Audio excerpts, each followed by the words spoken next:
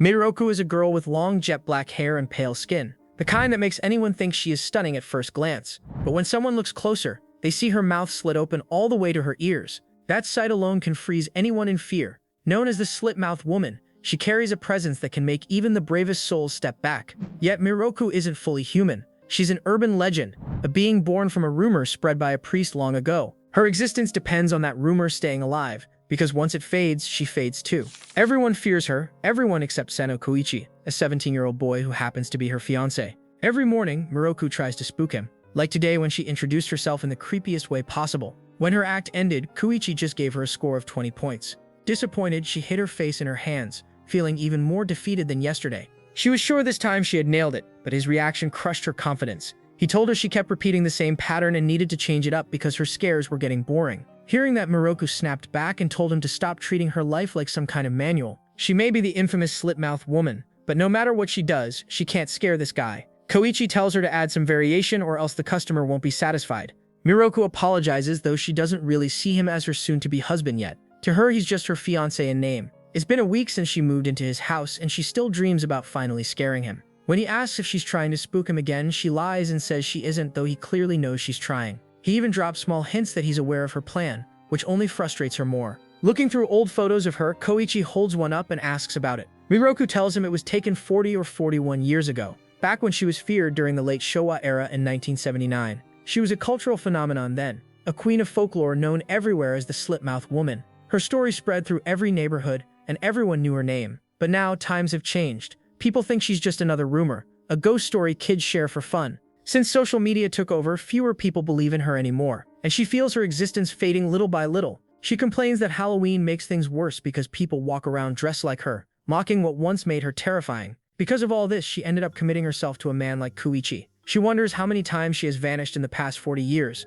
knowing that every disappearance happens when her rumor loses strength. To keep herself alive, she needs to maintain the legend, and that requires help. For generations, families like the Sono clan have been responsible for keeping urban legends alive. Their way of doing it is through marriage with the head of the family. That is why she had to become engaged to Kouichi. When Kouichi reminds her it's rude to talk about her husband that way, she quickly replies that he isn't her husband yet since they're not officially connected. She argues that 17 is too young for marriage, and says she doesn't agree with this arrangement. Even if his family is special, she wants to regain her powers through her own strength instead of relying on anyone else. She dreams of hearing terrified screams again and making people tremble like they used to. Kouichi is shocked by her words, unsure whether she's serious or joking. Miroku quickly clarifies that she isn't trying to scare him in that way, and insists it's only part of their contract. Kouichi pretends not to remember the contract, which instantly annoys her. She scolds him and reminds him of the rule: if she ever manages to scare him, their marriage will be called off. Laughing it off, he says he was joking and admits he remembers everything. He repeats that until he turns 18 next year, they must live together, and if she can scare him even once before then, they'll end things and go separate ways. She nods and confirms that's exactly what the contract says. Curious, Kouichi asks why she doesn't want to marry him. Miroku bluntly says that bonds like theirs are annoying and wonders whether he really agreed to this. When he asks what she means, she tells him that even if his family is special, he's still a normal human. She points out that he's too young and she isn't even completely human herself, which is another reason this relationship feels wrong to her. As she worries about their situation, Kouichi gently tells her that if that's her only concern, then he hopes everything goes as planned because he likes her. It's unclear what's going on in his head, but one thing is certain. This boy has fallen for a girl straight out of a horror story and won't back down from marrying her. Kouichi tells her that all he wants is to stay with the person he likes. He asks softly if that's how she feels too, his voice carrying both warmth and curiosity. Miroku is caught off guard, wondering why anyone would want to marry a slit-mouthed woman like her. She reminds him of who she really is, hoping to make him understand the horror behind her existence. But Kouichi only smiles and says that because of her reality, he has one more condition. During this 1-year period, while she's trying to scare him, he'll also be trying to make her fall in love with him. Hearing that, Miroku freezes in surprise, unable to process what he just said. Before she can respond, Kouichi continues. He says that even if they both swear to follow the rules, it's not easy to keep a verbal promise forever, so she can do whatever she wants as long as it's within reason. Then he grins and tells her they'll see who wins first, if she can scare him or if he can win her heart. To him, this year already sounds like it's going to be fun. He adds that if he loses in love, he'll greet her properly next time with the words, "Nice to meet you." The slit-mouthed woman, Miroku. The confidence in his voice leaves her completely stunned. Miroku just stands there speechless. Somehow, Kouichi manages to make her tremble even though she's supposed to be the terrifying one. From the way things look, it's already clear who's in the lead. Kouichi tells her he doesn't plan on losing, and she fires back with the same determination. Both are now locked in their own strange challenge. Will Miroku lose her scare factor, or will the stubborn Kouichi lose in love? Whatever happens, this marks the beginning of their life together with the slit-mouthed woman. After wandering around for a while, Miroku stumbles upon a small shed that gives off the perfect vibe she's been searching for. The dim light and eerie stillness make it feel like the ideal stage for her next scare. A small thrill runs through her as she imagines finally terrifying her fiancé here. Every detail of the shed, from the creaky floorboards to the faint smell of dust, feels like it's calling out to her. She grins to herself, convinced that this is the perfect place to turn the tables. But before she can even start plotting, the plan flips on her in the worst way possible. While she's lost in thought, Kouichi sneaks up behind her wearing a demon mask and scares her so badly that her jaw literally comes unhinged. Miroku shrieks in shock while he bursts into laughter, clearly enjoying her reaction. Pointing at another mask hanging on the wall, he tells her she failed again. He explains that this shed is where he keeps his antiques and old art pieces, which might be why he's so used to creepy things.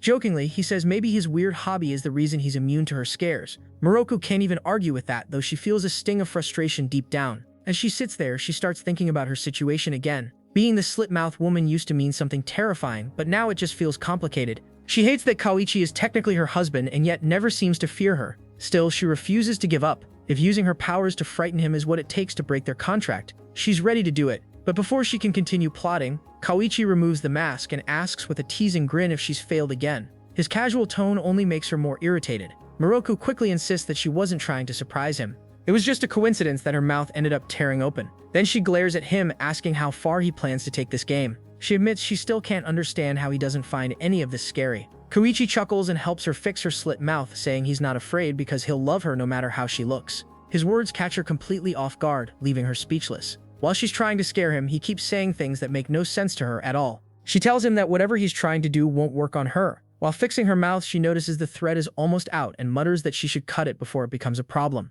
Kouichi, curious, asks about the thread and whether she normally goes out like this. He jokes that he thought she liked having a slit mouth better. She explains that she does, but it causes too many problems. So when she doesn't need to use her mouth, she sews it shut. That way she can live without attracting too much attention. Kouichi just shakes his head and says sewing her mouth every time sounds even more troublesome. Miroku sighs and tells him he wouldn't understand. It's a hassle to keep her mouth open, but she still doesn't want anyone to see her like that. She asks why he's talking about such pointless things, and accuses him of complaining too much. Kouichi replies that he was just making an observation and says that no matter how her mouth looks, she'll always be beautiful. The sudden compliment takes her by surprise since no one has ever called her that before. Trying to cover her embarrassment, she agrees that she is pretty, but he cuts in, pointing out that she's literally sewing her skin together. He asks if it hurts. Miroku calmly tells him it doesn't.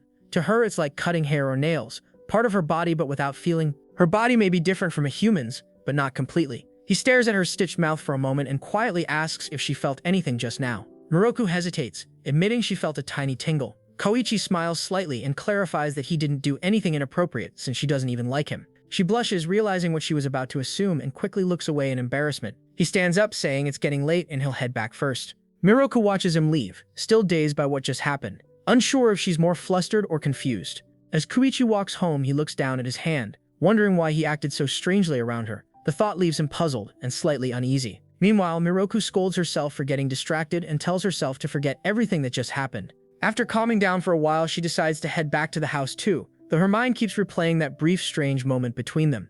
Miroku stands before Kouichi, her mouth split from ear to ear, and asks if he thinks she's beautiful. He looks at her calmly, asking instead if she felt anything. Then he asks what makes him attractive and says he wants to know everything about her. Just as she stares at him, speechless, Miroku suddenly wakes up. It was only a dream. Taking a deep breath, she looks out the window, trying to calm her racing heart. She can't understand how someone like Kouichi manages to affect her so much, both in reality and in her dreams. She shakes her head, frustrated, wondering why he keeps showing up in her mind. She knows humans all too well. Most of them run from monsters like her, but Kouichi is different. He treats her as if she's completely normal, never flinching even once. As she gets ready for the day, she reminds herself that no matter how human she looks, she's still a monster at heart. She recalls their first meeting and how unbothered he looked back then. Thinking about it now, she's convinced he must be mocking her. When Miroku opens her door, she jumps back in shock as an elderly woman stands waiting right outside. The woman looks her up and down and immediately recognizes her as Kouichi's wife. Miroku, startled, says she's not his wife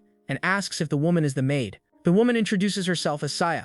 Miroku repeats that she isn't married yet and explains that for now it's only a contract. Saya smiles and tells her that Kouichi has gone out. Miroku blinks in surprise, wondering why he went out so early and by himself. Saya mentions that he went shopping, which makes Miroku realize she's never seen him leave the house before. Since she usually stays inside, she figures this might be her chance to surprise him. Saya says again that he's alone, which only fuels Miroku's excitement. She dashes out, telling Saya she's heading out too, and slips on her shoes quickly. If she plays this right, she might finally get the reaction she's been waiting for. With that thought, she rushes outside and spots Kouichi nearby, realizing the market is closer than she imagined. Just as she's about to call out, Miroku notices another man standing beside him. The stranger has blonde hair, pierced ears, sunglasses, and a loud patterned shirt. Her eyes widen as she assumes the worst, thinking Kouichi has run into a gangster. Maybe he accidentally bumped into him, or perhaps the man started it himself. She imagines two possible scenarios, one where the blonde guy yells at Kouichi for touching him, and another where he cries that his clothes got dirty.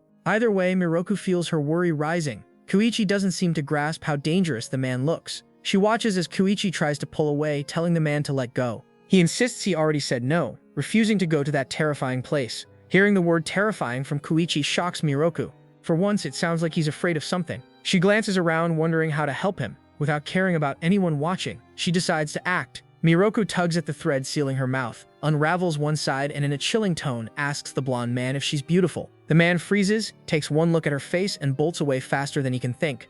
Watching him flee, Miroku can't help but feel proud. She smirks and says that was too easy, pleased to finally see her power at work again. Kouichi stares at her, completely speechless, caught between awe and disbelief. She turns to him and asks what he was doing with that guy. Her tone softens as she admits she wasn't worried or anything, just annoyed at the idea of some random human hurting him. Then she reminds him about their contract, teasing that he shouldn't forget she's still a monster to be feared. Laughing, she asks him to stop ignoring her, clearly enjoying her small victory. Her words trigger a memory deep in Kouichi's mind. He remembers being a child, standing in a classroom while another kid shouted at him, saying they didn't care if his family was rich. Kouichi tried to explain that they weren't, but the kid told him not to talk back. They accused him of acting superior and told him no one wanted to sit near someone like him. Hurt, Kouichi finally told them he didn't have anyone, which stunned the two kids nearby. Just then, he felt a presence behind him. Turning around, he saw her, Miroku, standing there, terrifying as ever, asking the same question she always does. Am I beautiful? Kouichi looks at her with quiet amusement. Her long dark hair sways slightly, her skin pale as snow, and that slit running from ear to ear gives her face a haunting kind of beauty. As he studies her, he remembers the time she helped him long ago. Lost in thought, he doesn't notice that Miroku is calling out to him until her voice cuts through his memory. She stands before him, clearly irritated, waiting for an answer. Snapping back to the present, he meets her gaze and she sighs, saying she has no idea what's wrong with him lately. Kouichi shakes his head and says it's nothing. He was just thinking about how much he likes her. Miroku glares at him, warning that she'll only ask one more time what's going on with him. She tells him she had been planning a surprise to scare him, but now he's acting strange. Kouichi watches her closely, thinking she probably doesn't even remember saving him when they were children. His expression softens as he thanks her for helping him back then. The sudden gratitude takes her by surprise. She blinks, unsure how to respond, while he continues walking beside her, still smiling faintly. They stroll back home together as he casually asks what kind of surprise she was talking about. Curious, Miroku changes the topic and asks why he went out so early. Kouichi answers that he went to buy thread. He explains that he just grabbed the first one he saw, so all he has is a simple sewing kit from the convenience store. He mentions that he'll buy more later when he finds a better one. Miroku tilts her head and asks what he plans to do with it. Kouichi replies that it's for her mouth, saying he thought she might be happy if he gave it to her. When she doesn't respond, he forces a small laugh and says maybe he should just return it. She looks at him curiously, asking what he means, but he simply says it's nothing. And with that, the strange yet peaceful routine between these two inseparable partners continues. As they walk together, Miroku and Kouichi unexpectedly run into the blonde guy from before, Uda. He stops them and declares that he won't run away this time. Kouichi calmly replies, "Please don't run away." Uda scratches his head, admitting he acted on impulse earlier and was just startled by the lady. Miroku hides slightly behind Kouichi, wondering why Uda doesn't seem scared of her anymore. He looks relaxed, almost too relaxed, and that confuses her. She leans toward Kouichi and quietly asks if he knows Yui's. Yuri quickly bows and apologizes for his earlier rudeness, explaining that he panicked without thinking. He laughs awkwardly and says it's embarrassing to realize he got scared of Kouichi's fiancée. Introducing himself properly, he says his name is Yuri and he works as Kouichi's assistant and bodyguard.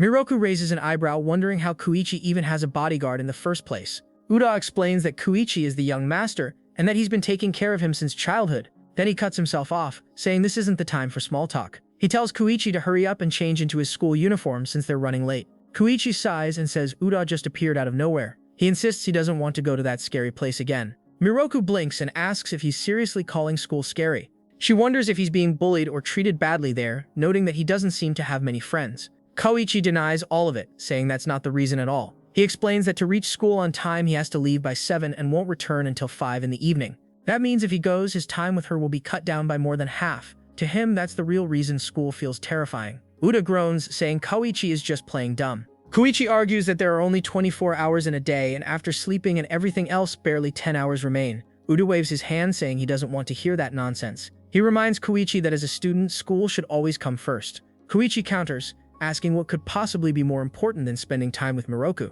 He insists Uda shouldn't make it sound like he's saying something crazy. Uda gets annoyed and mutters that Kouichi always acts like this when it involves something he likes, questioning if his brain is even functioning properly. Turning toward Miroku, Uda pleads with her to say something to make Kouichi come to his senses. She tilts her head and asks curiously if humans are afraid of time. Uda facepalms and says that's not the point. He urges them both to stop wasting time and head to school because studying is a student's duty. Kouichi shrugs and says his grades are fine anyway, but Uda reminds him it's not just about grades. At that moment, Saya enters the room and tells Kouichi she's had enough of his behavior. She says Miroku won't appreciate him acting like this and reminds him that Miroku just arrived a few days ago. Saya insists it's time to focus on his studies, since it's part of their agreement. Kouichi nods and says he hopes Saya plans to keep her word too. With that, she leaves the room, and he gets up, saying he'll go change into his uniform because Miroku told him not to skip school. He promises that he'll go, at least for today. While Kouichi gets ready, Uda and Miroku wait outside his room. Uda sighs and wonders aloud why Kouichi acts so strange sometimes. He says it's unusual for him to say selfish things like that, though he's had a rough life. Since he was young, he barely spoke and never even knew his parents. Uda admits he's happy to see Kouichi doing better now, even if he still skips school. Then he chuckles and says he still can't believe Kouichi's madly in love with her. Miroku looks surprised and asks if he really finds that hard to believe. Uda smiles and tells her to take good care of Kouichi, saying the boy has a lot of good qualities once you get to know him. She studies him for a moment and asks if he's always kept such a close eye on Kouichi. He proudly says yes, that he's been watching over him with both his eyes. Miroku smirks and points out that with all that hair in his face, she doubts he can see anything at all. She asks why his hair covers so much and what he's hiding underneath. Uda blushes instantly and stammers that he can't show his face. Miroku leans forward, teasingly asking him to show it just for a minute. Miroku asks again for Uda to show his face.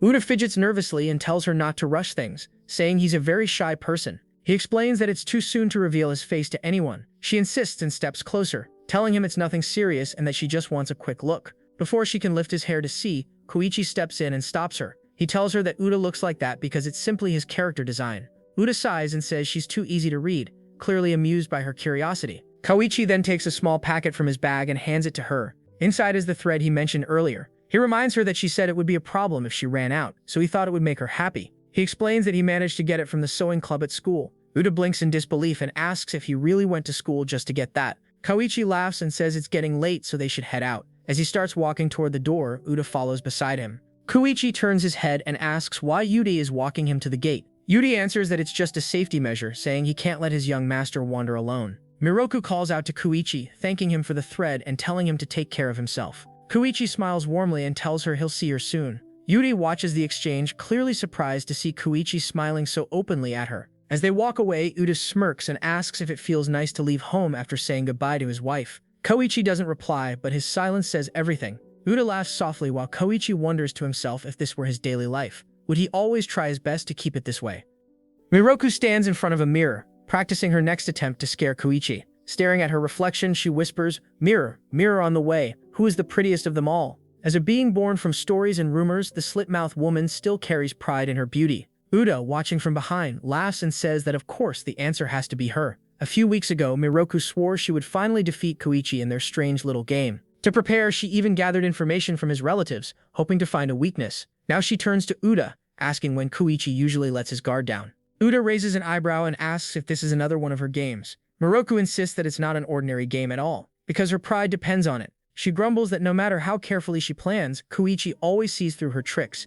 Even her ambushes fail miserably. She had even asked Saya once, but the old woman just smiled and said nothing. Miroku leans forward, determined, asking again if Uda and Kouichi are really close. She wants to know exactly when Kouichi is weak enough to be scared. Uda chuckles and tells her that instead of waiting for it, maybe she should make that moment happen herself. Confused, Miroku asks what he means by that. Uda explains that Kouichi tends to be weakest in the morning, right after waking up. Miroku's face lights up at the revelation. She nods confidently, saying she'll take that chance. The next morning, she wakes up much earlier than usual. grinning to herself. Kouichi is always awake before her, but not today. For once, she'll catch him off guard. With excitement building, she tiptoes into his room, ready to put her plan into action. Standing beside his bed, she looks at him sleeping peacefully. She tells herself that humans are most defenseless at times like these. Her heart pounds with anticipation as she imagines hearing him finally scream in fear. Miroku slowly pulls the blanket off him and in a deep and eerie voice asks if she looks scary. Kouichi opens his eyes and stares at her without reacting.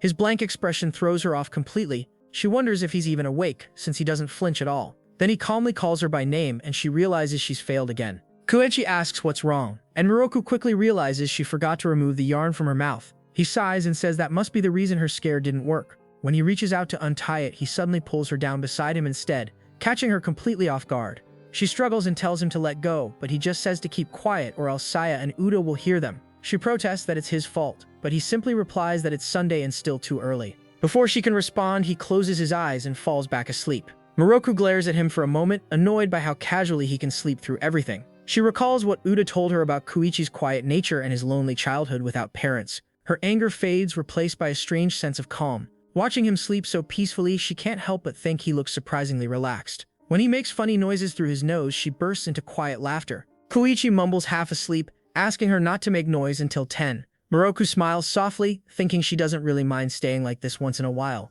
And before she knows it, she drifts off to sleep too. After some time, Kouichi wakes up and stretches, only to see Miroku sleeping right beside him. His eyes widen in shock as he tries to figure out what happened. For a split second, his heart jumps and he almost lets out a scream, because for once she actually managed to scare him.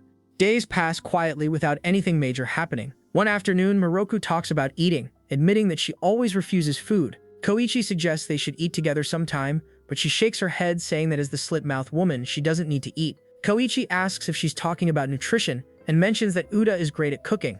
Miroku raises an eyebrow, wondering if Uda cooks for him. Kouichi then asks if she truly can't eat anything at all. She insists that she can't consume food, though he still looks curious and asks what her favorite food is anyway. Later, Uda walks into the kitchen and finds a disaster waiting for him. Pots, sugar, and utensils are scattered everywhere, and Kouichi stands in the middle of it looking completely lost. Worried, Uda rushes over and asks what happened. Kouichi explains that he's trying to make hard candy, Miroku's favorite treat, since the recipe looks simple enough. Uda surveys the chaos and laughs, telling him he's doing everything wrong. He suggests they try making strawberry candy instead, and points out that Kouichi shouldn't be smashing the strawberries but slicing them thinly. As Uda debates how to clean the mess, he suddenly notices Kouichi holding a knife awkwardly and panics. He yells for him not to cut himself, but before the warning lands, Kouichi slips and gets a small cut. Uda quickly grabs medicine and scolds him, saying he clearly isn't used to kitchen work. He asks what made him come to the kitchen so suddenly, since Kouichi rarely cooks. Kouichi replies that it's because of Miroku. She's never eaten with someone else before, and he wanted to change that.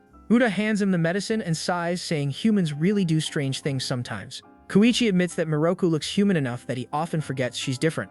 Living together has made him see her as just another person, though deep down he knows she isn't. He says she thinks in ways humans can't, and he wanted to understand her better by cooking for her, but everything turned into a mess. Uda chuckles and tells him that cooking takes practice and experience. He admits he thought this was part of Kouichi's bigger plan. Kouichi blinks and asks what plan he's talking about. Uda grins, saying he knows about their deal. Kouichi trying to make Miroku fall for him while she's trying to scare him, and he figured Kouichi was using food to win her over. Kouichi quickly denies it, insisting he only wants what's best for Miroku. He looks at the recipe again and asks if Uda doesn't believe him. He says all he really wanted was to share something simple with her. Uda smiles knowingly and says he'll help this time. He walks to the stove and asks why Kouichi chose such a huge pot. Kouichi replies that he thought making a lot would be better. Uda peers inside and grimaces, realizing everything has turned into burnt jelly. Groaning, he tells Kouichi they'll have to clean it all up and start again from scratch. After some effort, the two finally finish making the candies. Kouichi carries a small plate into Miroku's room, where she greets him curiously. He offers her the hard candies, and she tastes one, her eyes lighting up.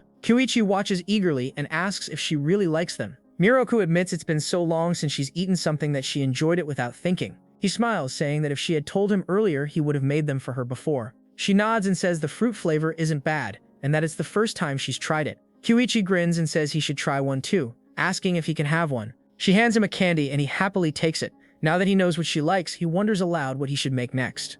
Miroku looks at him and asks what he means by next time. He asks if she doesn't want to, but she clarifies that she will. Next time she'll make something for him. Kouichi is stunned by the offer. She quickly adds that it's only to return the favor and asks if that's how things are done in Japan. Smiling, she says that since she's in a good mood, she'll make him something after all. Kouichi accepts the offer warmly and says he'll be waiting in the kitchen. After enjoying the sweets, Miroku keeps her word and joins Kouichi to cook for him. Unfortunately, both end up burning the food. Kouichi laughs and tells her not to worry, saying they'll just learn together next time. Uda watches the two covered in smoke and flour, shaking his head but smiling quietly. Seeing how they bicker and laugh together, he realizes they're not so different after all. From now on, these two will share a lot more than just failed recipes. They'll be learning life side by side. A few days later at Kouichi's school, a boy bursts into the classroom, announcing that Sono Kouichi is seeing someone. His two friends immediately stop their work and stare at him in disbelief. Asking where he heard that from, the boy smirks and says it's just his intuition. One of them laughs, saying they can't trust a feeling with no proof, but the self-proclaimed detective insists the girl must be from another school. He points out that Kouichi has been late almost every day lately, something he never used to do. He thinks Kouichi must be meeting her before class and decides they should follow him to see for themselves. The other two ask if this mission is really that important to him. The lead guy crosses his arms and asks if they aren't curious too. He reminds them that Kouichi is the most popular guy in school and even has his own fan club. Despite all that, he has always stayed away from girls, which only made them like him more. He wonders if Kouichi has finally fallen for someone. One of the boys shrugs, saying this is probably all in his head and that Kouichi is just going home. But the leader shakes his head and says he's going to get to the bottom of it. When his friends suggest he could just ask Kouichi directly, he ignores them and keeps sneaking around. They follow him through the street only to realize he's disappeared. The lead mutters that maybe Kouichi went another way and tells them to split up. Just as he turns around, Kouichi appears right behind him and asks what they're doing. The three freeze, startled by his sudden presence. Kouichi calmly asks if they need something. The group tries to lie, claiming they were just passing by. Kouichi raises an eyebrow and asks if they're following him. They realize they've been caught red-handed, and his friends whisper for the leader to just ask the question already. Gathering his courage, the lead boy steps forward and asks if something has changed recently. He stumbles before blurting out the big question, whether Kouichi is seeing someone. His friends groan, telling him that was the worst way to ask. He replies that it's his first time talking to Kouichi, so this is all he can manage. Kouichi sighs and says that if it's nothing important, they should leave since he has things to do. Before he can go, Miroku appears from behind, catching everyone completely off guard. The boys stare in shock as the mysterious girl calls out to Kouichi. Miroku tells him she's been looking for him since they were supposed to meet earlier. Kouichi apologizes for making her wait. The lead boy points excitedly at them and shouts that he knew it. Kouichi really is seeing someone. He can't help but gush that Miroku is stunning. As the group stares, Miroku looks confused and asks Kouichi who these guys are. He leans in and whispers that they're his classmates. The lead steps forward again, eager to know more. He bombards Miroku with questions, how they met, whether they're dating, where they're going, and what Kouichi is like when they're alone. The questions come so fast that Miroku freezes, unsure how to respond. After realizing how awkward he's made things, the boy apologizes and introduces himself as Kouichi's classmate. He asks her name, but before she can answer, Kouichi jumps in. He says her name is Miroku Sano, and adds that this is how they're related. Kouichi then tells them they're heading out to buy groceries, since he promised they'd make dinner together. He politely greets the boys Inukawa, Saruta, and Kijiyana, and says he'll see them at school tomorrow. With that, he walks off with Miroku, leaving the trio behind. Miroku glances up at him and asks why he lied about her name. Kouichi tells her that he has his reasons, and that maybe it's too soon to tell people the truth. He adds that by next year she'll be his wife anyway, so it wouldn't have made a difference. Miroku frowns and says that hasn't been decided yet. Behind them, Inukawa, Saruta, and Kijiyana watch in disbelief. They whisper to each other, wondering if Kouichi and Miroku are siblings, since they share the same last name. They're stunned, thinking they must be brother and sister. Then Inukawa suddenly cheers, realizing Kouichi remembered his name. He proudly says that starting the fan club was worth it. The others stare at him, shocked to learn he was the founder. Saruta and Kijiyana groan and tell Inukawa that he only created the fan club as an excuse to talk to Kouichi. They joke that he's acting like a stalker. Inukawa insists it's normal for classmates to know each other's names, but his friends are too busy shaking their heads. Saruta finally tells Kijiyana to head back with him before things get weirder. As they leave, someone watches the scene from a distance. The unseen observer narrows his eyes, wondering if what he saw was real. He repeats the word siblings under his breath, but quickly rejects the idea. What he saw between them was not sibling affection, but something deeper, and that thought fills him with anger. Clenching his fists, he vows not to forgive what he's witnessed. Something troublesome is about to begin. Days go by and Miroku sits alone, deep in thought. She keeps replaying her failed attempts to scare Kouichi and wonders if she's losing her edge. Maybe she's not scary enough anymore. Annoyed, she tells herself to stop doubting her abilities. She can't let Kouichi win, not after all this time. Remembering his confident words about staying together forever only frustrates her more. She shakes her head and decides it's time to focus harder on her practice, determined to level up her scare tactics. Meanwhile, Yui overhears her muttering to herself and comments that she's getting way too obsessed with this whole thing. Miroku ignores him and tries to stay focused, but her concentration doesn't last long. Out of nowhere, Kouichi sneaks up behind her, and she jumps so hard that she falls straight into the water. Later, while drying off, she scolds him for startling her like that. He apologizes immediately and offers to help her, though she's too annoyed to accept. Even so, the look on his face makes it hard for her to stay mad. As they talk, Kouichi tells her she's overthinking everything and that she doesn't need to rush. Miroku insists that she has to make up for her mistake and can't waste time. Trying to lighten the mood, she says she'll do whatever he asks to make it up to him. Kouichi thinks for a moment before suggesting they go out together as partners tomorrow. She blushes slightly at the idea but agrees without much hesitation. Just when the mood starts to soften, Kouichi suddenly sneezes, breaking the silence. Startled, Miroku panics and runs out of the bath, only to realize her jaw has come loose. Embarrassed, she quickly reattaches it, pretending nothing happened. Later, the two share a drink to cool down, and Kouichi thanks her for worrying about him. He laughs gently, saying he likes how clumsy she can be sometimes. Roku rolls her eyes but can't hide the faint smile tugging at her lips. For a brief moment, the air between them feels calm and almost peaceful. While they talk about their plans for the next day, an unexpected knock echoes through the house. A stranger steps inside, his tone sharp as he claims to have overheard everything. He glares at Kouichi and warns him to stay away from his beloved older sister Miroku. The tension in the room shifts instantly, leaving both Miroku and Kouichi frozen. Whatever tomorrow was supposed to be, it's clear their peaceful days are about to get a lot more complicated. Kouichi freezes, stunned to learn that Miroku even has a brother. Miroku looks at the man and demands that he let her go, asking why he showed up out of nowhere.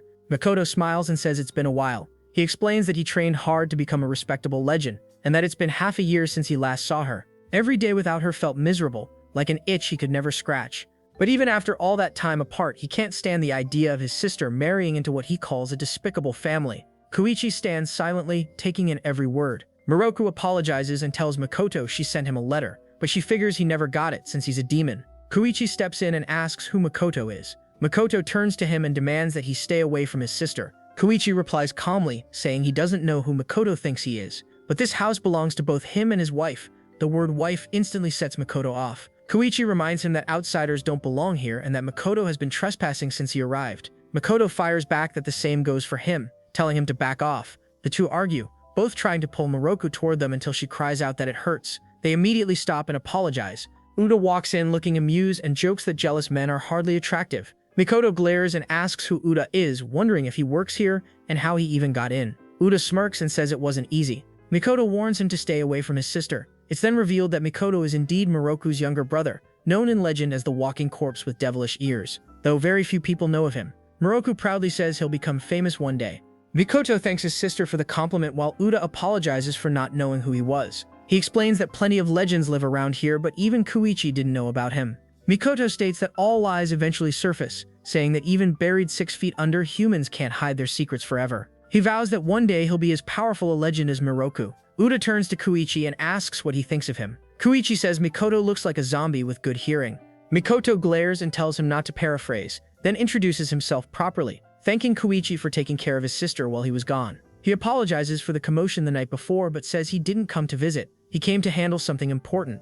Pointing straight at Kouichi, Makoto accuses him of being involved in something despicable. He says he already hates that Kouichi and Miroku are engaged, but what's worse is that Kouichi has stolen the role of her little brother. Makoto says that position belongs to him alone, and that it's unforgivable. Kouichi just stares, thinking Makoto is acting strange. Uda agrees quietly, nodding beside him. Kouichi admits he's read plenty about the slip-mouthed woman but never saw anything about a younger brother. He asks how long Makoto and Miroku have been related. Makoto tells him it doesn't matter how because he'll always be her younger brother and the most important man in her life. Kouichi laughs and calls him a self-proclaimed brother. He asks that if Makoto breaks them apart, what does he plan to do with his Miroku then? Makoto's face twists with anger, shouting that Miroku belongs to him. Watching the two argue, Miroku sighs and says they'll never get along. Uda excuses himself to make tea. Miroku looks at Makoto and says she's surprised to see him acting this worried. She asks if something's wrong. Makoto tells her to come back with him to the House of Legends, saying he doesn't trust anyone from the Sono family because they're nothing but liars. Miroku looks stunned and asks what he means. He tells her it's better to cut ties with them. He says that among legends there's an old rumor that the Sono family tricks legends into making contracts just to use their powers. Many who married into the Sono line were treated as tools and eventually disappeared. His voice grows serious as he warns her not to become one of them. He demands to know what Kouichi is thinking by marrying her in the first place. Miroku insists that it's just an old story and that people can change, but Makoto shakes his head, saying she's too naive. He asks if she's fallen for Kouichi already. She denies it, calling him dramatic. Makoto narrows his eyes and tells her that Kouichi is lying to her. Miroku looks confused and asks what lies he's talking about. Makoto says that even she must have noticed little things, words that sound empty, promises that feel too perfect. He asks if anything has made her doubt Kouichi. Miroku goes silent, thinking about everything he said to her. She can't find any solid reason to doubt him, only his constant kindness. Makoto crosses his arms and says that's exactly how it starts. He's convinced Kouichi is nothing but a liar. He says the Sono family always hides behind fake sincerity, using trust as a weapon. Miroku just stands there speechless. His words echo in her mind, and for the first time she feels an uneasy chill about the man she's been living with. Miroku turns toward Kouichi, her eyes filled with uncertainty. She asks him if any of this is true, waiting for some kind of denial, but he doesn't say a word. She stares at him, hoping he'll just shrug it off like always. Maybe laugh and tell her she's overthinking. That's what he usually does. Instead, his silence hangs heavy in the air and her chest tightens with doubt. She just wants him to say it isn't true, to tell her that Makoto's accusations are nonsense, but he stays completely still. After a long pause, Kouichi suddenly turns and starts walking away. Makoto steps forward, demanding to know where he's going without answering the question. Miroku's voice trembles as she calls out to him, telling him to wait. He stops near the doorway but doesn't turn around. When he finally glances back over his shoulder, his eyes look darker than before. With a quiet, almost distant tone, he apologizes to her. The sound of that single word leaves the room cold and silent.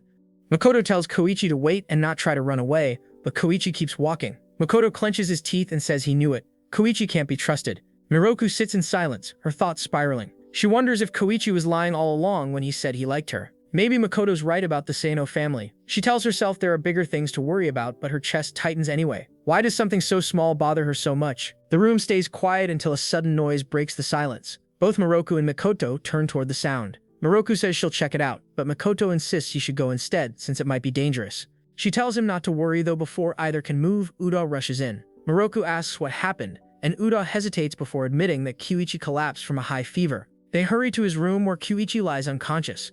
Uda explains that this isn't new, he's been like this since childhood. When he's stressed, he shuts down completely until his body gives in. Miroku feels her heart sink as she wonders if he's been sick this whole time. Uda says Kouichi always hides it behind a smile, pretending everything's fine even when it isn't. He guesses that falling into the pond earlier must have made it worse. Miroku checks his forehead, realizing how hot it is, and whispers if this is all her fault. Uda tells her not to blame herself, saying she's already doing enough just by being there. He says Kouichi may have made mistakes, but right now he needs someone to watch over him, and she's better for that than anyone else.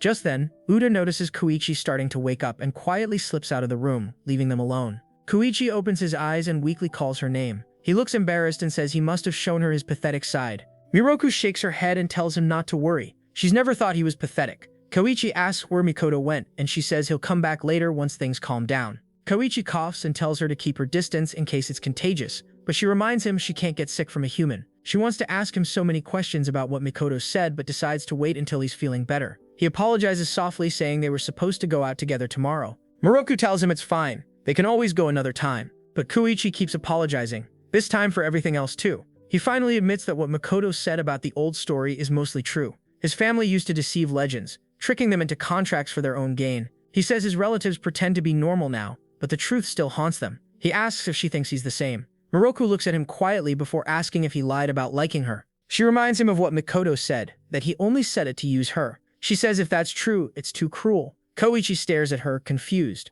then tells her he didn't lie. He says he really does like her, more than she probably realizes. The old stories might have been true once, but not anymore. His family doesn't live that way now. He apologizes again for staying silent earlier, saying it hurt to think she doubted him. She admits she only thought that way because he left without saying anything. Kouichi sits up and coughs again, clearly straining himself. Miroku sighs, scolding him for acting like he's fine when he's clearly not. She tells him to stop hiding the truth. Kouichi hesitates, then says it's nothing serious, but Miroku doesn't believe him. Finally, he admits that he's been holding himself back. He says he once swore he'd never touch her or cross any lines unless they were truly bound forever, but lately he's been thinking about it. He confesses that living under the same roof as the person he loves has made it hard to control himself. After a moment, he looks at her and says he wants to stay by her side, to share everything with her, even love. Miroku's face burns red as she shouts at him, demanding what nonsense he's talking about. Kouichi chuckles weakly, saying that's the reaction he was hoping for. He says she was so worried about him lying that he wanted to know if she'd forgive him for being honest about his feelings. She tells him she would never forgive something like that. He opens his mouth to reply but passes out mid-sentence. Panic hits her as she realizes he's lost consciousness again. She quickly lays him down and pulls the blanket over him, telling him to rest. She stands to leave, but his hand grips her wrist, stopping her. Miroku sighs softly, watching him sleep. Kouichi always says the strangest things and thinks in the weirdest ways. She knows she lets other people's words cloud her judgment, yet hearing his honesty gives her a strange sense of relief. She tells herself she should leave but can't bring herself to go just yet. Part of her still wonders, did he mean what he said that day in the bathroom? Would Makoto come back again? As she's thinking, Kouichi murmurs that he heard her. His voice is quiet but warm, and for a brief moment, her heart feels at peace.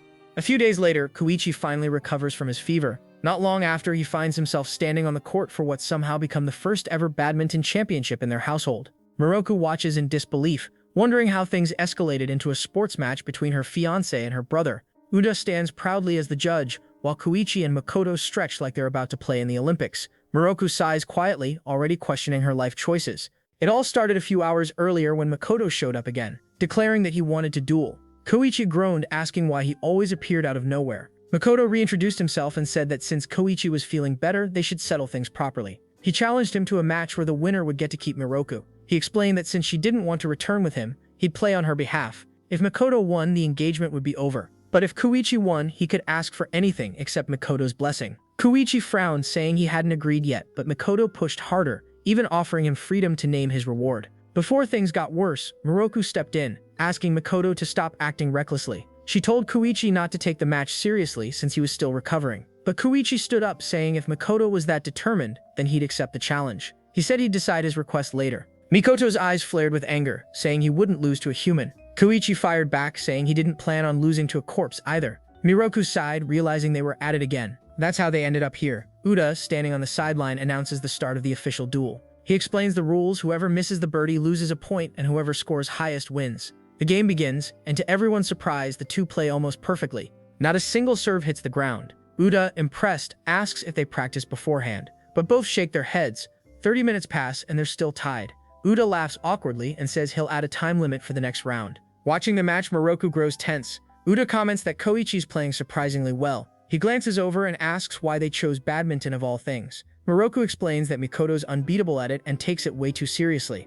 She admits she's stressed, unsure how it'll end. Sitting beside her, Saya asks if she's rooting for Kouichi. Miroku panics, denying it immediately, claiming she's cheering for her brother. She insists she just doesn't want the engagement anymore, though her shaky voice betrays her. Saya hides a smirk while Kouichi accidentally drops the shuttle. Uda announces a point deduction, making Miroku flinch. Kouichi glances toward Uda, who grins and says he's always wanted to try commentary. Then, without warning, he tells Miroku to go paint Kouichi's face. She blinks, confused, asking if he's serious. Uda nods, reminding her that this match is technically for her. Miroku hesitates but agrees and walks over with the ink. She admits she's never done this before, but decides to go for it anyway. Makoto groans, asking if she plans to cover Kouichi's whole face. When she finishes, Uda and Saya burst out laughing. She's painted her own stitch marks across Kouichi's cheeks.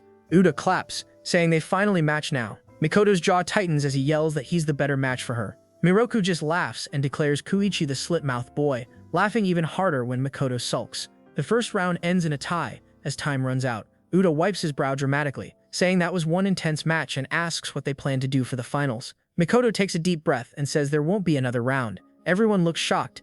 Miroku asks why he's giving up so suddenly. Makoto smiles faintly and says it's simple, he's already lost. He explains that he used to think Kouichi could never make his sister happy, but seeing her laugh like that proved him wrong. He says he was just a fool clinging to old stories about the Sono family. He tells Kouichi that he can't win while living in the past, then bows his head slightly. Ask for whatever you want, he says quietly. Uda walks over and tells Makoto to come closer so he can clean the ink off Kouichi's face. Nobody's sure if he's keeping his promise or just trying to mess with him. Kouichi looks at Makoto, then glances at Miroku, clearly thinking about something. After a pause, he says that in that case, his wish is simple. Makoto can start using the front door like everyone else. He adds that Makoto always barges in uninvited, usually appearing out of cracks in the floor or walls, and that it's getting annoying. Makoto scowls, saying he's not some kind of insect. He narrows his eyes and asks if Kouichi is really sure about that being his wish. He warns him that even if he accepts it, he'll still get in his way eventually. Kouichi folds his arms and says he doesn't care what Makoto says because he's not giving Miroku up.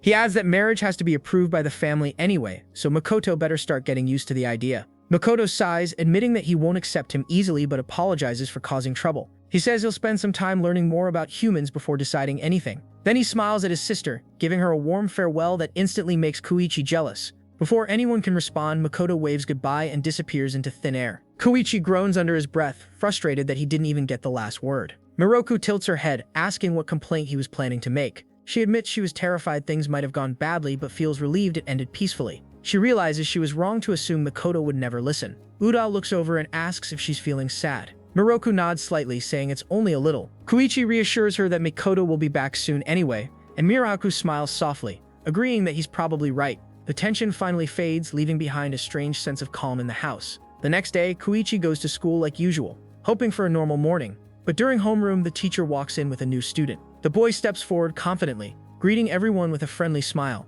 He introduces himself as Makoto Shikabane, the new transfer student, and says he hopes they all get along. Kouichi freezes in disbelief, staring at him from his seat. Makoto meets his gaze with a mischievous grin. Kouichi sighs, realizing it's happening way sooner than he expected. Years ago, Makoto never imagined that the slit-mouthed woman was real. Back then, people used to run away screaming whenever they saw her, with one of them yelling that they should have gone home earlier. Makoto called her sister, while everyone else tried to remember the words that could drive her away. He went to meet her, telling her it was time to come home since it was almost the hour of the bowl. When he saw her, he froze on the spot. The terrifying legend stood before him in all her eerie beauty, a dignified figure that seemed untouchable. In that moment, Makoto believed nothing about her would ever change. Now, years later, Kouichi sits reading quietly before closing his book and glancing at Miroku. He tells her she looks especially pretty today. Miroku points at her mouth, showing that the thread sealing it is gone. Nearby, Makoto watches and realizes how different things are now. Miroku asks Kouichi to repeat what he said, thinking she misheard him. He smiles and says that her face is so pretty he can't get scared at all, and seeing that face makes him happy. Miroku slumps, saying that's not the reaction she wanted. Makoto looks at her sister, surprised and confused by her disappointment. He tells her to calm down, insisting that her face is terrifying and that she should believe in herself. Uda walks in and mutters that their conversation sounds completely deranged. He asks Kouichi how things have been going lately. Kouichi grins and says he's up 12 wins and 0 losses against Makoto, who somehow still comes over every day to play. Miroku folds her arms, mumbling that Kouichi interacts with legends more than he does with regular people. She admits he's hard to scare, but says that doesn't mean she's doing a bad job. Makoto, watching her frustration, says it hurts to see his sister like this, and decides to step in. He calls Kouichi over and scolds him for not being scared of his sister. She was literally created to frighten people, he says, and even if her attempts are dull, he should at least act afraid. Kouichi laughs and tells Makoto that if he's so worried, he should give her some advice. Makoto looks confused until Kouichi clarifies that he means advice on how to scare people. Makoto agrees, saying he doesn't mind as long as it works, and suggests that Miroku throw salt at her target. Kouichi tells her to do her best this time. Uda groans, telling Makoto not to take things so literally. He says that if anything, Miroku should give people sugar instead of salt. Makoto asks Uda what he would do, and Uda replies that he has something in mind. He starts talking about synergy, which leaves Miroku puzzled. Uda explains that synergy means combining different things to create something new. He says that if she wants to scare Kouichi, she'll need to mix a few elements together, talk to him casually but add something unexpected. Miroku's eyes light up at the idea, and she calls Uda a genius. Uda smirks, saying he doesn't think that highly of himself, but she should try anyway. Excited, Miroku rushes to Kouichi and asks him what he's afraid of, demanding a straight answer. Kouichi blinks and asks why she wants to know that. She insists that every human fears something. He laughs and says that might be true, then asks her the same question. He reminds her that she doesn't like hair products since she never gets used to them. Miroku shakes her head, saying that's not fear. He asks again what truly scares her. She hesitates before admitting she's scared of dogs. Kouichi is caught off guard, and she explains that dogs always chase her no matter what she does. They never stop following, and it freaks her out. Uda jokes that maybe they're just fond of her, but she says that's not possible and adds that they kinda look like Kouichi. Kouichi stares, asking if she just compared him to a dog. He reminds her that last time she said he looked like a cat. She replies that cats are much cuter than him. Kouichi laughs, realizing she actually likes cats. Then he suddenly stands up and lets out a loud woof, startling her so badly she jumps. Uda bursts into laughter as Miroku glares at Kouichi, telling him to knock it off before she chases him out. Makoto enters the room after hearing the noise. Uda explains that they're just fooling around, though it's funny seeing them so happy. Watching them play, Makoto thinks about how it's already been a year since they met. Kouichi looks at Miroku and asks if she plans to give up anytime soon. She smiles confidently, saying that she never will. Makoto crosses his arms, thinking that maybe Kouichi will end up being the one scared of her someday, though he can't picture it right now. He refuses to believe his sister is losing her touch. Turning to Uda, he asks if he's afraid of anything. Uda thinks for a moment before Makoto answers for him, saying he's scared of something perfectly beautiful. Uda gives him a weird look, asking if he's serious or just crazy. Makoto insists that perfection can be both stunning and terrifying. He adds that Kouichi just doesn't realize it yet. His sister's beauty alone could scare anyone. Then, with a sigh, he admits they still never figured out what Kouichi's real fear is. Uda shrugs, guessing it's probably bugs, though Makoto doubts that's the kind of fear Miroku's looking for. Miroku calls Marie to ask for advice, admitting that she isn't sure what to wear for her upcoming outing with Sono Kouichi. Marie is surprised by her question and asks if Miroku really enjoys living such a normal life now. Thinking it over, Miroku realizes she's been running from her own responsibilities and apologizes for being indecisive. Marie points out that Miroku always wears fluffy, doll-like dresses and suggests she try a Western-style outfit for once. Miroku says that her usual clothes match her image as a French doll, but Marie presses further, asking how she really feels about her engagement. Miroku admits that she's simply waiting for the deadline, which makes Marie warn her not to waste her time. She reminds Miroku that she was once the queen of urban legends and shouldn't bother with small human worries. Miroku agrees with her, realizing that she needs to remember who she really is, but after hanging up, she feels conflicted. She decides to stick with her own sense of style despite Marie's advice. Marie tries to explain what she meant, but Miroku ends the call before she can finish. Sitting there afterward, she regrets calling her at all and starts thinking about her place in the Sono family. She wonders if they really are as important as everyone says. Maybe her being there means something after all. She remembers how she once felt like she was about to disappear, but that feeling has vanished completely now. She knows that for urban legends, their existence comes from something mysterious, a power called faith. It's born from human thoughts and stories. The Sono family has always been responsible for taking care of legends like her, because it's said that family rumors are the strongest kind. Now that she talks with Sono Kouichi every day, she doesn't feel like she'll disappear anymore, but she doesn't want her existence to depend on marriage. Makoto and Marie both warned her about the Sono family, and she doesn't want to become one of them. She reminds herself that she's not Sono Kouichi's wife yet. Even if his family is rich, that has nothing to do with her world as a legend. Miroku sighs, saying it doesn't matter since he's just human. Whatever she wears tomorrow will be fine. He never dresses fancy anyway, so it'll match. She starts wondering what he plans to wear and decides to check. When she steps into his room, she notices how simple and ordinary it looks. Maybe he's just not good at showing his feelings, she thinks. She looks around trying to find where he keeps his clothes. She remembers him saying she can enter any room she wants, but still, she feels awkward opening his closet. She decides she'll just take a quick peek, curious if he'll wear something different tomorrow. She opens the door, only to see that every outfit looks exactly the same. She sighs, saying she kind of expected this. He's always worn the same thing, and now she's sure tomorrow will be no different. Feeling relieved, she decides she can start preparing herself now. But just as she's about to close the door, her eyes catch on a man's sweater. It's clearly his, but now that she looks at it, he might even be thinner than she thought. She pulls it out to look at it more closely. Just then, Sono Kouichi comes home from school. Yuri greets him and jokes that he's late again. Kouichi explains that he was showing Makoto around the school since it was his first day. He says Makoto was nervous but handled it well, though he's exhausted from walking all day. All he wants now is to hang out with Miroku and relax. Yuri tells him she's upstairs, probably in his room. Kouichi takes off his shoes and heads up to the second floor. He calls out, saying he's home, and opens the door, only to find Miroku tangled up in one of his sweaters. He freezes and asks what she's doing. Miroku turns to him with a straight face, greeting him and saying he came at the perfect time. She points at the sweater, frustrated that it has no buttons, and clings to her skin. She mutters that there are only 3 possible holes, one of which must be for the head. Kouichi asks why she even wants to wear it. She says she didn't want to lose to him and blames it on eating too much candy lately. Kouichi looks confused but tells her he'll hold it while she pushes her head through. She keeps struggling with the sweater, mumbling that she still can't find the hole. Sono Kouichi says that he just thought that she doesn't do this usually. He says that something Miroku does the strangest things and it makes him. He hesitates to complete his sentence and struggles with how to put it. She asks if he thinks she is dumb or stupid, to which he denies as he doesn't think like that about her. He says that he likes that about her. Just then, Miroku manages to pull her head through the hole in the sweater, taking a deep breath. But before she can do anything, Sono Kouichi makes love to her. He says that it is about time that she had fallen in love with him. Feelings that come out of nowhere can make things weird, and that's exactly what happens between Sono Kouichi and Miroku.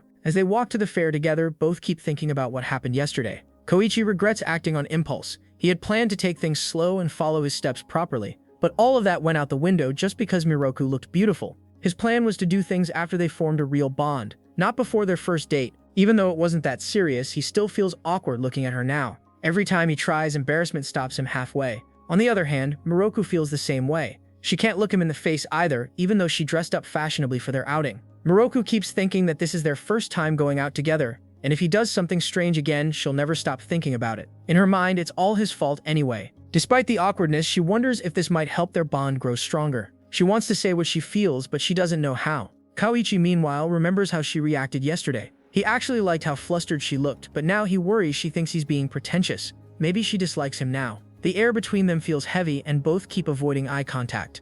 As they reach the entrance, someone asks Kouichi to show his student ID before letting them into the fair. Once inside, they start enjoying the rides. The first one is the roller coaster, and they both end up loving it. When the ride stops, Miroku laughs and says it feels like flying around the world. Kouichi agrees, saying he rarely feels that kind of rush. He mentions that Uda once told him he hated roller coasters, calling them screaming machines. Kouichi laughs, saying Uda just can't handle being scared. He turns to Miroku and asks where she wants to go next. She thinks for a moment and says the teacups sound fun. Then she stops suddenly, glancing around with confusion. She asks if everyone here is human. Kouichi says yes, as far as he can tell. Miroku points at a group of girls nearby and asks if that kind of human really exists. Kouichi smiles and says they don't. He takes her hand, saying he planned to buy something later, but since they're here, they can do it now. They head into a goods shop where Miroku tries on different animal ears. She hesitates and asks if it's okay to walk around wearing them. She feels a little embarrassed, but Kouichi tells the shop clerk to give him one of every type. Miroku protests, saying she doesn't need that many. He tells her not to worry and says they look perfect on her. Since she's already worn them, it would be rude to return them. She sighs and says spending so much on these things isn't right. Kouichi reassures her that it's fine, laughing and saying he's a millionaire. She frowns, telling him that bragging about it is annoying. He smiles, saying it's just his savings and nothing more. He tells her not to feel guilty and to enjoy them freely. Miroku thanks him for everything, and they leave the shop. Outside, she suddenly notices people running out of the haunted house, screaming in terror. Her eyes light up as she asks what that place is. Watching the crowd panic excites her. Kouichi explains that it's a haunted house, and they decide to go in together. They put away the ears they bought and enter the attraction. Kouichi explains that this haunted house is more like a live show. They stand while watching the performance unfold. The lights dim and Miroku smiles, happy to be there. But when the show starts, she can't see anything because a group of tall girls is blocking her view. The girls are chatting about how realistic everything looks and how it'll definitely go viral online. Kouichi looks around and realizes there are no staff members nearby. He thinks they should hurry and asks Miroku to go check what's happening. She walks up to the girls and politely asks them to remove their headbands since people behind them can't see. One of the girls turns around to respond, but when she sees Miroku's slit mouth, she freezes in horror. Miroku tells her to put her phone away, but the girl drops it in shock. Before anyone can react, Miroku darts back toward Kouichi, hiding behind him and whispering for him to cover her while she sews her mouth. The room is dark, but she doesn't want to take any chances. Quickly, she stitches her mouth shut again while Kouichi keeps watch. He lifts his coat and tells her to hide under it. She does as told, crouching close to him. He murmurs that this is kind of cool. Miroku peeks up and asks if he just said something. Several minutes later, the show finally ends. Sono Kouichi turns to Miroku and asks if she was scared. Miroku shakes her head, denying it, though her hands still tremble slightly. In truth, she was terrified by the show but refuses to admit it. She tells him that she actually learned a lot from the experience, and that she wanted to stay longer because time went by so fast. By the time they step out of the haunted house, it is already noon, and the sun feels warm compared to the dark inside. After the show, Sono Kouichi asks Miroku if she wants to eat something. He says that the food stalls are getting low on snacks and drinks, but they still have candy left. Hearing that, Miroku brightens up immediately, since candy is her favorite. They find a bench nearby where she sits down while he tells her to wait there as he goes to grab some food. She nods and thanks him before watching him walk toward the food court. Currently, she looks around at the families and couples laughing nearby. She thinks about how nice it feels to talk normally with Kouichi again. Even though this environment is new and strange to her, she is glad she decided to come. For the first time in a while, she feels at peace. Just then, a voice calls her name from the side. She turns her head and sees a boy staring at her in shock, holding 2 juice cups and a milkshake. The boy squints and asks if she is really Miroku. When she looks closely, she realizes he seems familiar. It turns out he is the president of Sono Kouichi's fan club, and he stands frozen in disbelief, seeing Miroku sitting there all alone in the fair. As Sono Kouichi waits in line to buy drinks for himself and Miroku, he overhears his name from a short distance away. Turning around, he spots Tsuruta and Kijiyama, who immediately ask if he came with Miroku. Kouichi sighs because it always happens that whenever the two of them go out, someone from school shows up. He confirms it, and then asks if only the two of them are here. Tsuruta shakes his head and says that there are 3 of them, meaning Inukawa is also around. The two mention that they split up while buying lunch and wonder where Inukawa went since his line wasn't long and he should have been done by now. Meanwhile, Inukawa spots Miroku sitting on a bench and quickly approaches her from a distance. He apologizes for how awkward he acted the other day, saying he tends to behave weirdly when he's nervous and didn't realize it until his friends pointed it out. Miroku smiles and tells him not to worry about it, assuring him that she didn't mind at all. She gestures to the empty space beside her and tells him he doesn't need to stand so far away. He thanks her and sits down, introducing himself properly as Inukawa. Miroku asks if he also came to the fair to hang out. Inukawa nods, explaining that he came with his friends but got separated for a while. He then asks if Sono Kouichi is with her. She nods, saying he went to buy some food and sweets. They chat about how lively the amusement park is until Inukawa mentions that he visits every now and then because the food is great and the sweets are even better. Hearing that, Miroku grins and tells him that Kouichi has gone to buy sweets for her right now. Inukawa is delighted to hear it and tells her she can buy them as takeouts too. He adds that he's also planning to buy gifts for his family and classmates. While thinking out loud, Inukawa mentions the number of new transfer students at school and tries to recall their names. After a moment, he remembers Makoto Shikabane. He tells Miroku that Makoto claimed to be her number one. She looks confused and asks what he means. Inukawa explains that there was a misunderstanding about her relationship with Sono Kouichi, and when it happened, Makoto yelled at them and clarified that he was her brother, while Kouichi was her fiancé. Miroku apologizes on her brother's behalf, saying he tends to overreact when he gets upset. She says she hopes everyone at school can get along. Inukawa laughs and says they'll probably become friends soon, though he still wonders why Sono Kouichi introduced her as Miroku Sano before. He guesses it might have been a joke, but says it feels a little too serious to be one. Miroku sits quietly, unsure how to respond. After a pause, she admits softly that she and Sono Kouichi are engaged. Inukawa's eyes widen in shock. Just then, Sono Kouichi arrives with Saruta and Kijiyama, holding a bag full of sweets, and they all hear her confession. Without missing a beat, Saruta and Kijiyama say in unison that now everything makes sense. Miroku turns red when she notices Sono Kouichi standing there. She stammers and asks how long he's been listening. He replies that he's been there the whole time, adding that it's the first time she said out loud that they're engaged. Miroku tries to explain why she said it, but he smiles and says he didn't expect her to acknowledge their relationship so openly. She blushes harder and tells him to be quiet, but he takes her hand, asking her not to take her words back, then kisses her palm. The trio stands frozen, their jaws dropping in disbelief. Inukawa feels crushed that he didn't get a photo of the moment. He mutters that maybe it's time to rename his club from Sano's fan club to Sono and Wife Fan Club. The others agree that the whole situation looks straight out of a romantic comedy. After laughing about it, the three of them wave goodbye to Sono Kouichi and Miroku before heading off. Once they're gone, Sono Kouichi hands the bag of sweets to Miroku and apologizes for taking so long. He says he traded some snacks with Saruta and Kijiyama, so he ended up with more variety. Miroku opens the bag and stares at the colorful candies, amazed at how pretty they look. She wonders if she can eat that much and jokes that she hopes she won't regret it later. Kouichi adds that he also bought a lollipop, but just as Miroku reaches for it, he pulls it back, teasing her by saying he got jealous because she seemed to be enjoying herself too much earlier. He unwraps the lollipop and licks it in front of her, smirking. Miroku glares at him and pouts before snatching the sandwich he bought for himself and biting into it, out of revenge. Kouichi chuckles and tells her that he had a great time today. Watching her eat with puffed cheeks, he laughs again and points out that she has something stuck on her mouth, teasing her like she's a kid. After finishing their meal, they buy some gifts for their friends and family before heading home together. The next day, Sono Kouichi sits in his room reading like always when Makoto suddenly appears out of thin air. Kouichi flinches a little, surprised to see him standing there. He jokes with a straight face that Makoto has gotten too good at popping out of nowhere. Makoto crosses his arms and says Kouichi is acting calm for someone who just got startled. Kouichi figures out the reason for Makoto's visit and tells him that if he came looking for his sister, she isn't home. Miroku went out to see her friends after promising them a visit long ago. Meanwhile, Miroku sits with her friends as they question her endlessly about her date with Sono Kouichi.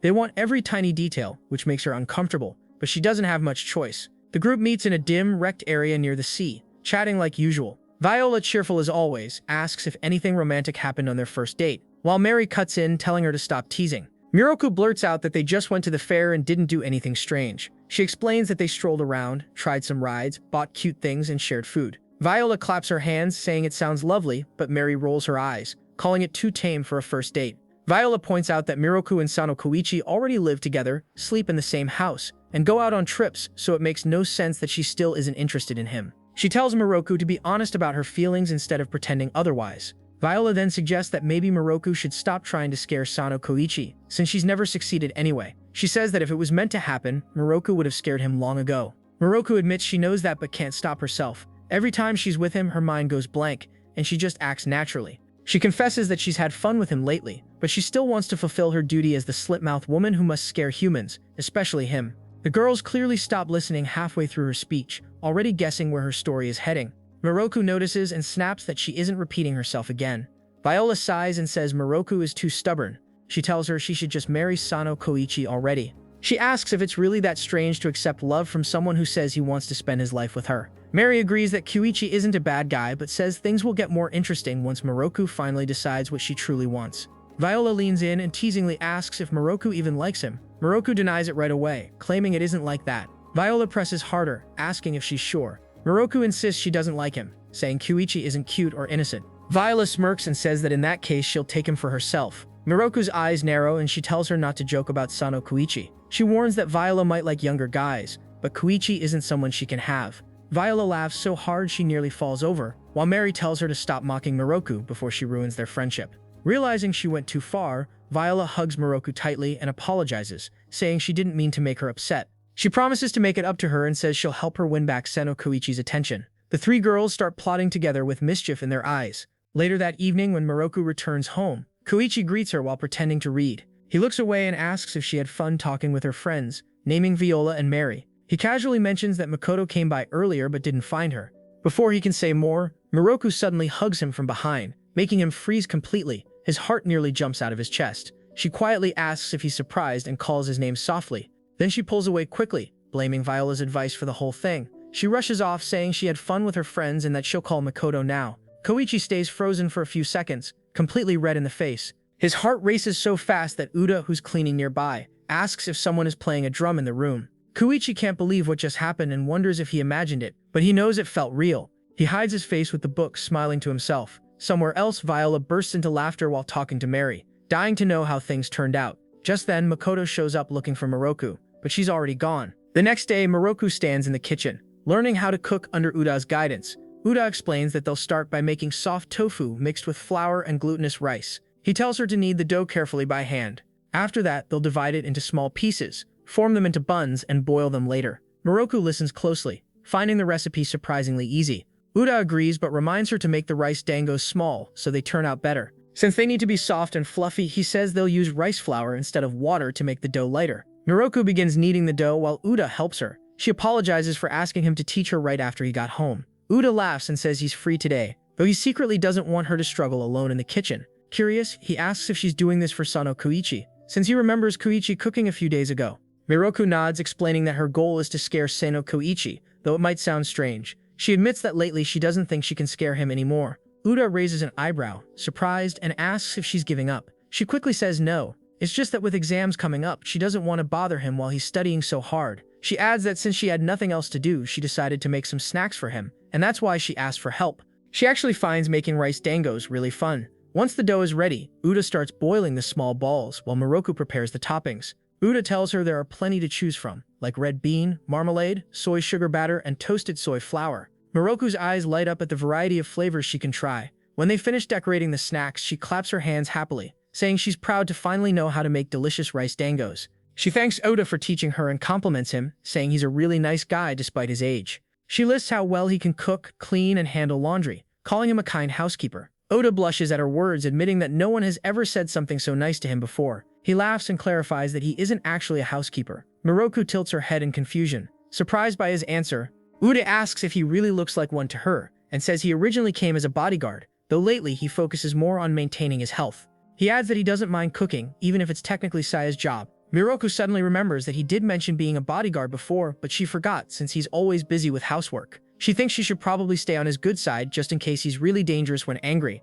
Uda continues the conversation, saying he wasn't always good at this stuff. He admits he couldn't even cook eggs before, which shocks Miroku. He says his wife was the one who taught him everything. Miroku's eyes widen as she realizes she didn't even know Uda had a wife. She quickly asks him about her, and he looks surprised that nobody told her. He holds up his hand and shows his wedding ring, saying proudly that he's married. Miroku gasps and immediately rushes out of the kitchen, storming toward Kouichi's room. She bursts through the door and demands to know if he already knew that Yui was married. Kouichi calmly says yes, he's aware. She blurts that Yui wears a wedding ring. Kouichi gives her a teasing look and asks if she wants one too. Miroku's face turns red as she snaps back, saying he's dumb and that she was talking about Yui, not herself. She crosses her arms, saying she never noticed his ring before and that Kouichi should have told her. Still flustered, she stands there while Kouichi watches her with mild amusement. He asks if she's okay. She says she is, but admits she still has questions. She starts asking about Uda's wife, but Kouichi stops her and says it's rude to talk about people behind their backs. He tells her they can ask him directly next time. Realizing he's right, Miroku apologizes and drops the subject. Kouichi then notices the jar of snacks in her hands and asks what it is. Miroku explains that she made rice dangos with Uda and that they're for him since he's been studying so much. Kouichi laughs, saying he hasn't been able to focus anyway. He tells her that when he tried to study, he suddenly felt the urge to clean. Miroku stares at him in confusion and says that the place he's cleaning is on the opposite side of the room. He tells her to wait a bit longer while he finishes.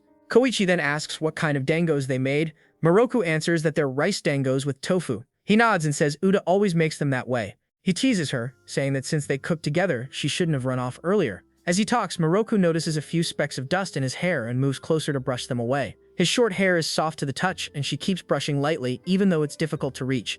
She thinks about how nice his hair feels and quietly notices how the front part looks a bit damaged. Smiling softly, she thinks that there isn't much she can do about it, but she still likes it just the way it is. Miroku continues brushing the dust from Sono Kouichi's hair without realizing how close she's gotten. She moves carefully, her thoughts wandering as she keeps cleaning his head. Then Kouichi calls her name, snapping her out of her trance. Realizing what she's doing, she pulls back immediately and apologizes, saying she did it without thinking because his hair was covered in dust. Kouichi stays quiet for a moment before suggesting that they brew some tea and eat the snacks together. He tells her he'll go ahead and prepare the tea and thanks her for coming all the way to his room. As Miroku leaves, Kouichi sits there feeling strangely restless. He drops his head and sighs, wondering why she has such an effect on him. He thinks back to when she hugged him from behind the other day, and now this moment too. His heart keeps racing, and he hopes she didn't notice how he feels during times like this. He places a hand on his chest, trying to calm himself down, but his heartbeat refuses to slow. Smiling awkwardly to himself, he mutters that this can't be good for his heart. Outside, the calm doesn't last long. While Kouichi struggles with his feelings, a new threat quietly approaches their home. Something waits just beyond the front door, ready to stir up more trouble. Neither he nor Miroku knows it yet, but another challenge is about to begin. One that will test how far they can go before giving in completely to their feelings for each other. A strange figure seems to be watching the Sano household from afar. The next morning, Sano Kouichi finds himself in a vivid dream about Miroku. He sees two versions of her standing side by side. One asks which of them has fallen for him, the slit-mouthed Miroku or the one with her mouth sewn shut. Both versions answer at the same time, saying they both love him. Kouichi lights up with joy, thrilled that Miroku might truly love him back. In his dream, he decides to give something to both of them. Just as he steps toward the slit-mouthed Miroku, the sewed-faced one suddenly hugs him from behind. He turns to face her, but the slit-mouthed Miroku smirks and asks if he's surprised, saying he looks cute when he's scared. She leans in closer, about to make a move on him when he jolts awake. He opens his eyes to see Saya standing right in front of him. She greets him politely and says she's in a hurry today, asking if she can leave early. Still half asleep, Kouichi nods and tells her she can go. Once she leaves, he rubs his face and sighs, thinking about how weird that dream was. He gets ready for school and heads downstairs, only to hear Miroku laughing loudly. To his surprise, she's learned how to open and close her slit mouth freely again. She's excited and says that if she can keep control over her emotions, she'll be able to use her ability however she wants. But since she can't hold it for too long, she still needs the yarn to keep it sealed. Happy about her progress, she giggles to herself, saying she can't let Kouichi find out, unaware that he's already overheard every word. Kouichi sighs quietly, thinking he wouldn't even know if she didn't talk so loudly. Miroku suddenly spots him and jumps, startled. She asks if he's leaving already, and if he's eaten breakfast. He says he doesn't have time, reminding her that he has tests today. She frowns and says he should at least take something to eat on the way. She worries he'll get hungry before reaching school. Trying to help, she offers him a bite she's prepared, holding it out in front of him. But Kouichi politely declines, apologizing as he hurries off, leaving Miroku confused behind him. She wonders why he's acting so cold when he's usually not like this. At school, Kouichi sits for his midterm exam in math. He tries to concentrate, but his mind keeps drifting back to Miroku. He remembers how she's been trying to scare him lately, though she doesn't seem as uncertain or hesitant anymore. He doesn't actually feel afraid, instead he finds himself falling deeper for her. He thinks about how strange it is that she keeps drawing him in, almost like she wants him to fall harder. This version of her feels new to him, more mysterious than ever. His teacher notices his distracted look and raises an eyebrow. Usually Kouichi finishes quickly and naps, so she wonders if something must be wrong. The teacher guesses he might be stuck on a question, but in truth, Kouichi is lost in thought about his dream. He recalls how Miroku said she wanted to do many things to him, which doesn't sound like her at all. He tries to reason that dreams are shaped by the mind and maybe his emotions are getting the better of him. Meanwhile, the teacher silently cheers him on, hoping he'll get through the test, unaware that his brain is busy analyzing feelings instead of numbers. When the bell rings, Kouichi blinks in surprise as time runs out. The teacher collects the papers and later checks his work, relieved to see he's still managed to ace the exam despite being out of it. Even so, Kouichi can't shake off how distracted he's been by his fiancée. Makoto spots him after class and teases him, asking if he's daydreaming again. He says it's strange running into him here, and Makoto jokes that he looks lost. Kouichi stares at him and suddenly asks if he thinks he's cute. Makoto blinks in shock, calling him gross and telling him to look in a mirror. Kouichi frowns, asking if he's mocking him. Then he quickly apologizes, saying the question came out wrong. He explains that someone told him this earlier, leaving out the part where it happened in a dream. He really needs to learn the difference between dreams and reality. Makoto narrows his eyes and asks if this has something to do with his sister. Kouichi hesitates, then admits he can't read Miroku the way he used to. Her expressions, her gestures, everything about her used to be easy to understand, but now she's impossible to figure out. He says he doesn't know what she's thinking anymore or how he should act around her. Lately he's been thinking too much and getting nowhere. Makoto listens quietly, realizing that Kouichi is falling deeper into something he might not be ready for. Makoto offers his phone to Sono Kouichi, suggesting he should call Miroku directly. He says that even though he has no clue what she's thinking, the best way to find out is to ask her himself. Before Kouichi can protest, Makoto dials her number and hands the phone over. Kouichi hesitates, saying he doesn't want to talk right now, but the call connects before he can stop it. Left with no choice, he brings the phone to his ear and awkwardly says it's him. On the other side, Miroku answers calmly, asking if she can borrow some clothes. Kouichi agrees but questions why she needs them. Miroku explains that she accidentally fell into the pond. Kouichi blinks in disbelief, asking her to repeat herself because he can't imagine how she managed that. Miroku explains that she was washing everything except her clothes. Since Saya went shopping and Udo wasn't around, she decided to sit on the porch to sunbathe for a bit. She must have dozed off because when she woke up, the first thing she saw was a carp swimming right next to her. Kouichi freezes for a moment, remembering the carp from his strange dream, the one that appeared between the two Miroku figures. For a second, he wonders if he's still dreaming. He starts laughing without realizing it, which instantly irritates Miroku. She yells that this isn't funny, but he keeps laughing anyway. She huffs angrily and says he's partly to blame for what happened. Kouichi blinks, confused, asking what she means. Miroku says that because he was acting weird earlier, she couldn't stop thinking about it. She adds that he's always a little strange, but this morning he was acting extra suspicious. She says she'll borrow his clothes and asks why he even called in the first place. Kouichi pauses for a moment before blurting out that he likes her a lot. Miroku goes silent, blushing from ear to ear, and asks if he called just to say that. Kouichi smiles and tells her he'll be coming home soon, asking her to wait for him. He reminds her to stay warm and not catch a cold. Makoto stands nearby the entire time, listening in with a smirk. When Kouichi ends the call, he looks at Makoto with a satisfied grin. Makoto sighs and tells him he has that insufferable expression again. Kouichi laughs, asking if that's what he really thinks. Makoto nods, saying it is, though he admits he likes that side of him. He tells Kouichi that being straightforward suits him better and that he's been overthinking everything lately. Makoto wonders aloud if all the Sanos are like this, saying Kouichi looked like his soul was trapped inside a cage. Kouichi chuckles and thanks him for helping out. Makoto replies that it feels like a weight's been lifted off his shoulders too. Kouichi then says he just realized he forgot to ask Miroku why she's been touching him so much lately. He laughs nervously, saying it really caught him off guard. Makoto nearly chokes on air, staring at him in disbelief. He demands to know what that means, but Kouichi just grins and says he's lucky to have her before walking off. Makoto tries to stop him, running after him, but Kouichi has already disappeared down the hall. A few moments later, Inukawa and his friends find Makoto and start asking about what they were talking about earlier. They joke around, wondering if everyone at school gets along. Inukawa laughs, calling Makoto Sono Kouichi's brother-in-law, which instantly annoys him. Saruta quickly steps in to calm him down. Inukawa changes the topic, asking if Makoto has played anything with Kouichi lately. Makoto says they've played badminton and go together. The group talks more about games before deciding to hang out sometime soon. They plan to check out Hayashi's new work and agree to meet tomorrow. After they leave, Makoto stands there with a faint smile, realizing that school life isn't as bad as he expected. He opens his locker and starts grabbing his things when someone walks up behind him and asks if he's going home alone. Makoto turns around and sees Sono Kouichi standing there. He raises an eyebrow, asking why he's still at school. Kouichi says he thought they could head home together since he's nervous about facing Miroku.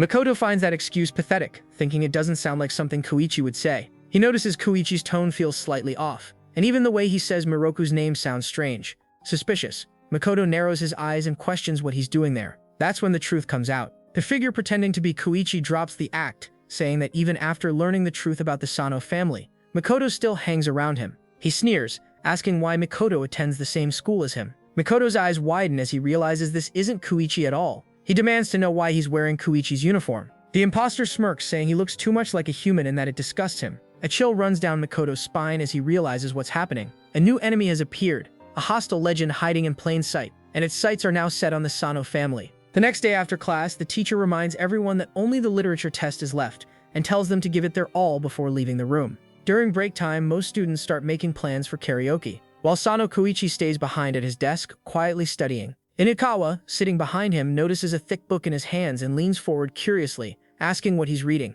Sono Kouichi replies that it's an old language dictionary. He glances around the room and notices that Makoto's seat is empty. Inukawa notices it too and wonders aloud why he hasn't shown up today. then asks if Sono Kouichi knows anything about it. Sono Kouichi shakes his head, saying he doesn't. Just then, Sono Kouichi's phone rings. He looks at the screen and sees the caller ID, Konkani Kanshi. He frowns, wondering what this could be about. Inukawa, ever nosy about his idol, immediately asks if it's Miroku calling. Sono Kouichi denies it and gets up, saying he needs to take the call privately. He steps out and walks to the restroom to answer. When he picks up, he's surprised to hear Makoto's voice, though the call is coming from Mary's number. Sono Kouichi chuckles, saying Makoto is getting way too good at impressions. He asks what's going on, mentioning that the last test of the day is about to start and that some of the guys thought Makoto might be sick, but Makoto's tone is sharp and worried. He tells Sono Kouichi to head home right now. Confused, Sono Kouichi asks what he means. Makoto says if he doesn't leave immediately, someone else will get close. His voice tightens as he adds that Miroku might be in danger. Hearing that, Sono Kouichi's heart skips a beat. Without another word, he bolts out of the school, running as fast as he can. Meanwhile, somewhere near the Sono residence, a dark figure moves closer. Their intent clear. They're planning to sever the red thread Miroku has been forcefully bound by. Inside the house, Miroku is helping Saya with the chores. Saya apologizes for making her work so much and asks if the box in front of her has the dishes she's been looking for. As she lifts the box, something catches her eye. An old family album belonging to the Sonos. She pauses, then smiles and asks Miroku if she'd like to take a look. Miroku hesitates and asks if she's really allowed to see the pictures. Saya nods, saying it's fine since Miroku is technically in charge of the household now. The two sit down together, flipping through the album page by page. Miroku feels a little nervous, unsure what to expect. She doesn't know anyone from Sono Kouichi's family aside from him. As they turn a page, Miroku spots a beautiful woman in one of the photos and quietly asks who she is. Saya tells her that the woman is Sono Kouichi's mother. Miroku stiffens a little, saying it's her first time seeing her. Saya asks if she hasn't met her yet, and Miroku explains that they've only spoken a few times over the phone. She asks if his mother works in the countryside, and Saya confirms it.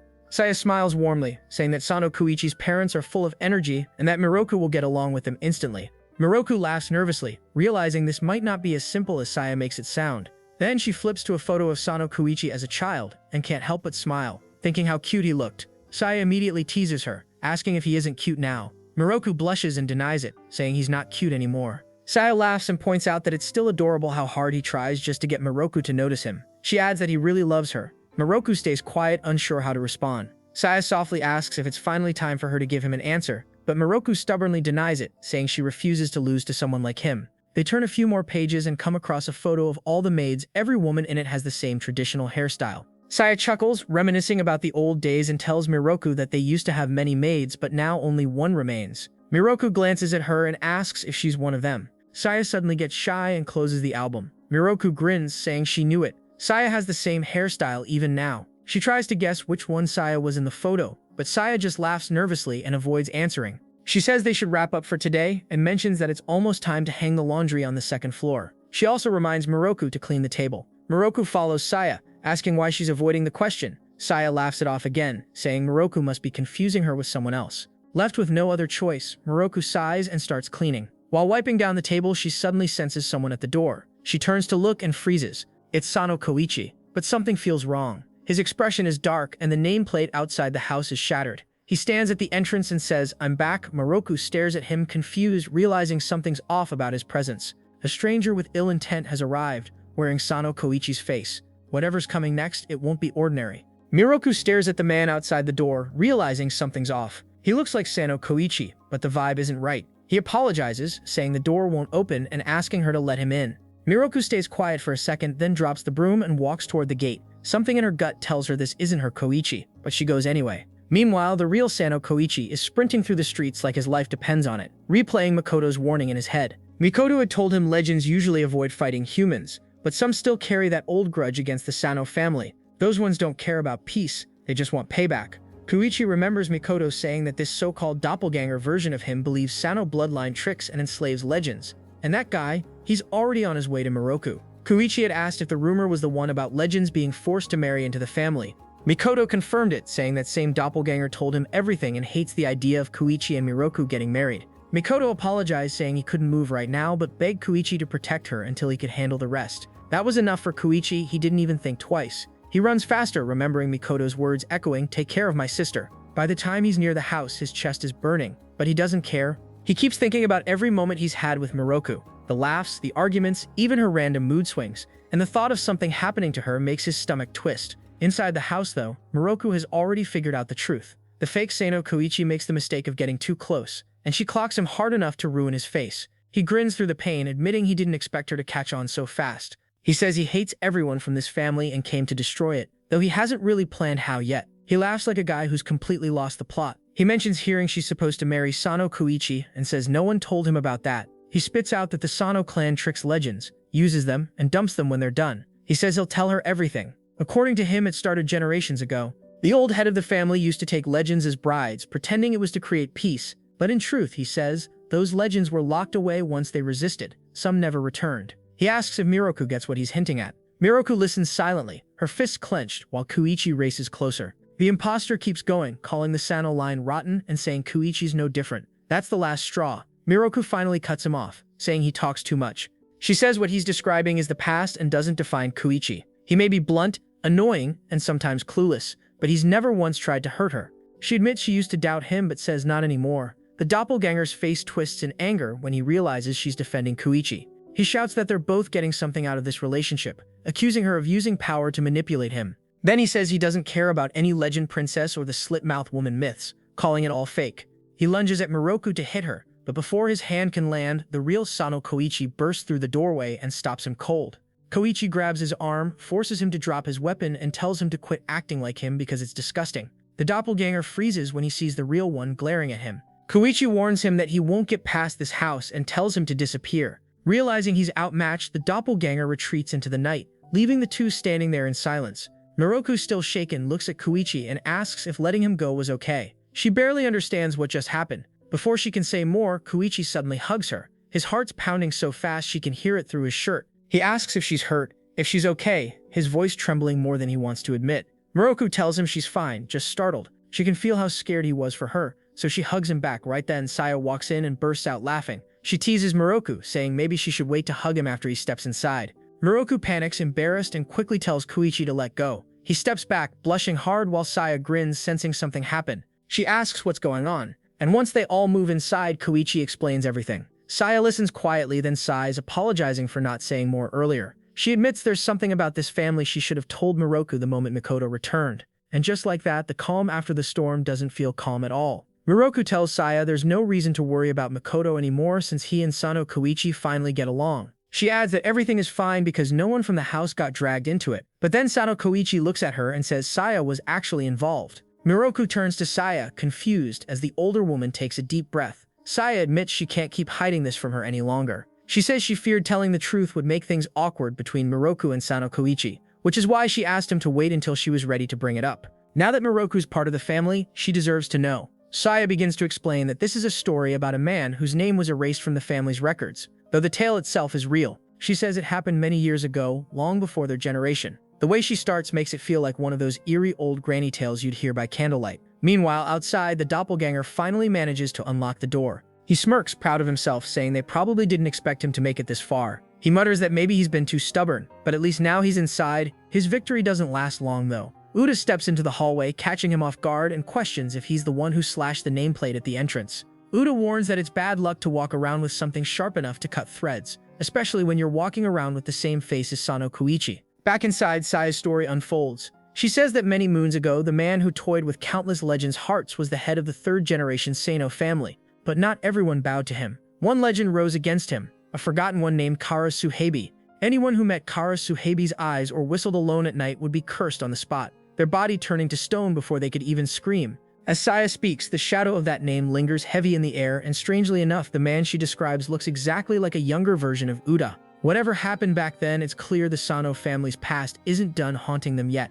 The dark history of the Sono family begins to unfold right before Miroku's eyes. It all starts back in the early 1900s, inside the grand old Sono residence. A group of maids huddle together, whispering rumors about 7 missing brides-to-be. Their voices drop to nervous murmurs as they argue whether a serpent could be behind it. Most don't buy that story and instead suspect a man named Kara Suheibi, who's known for his messy rivalry with the master of the house. Just then, Kara Suheibi steps out of his room, making the maids freeze mid-gossip. He's a strange young man with snakes slithering through his hair and black wings folded tight against his back. Ignoring their stares, he calmly asks where Mrs. is and walks off to find her. Mrs., the daughter of the wealthy third heir, Katura Sono, is sitting by the window sketching when he finds her. Kara Suheibi compliments her drawing, saying the colors look alive. Mrs. smiles shyly at the praise. Even though they aren't related by blood, The two share a quiet closeness that few in the household understand. The only other person who really gets along with them is Kouichi, who strolls in just as Karasuhebe is admiring the art. The three talk casually, tossing jokes back and forth like old friends. Later that day, Kouichi and Karasuhebe sit outside discussing Mrs. again. Kouichi teases him, saying he's too scared to show his feelings because of their old engagement. Karasuhebe denies it, saying that arrangement was cancelled the moment they met. Kouichi laughs, remembering how awkward that first meeting was when they both realized who the other was. Then his tone changes. He shares his real plan, to turn all the female legends in the house into stone statues. Karasuhebe recoils at the idea, but Kouichi insists it's for Mrs.'s happiness. Against his better judgment, Karasuhebe hesitates, wondering if that's really true. As time passes, Karasuhebe, who will later be known as Uda, finds himself sitting with Mrs., lost in his own thoughts.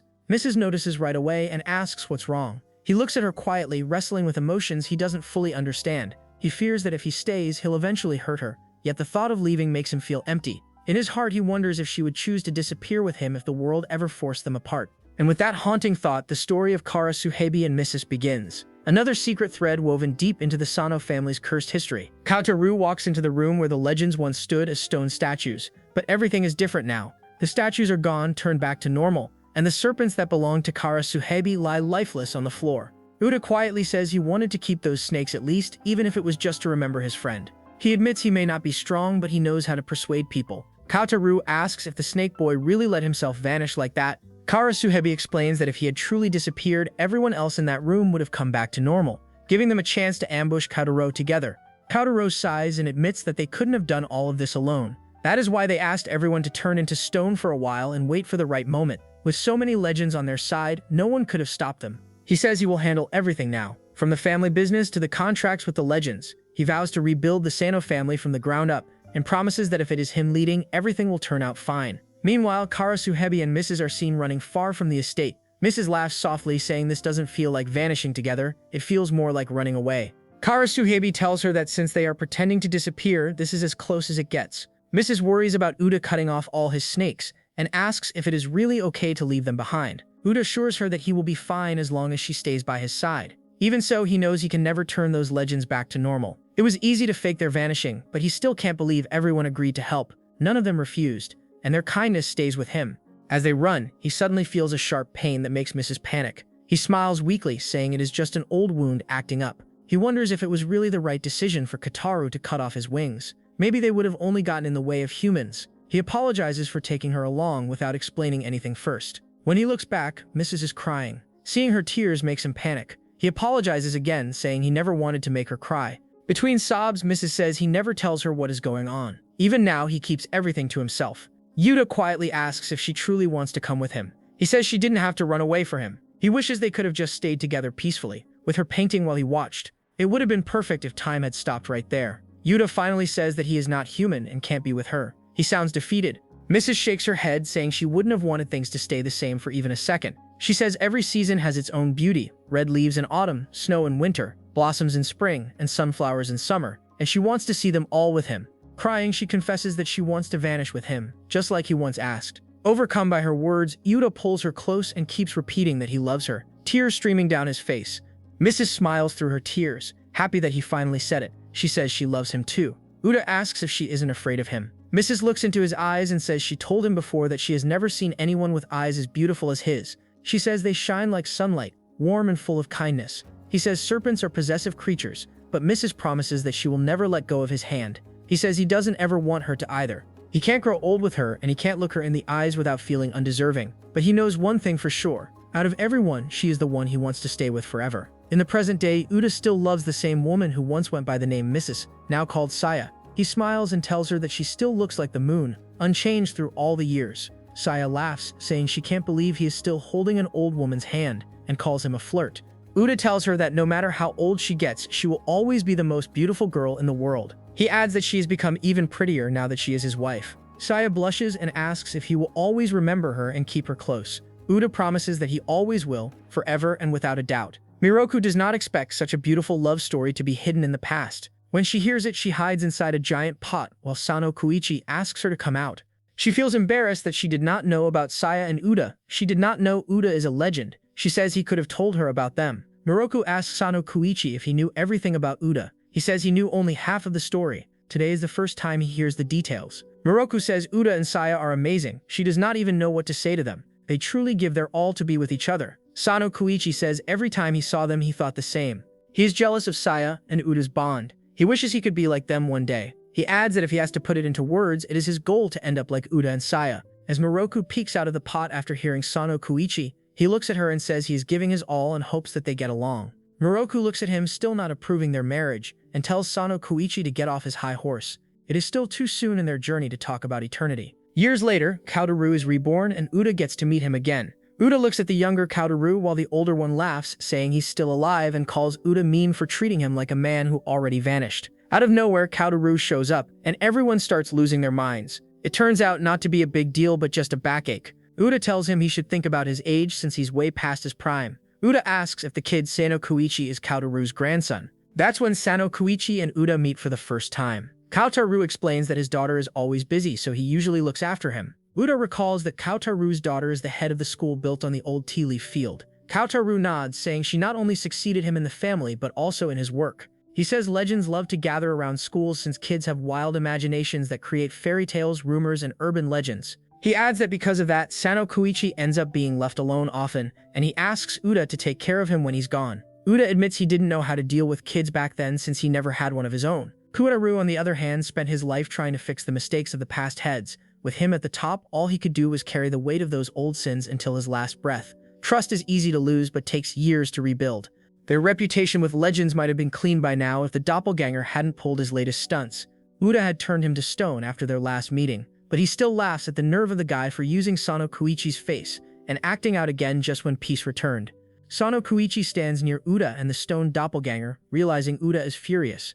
Uda says first the guy destroyed the front door, then pointed a tool at a girl, and that anyone would be mad.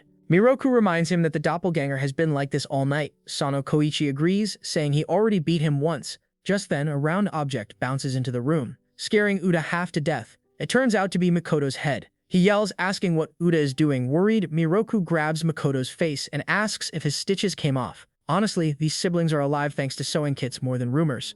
Makoto explains that the doppelganger ripped all his stitches out in one swing, and once he put himself back together, he ran straight here. Then his headless body walks in too, nearly giving Uda a heart attack. Makoto yells at the doppelganger statue, asking what he was thinking. Uda restores him to normal, and to everyone's shock, the doppelganger turns out to be a little kid. Sono Kouichi realizes he stopped copying him and returned to his true form.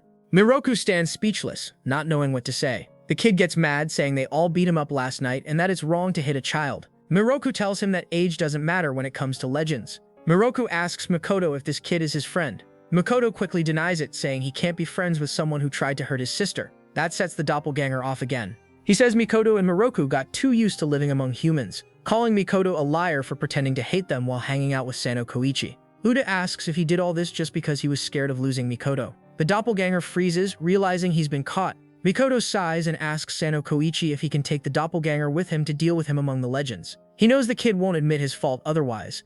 Sano Kouichi agrees and passes the matter to Makoto, saying as the head of the house he trusts his judgment. Before the kid leaves, Sano Kouichi tells him he doesn't hold a grudge but still doesn't like him, so he better stay away from this house forever. The kid asks if Sano Kouichi is also mad at him. Sano Kouichi nods and says if he ever goes near Miroku again, he won't get off easy. He pulls Miroku close to him protectively. The doppelganger finally admits he was wrong. After that, Uda escorts him to Makoto at the front door. Worried about his friend, Makoto asks Sano Kouichi if he plans to eliminate the doppelganger. Sano Kouichi shakes his head and reminds him that he already passed the matter over to him. He says he can't just make the kid disappear anyway, since that kind of power isn't his to use. Makoto is surprised, saying he always heard that the Sano family had a way with words that could control legends. Sano Kouichi explains that it used to be true but not anymore. Those powers were sealed off generations ago. Then he casually adds that the teacher called makeup tests are tomorrow after class. Since Makoto ditched school and he had to rush home because of the emergency, the teacher wasn't thrilled.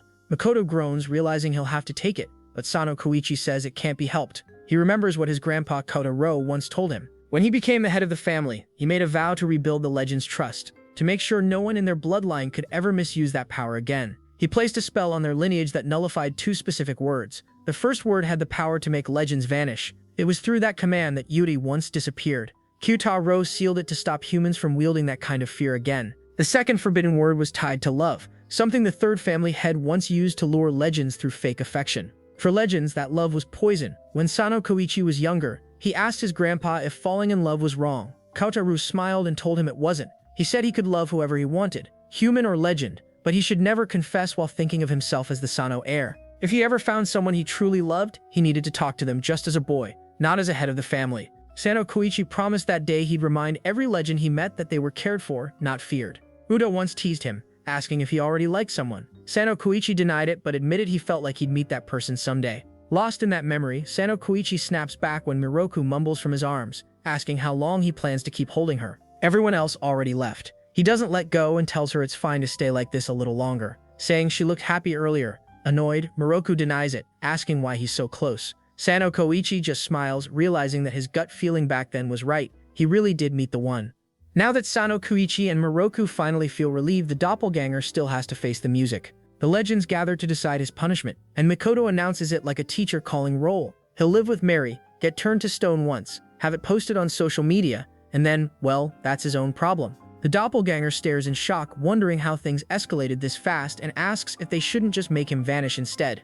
Uda explains that they already voted on that, but since the kid keeps mimicking people just because he thinks he understands both humans and legends, it's time for a proper lesson. Viola adds that living with Mary will help him learn. She's deeply connected with other legends and knows plenty about humans too. When they ask if she used to live among humans, Mary answers sweetly. She's the Mary, the one who answers the phone and asks, "Do you want to be friends?"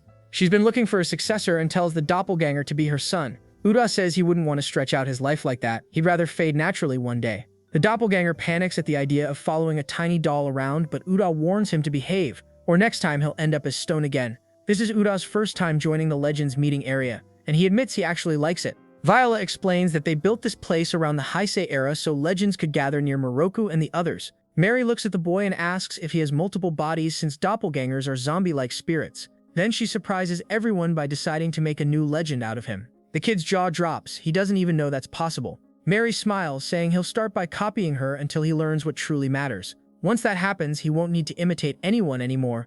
She asks if he likes that idea. He just scowls, and when Makoto asks for his name, he mutters irritably, introducing himself as Storu. Mary claps her hands. She's officially found her heir. Later, Makoto explains everything to Sano Kouichi. After finishing their makeup test, he asks if legends can really change their own stories. Sano Kouichi says it's possible, though he's never seen it done. He adds that stories evolve as generations pass, just like people. Even Miroku changed. Her legend used to be much darker, but over time her nature softened. Makoto chuckles and says his sister was definitely colder back in the day. When Sano Kouichi gets home, he finds Miroku holding scissors and staring at her reflection with noticeably shorter hair. She nervously asks if it looks okay. She says she played around with Hasami and ended up cutting it off. Sano Kouichi explains that according to legend, if you want to find something lost, you call Hasami's name while snipping the wind. Miroku laughs, saying she accidentally cut one side too short and had to even it out. She even found the missing yarn in her pocket afterward. Sano Kouichi tells her it's risky to use scissors like that, but she says she hasn't touched them in ages. When he asks why she stopped carrying them, Miroku says scissors are dangerous to keep around.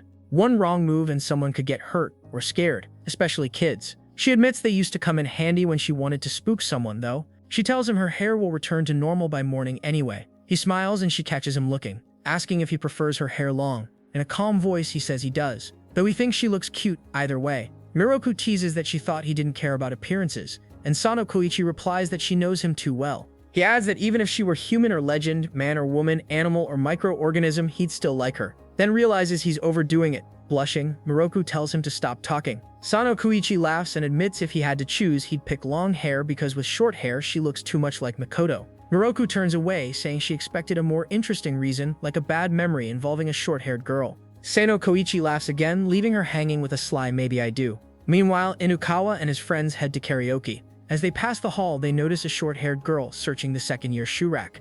Inukawa asks what she's doing there. The girl looks up and realizes they're in Sano Kouichi's class. She hands them a letter, asking them to deliver it to him. And just like that, another rival with short hair steps into the story. As promised, Inukawa hands the letter to Sano Kouichi, who quietly slips it into the drawer beside his bed. Later that day, when Miroku steps into his room, her eyes land on the same letter. The heart-shaped stamp catches her attention, and she wonders if it's a confession. She remembers Makoto once teasing that Sano Kouichi is surprisingly popular at school. He's part of a club and even gets along with the president, so maybe love letters aren't unusual for him. Trying not to overthink, she leaves the room, though her mind keeps circling back to what she saw. Outside, she hears his voice. Sono Kouichi is on the phone, sounding casual as ever. Thinking this is her chance to sneak up and scare him, she tiptoes closer, ready to pull her classic prank. But the plan collapses when she hears him say he's heading out soon. Miroku freezes and hides behind the wall, curiosity rising as she wonders who he's talking to. When she hears the name Mao, her eyes widen. That must be the same girl who sent the letter. Now her thoughts spiral. Is he going to meet her?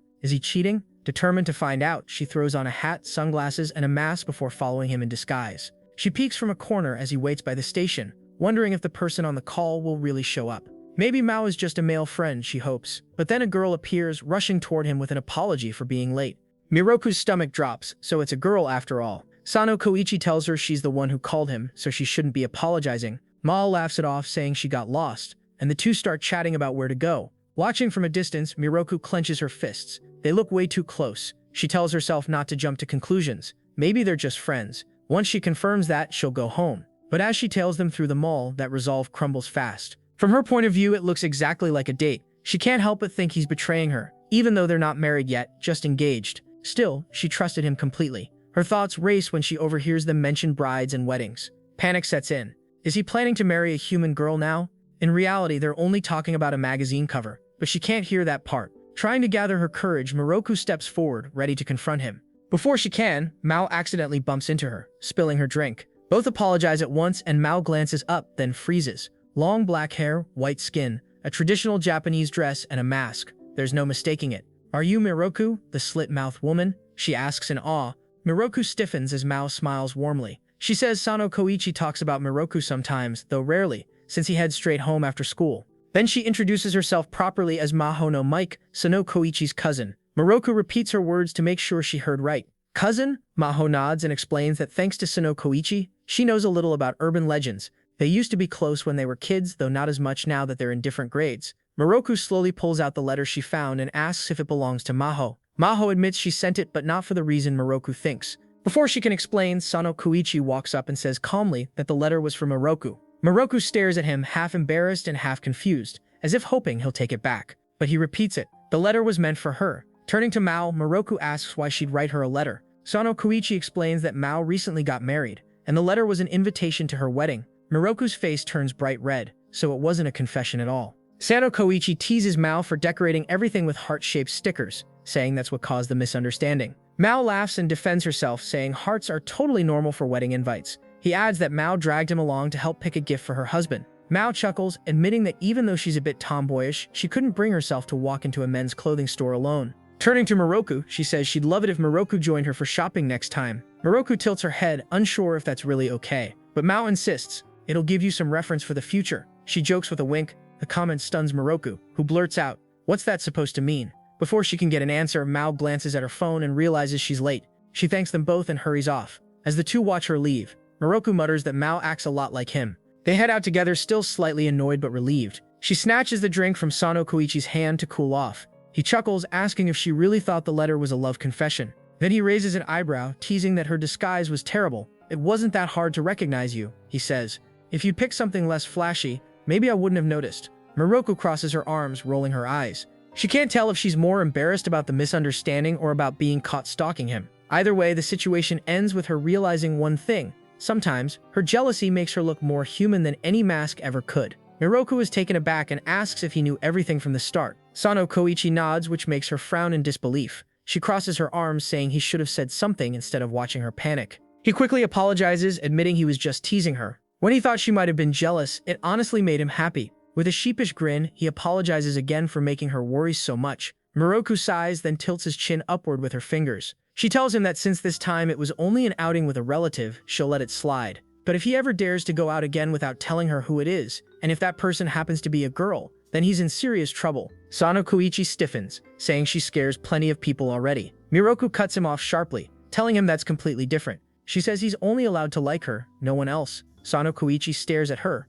realizing what she's implying, and asks if she was actually jealous. Miroku quickly denies it, saying it was simply a breach of their agreement. He steps closer, smirking slightly, and says since she's wearing a mask, what happens now doesn't count. Before she can respond, he leans in and kisses her. Miroku's eyes widen as she feels the warmth of the moment. When he finally pulls back, she laughs softly and asks why his face is turning so red. Flustered, Sono Kouichi hides his face behind his hands, admitting he didn't expect that himself. Miroku bursts into laughter, teasing him for being the one who kissed her, yet acting more embarrassed than she is. She jokes that if she had known he'd turn red like a tomato, she would have paid to see it. It looked way cooler in her head. Seizing the moment, Sono Kouichi reaches forward and gently removes her mask, saying he'll kiss her properly this time.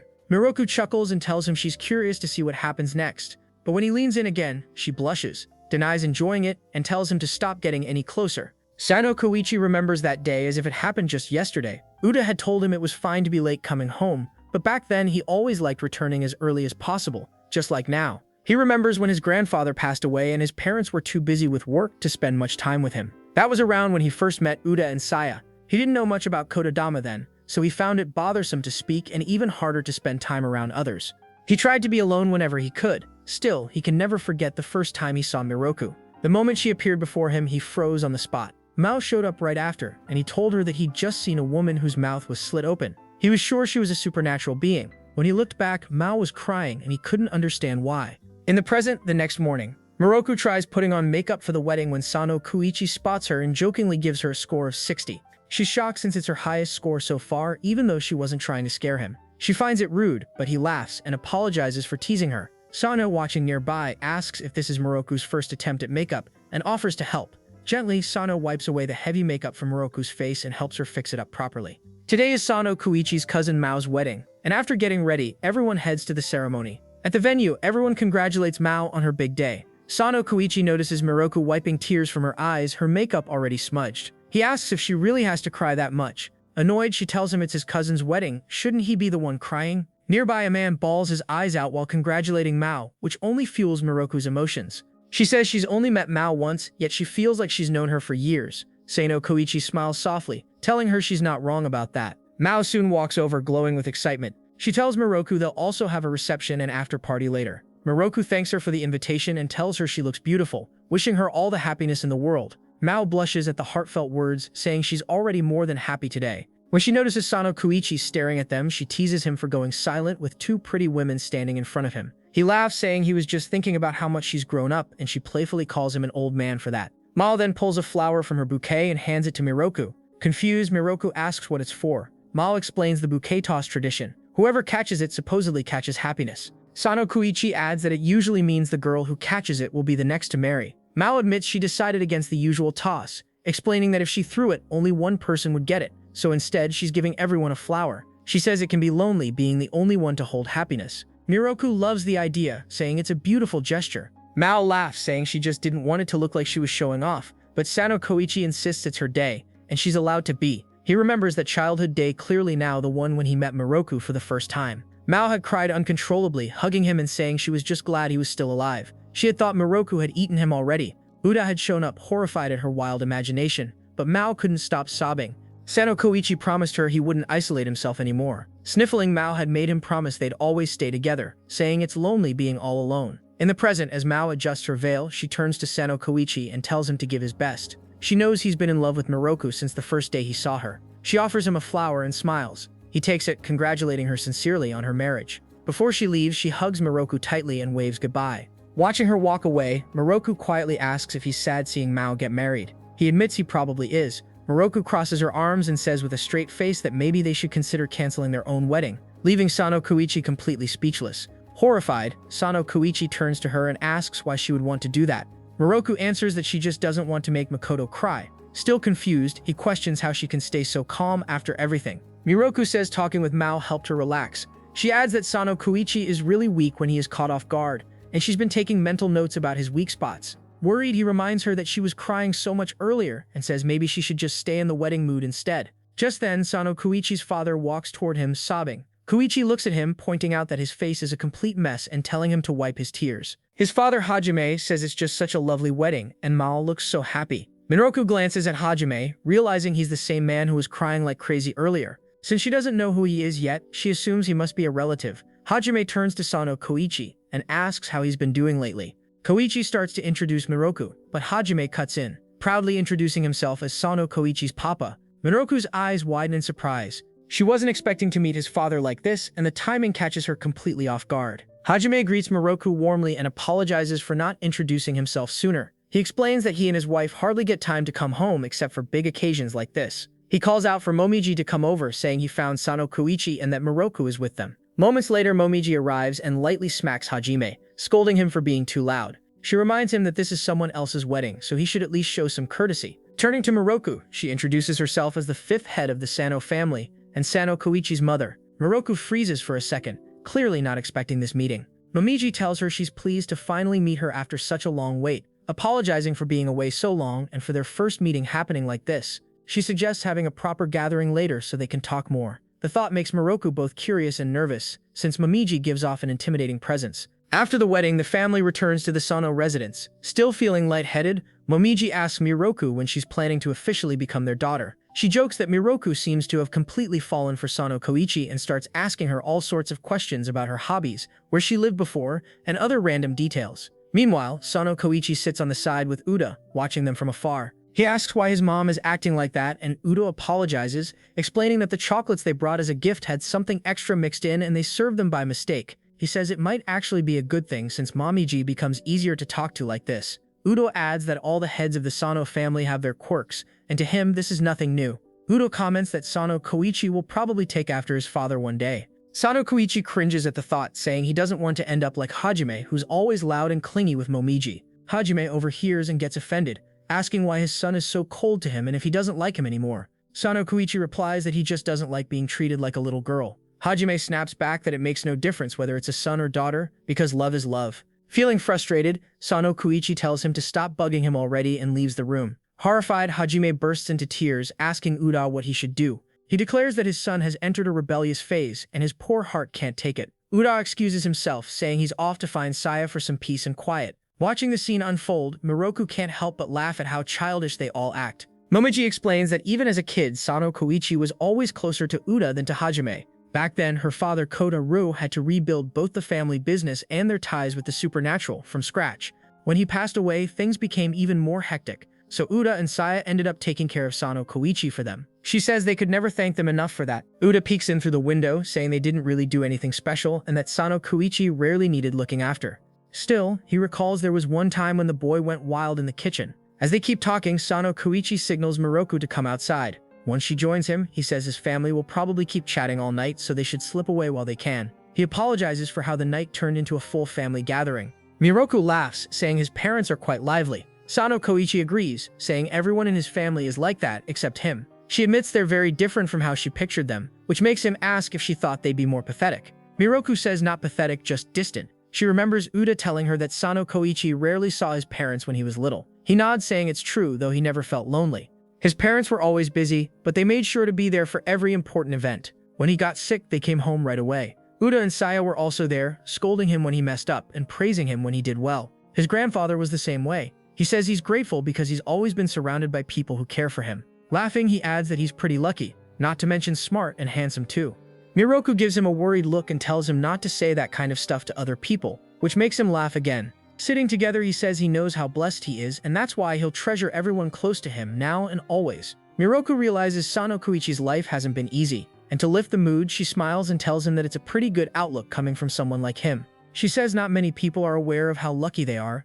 Sano Kouichi nods and says even with everything he has, there's still one thing he really wants. Curious, Miroku tilts her head and asks what else he could possibly want. Looking straight at her, he says he wants her and asks if he can have her. Miroku blushes, annoyed, and tells him to drop that spoiled attitude of his. She says he should learn how to struggle for things instead of expecting to get them so easily. Before she can scold him further, Uda walks in saying that Momiji and Hajime will be leaving soon. As they start heading back, Momiji approaches them with a gentle smile and apologizes for leaving early. She says she's happy to see them together and relieved to know they're doing well. In a calm but serious tone, she tells Miroku that if she doesn't truly want to marry Sano Kouichi, it's alright. The statement catches her son completely off guard. Momiji adds that while she'd be delighted if Miroku agreed, they can't force her into anything. Sano Kouichi tries to speak up, but Hajime quickly steps in, grabs him by the arm and drags him away before he can say a word. Left alone, Momiji tells Miroku that as the head of the family, she knows all the frightening rumors passed down through generations. She says that whatever kind of legend or creature Miroku is, she can see her kind heart clearly. To her, every supernatural being is part of the family.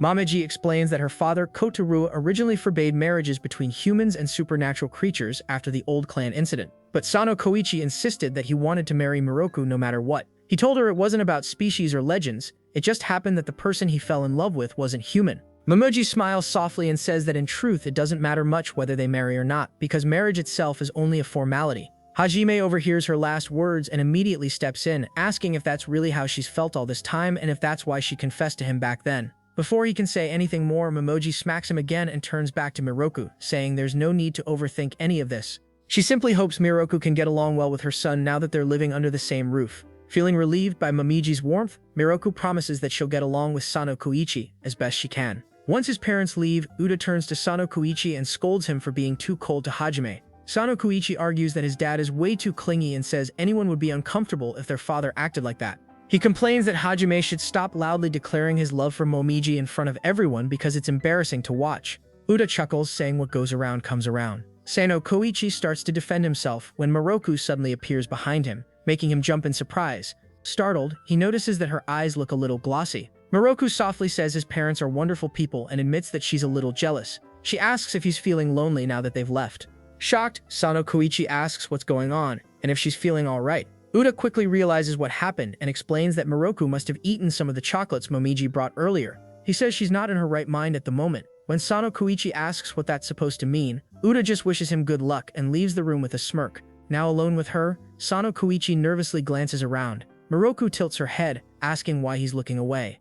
She says she's right here, trying to comfort him, yet he keeps avoiding her eyes. Her affectionate side seems to be in full swing, and he has no idea what he's supposed to do next. Miroku is completely out of it now. She giggles softly, rubbing her hair against Sono Kouichi's shirt, then blurts out that his body temperature feels way too hot.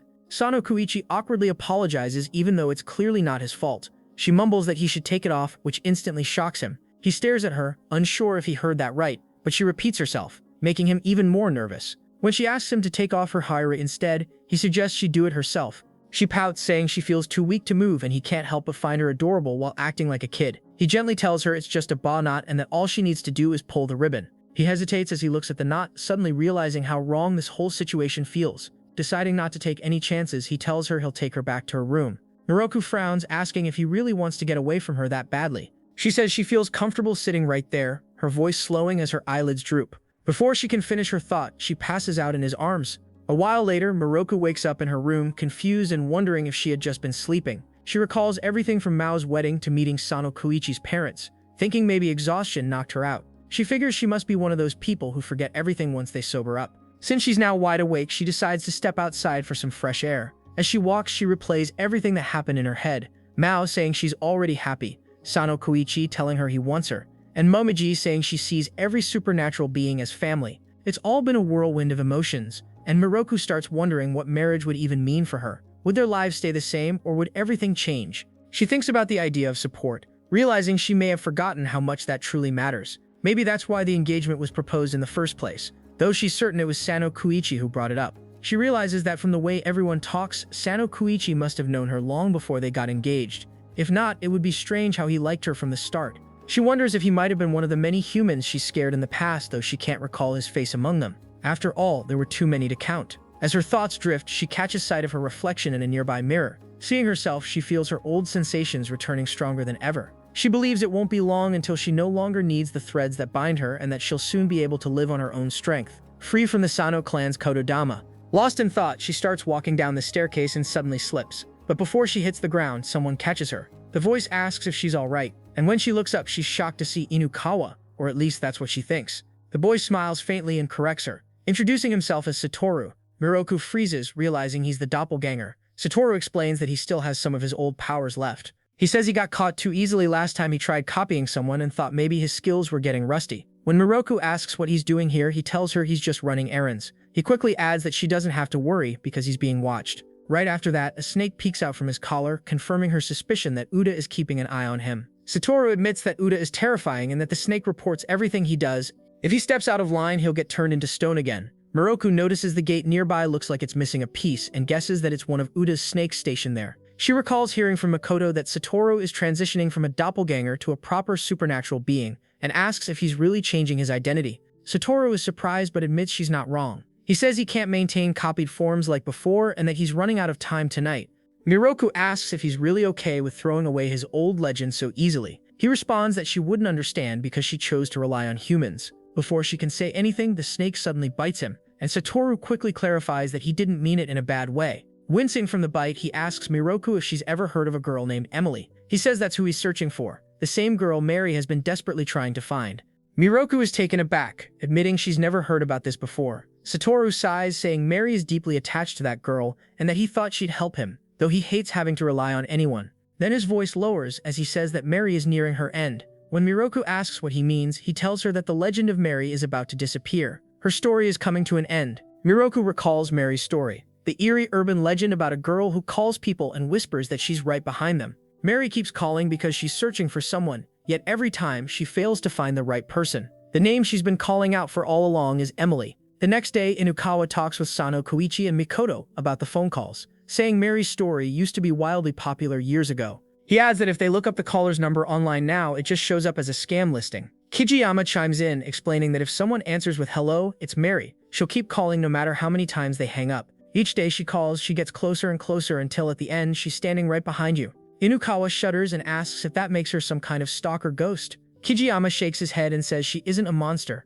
Sono Kouichi raises an eyebrow and comments that Kijiyama sure knows a lot about her. Kijiyama laughs and says it's because his younger siblings are obsessed with scary stories. He heard that Mary's tale is making a comeback lately, especially among middle schoolers.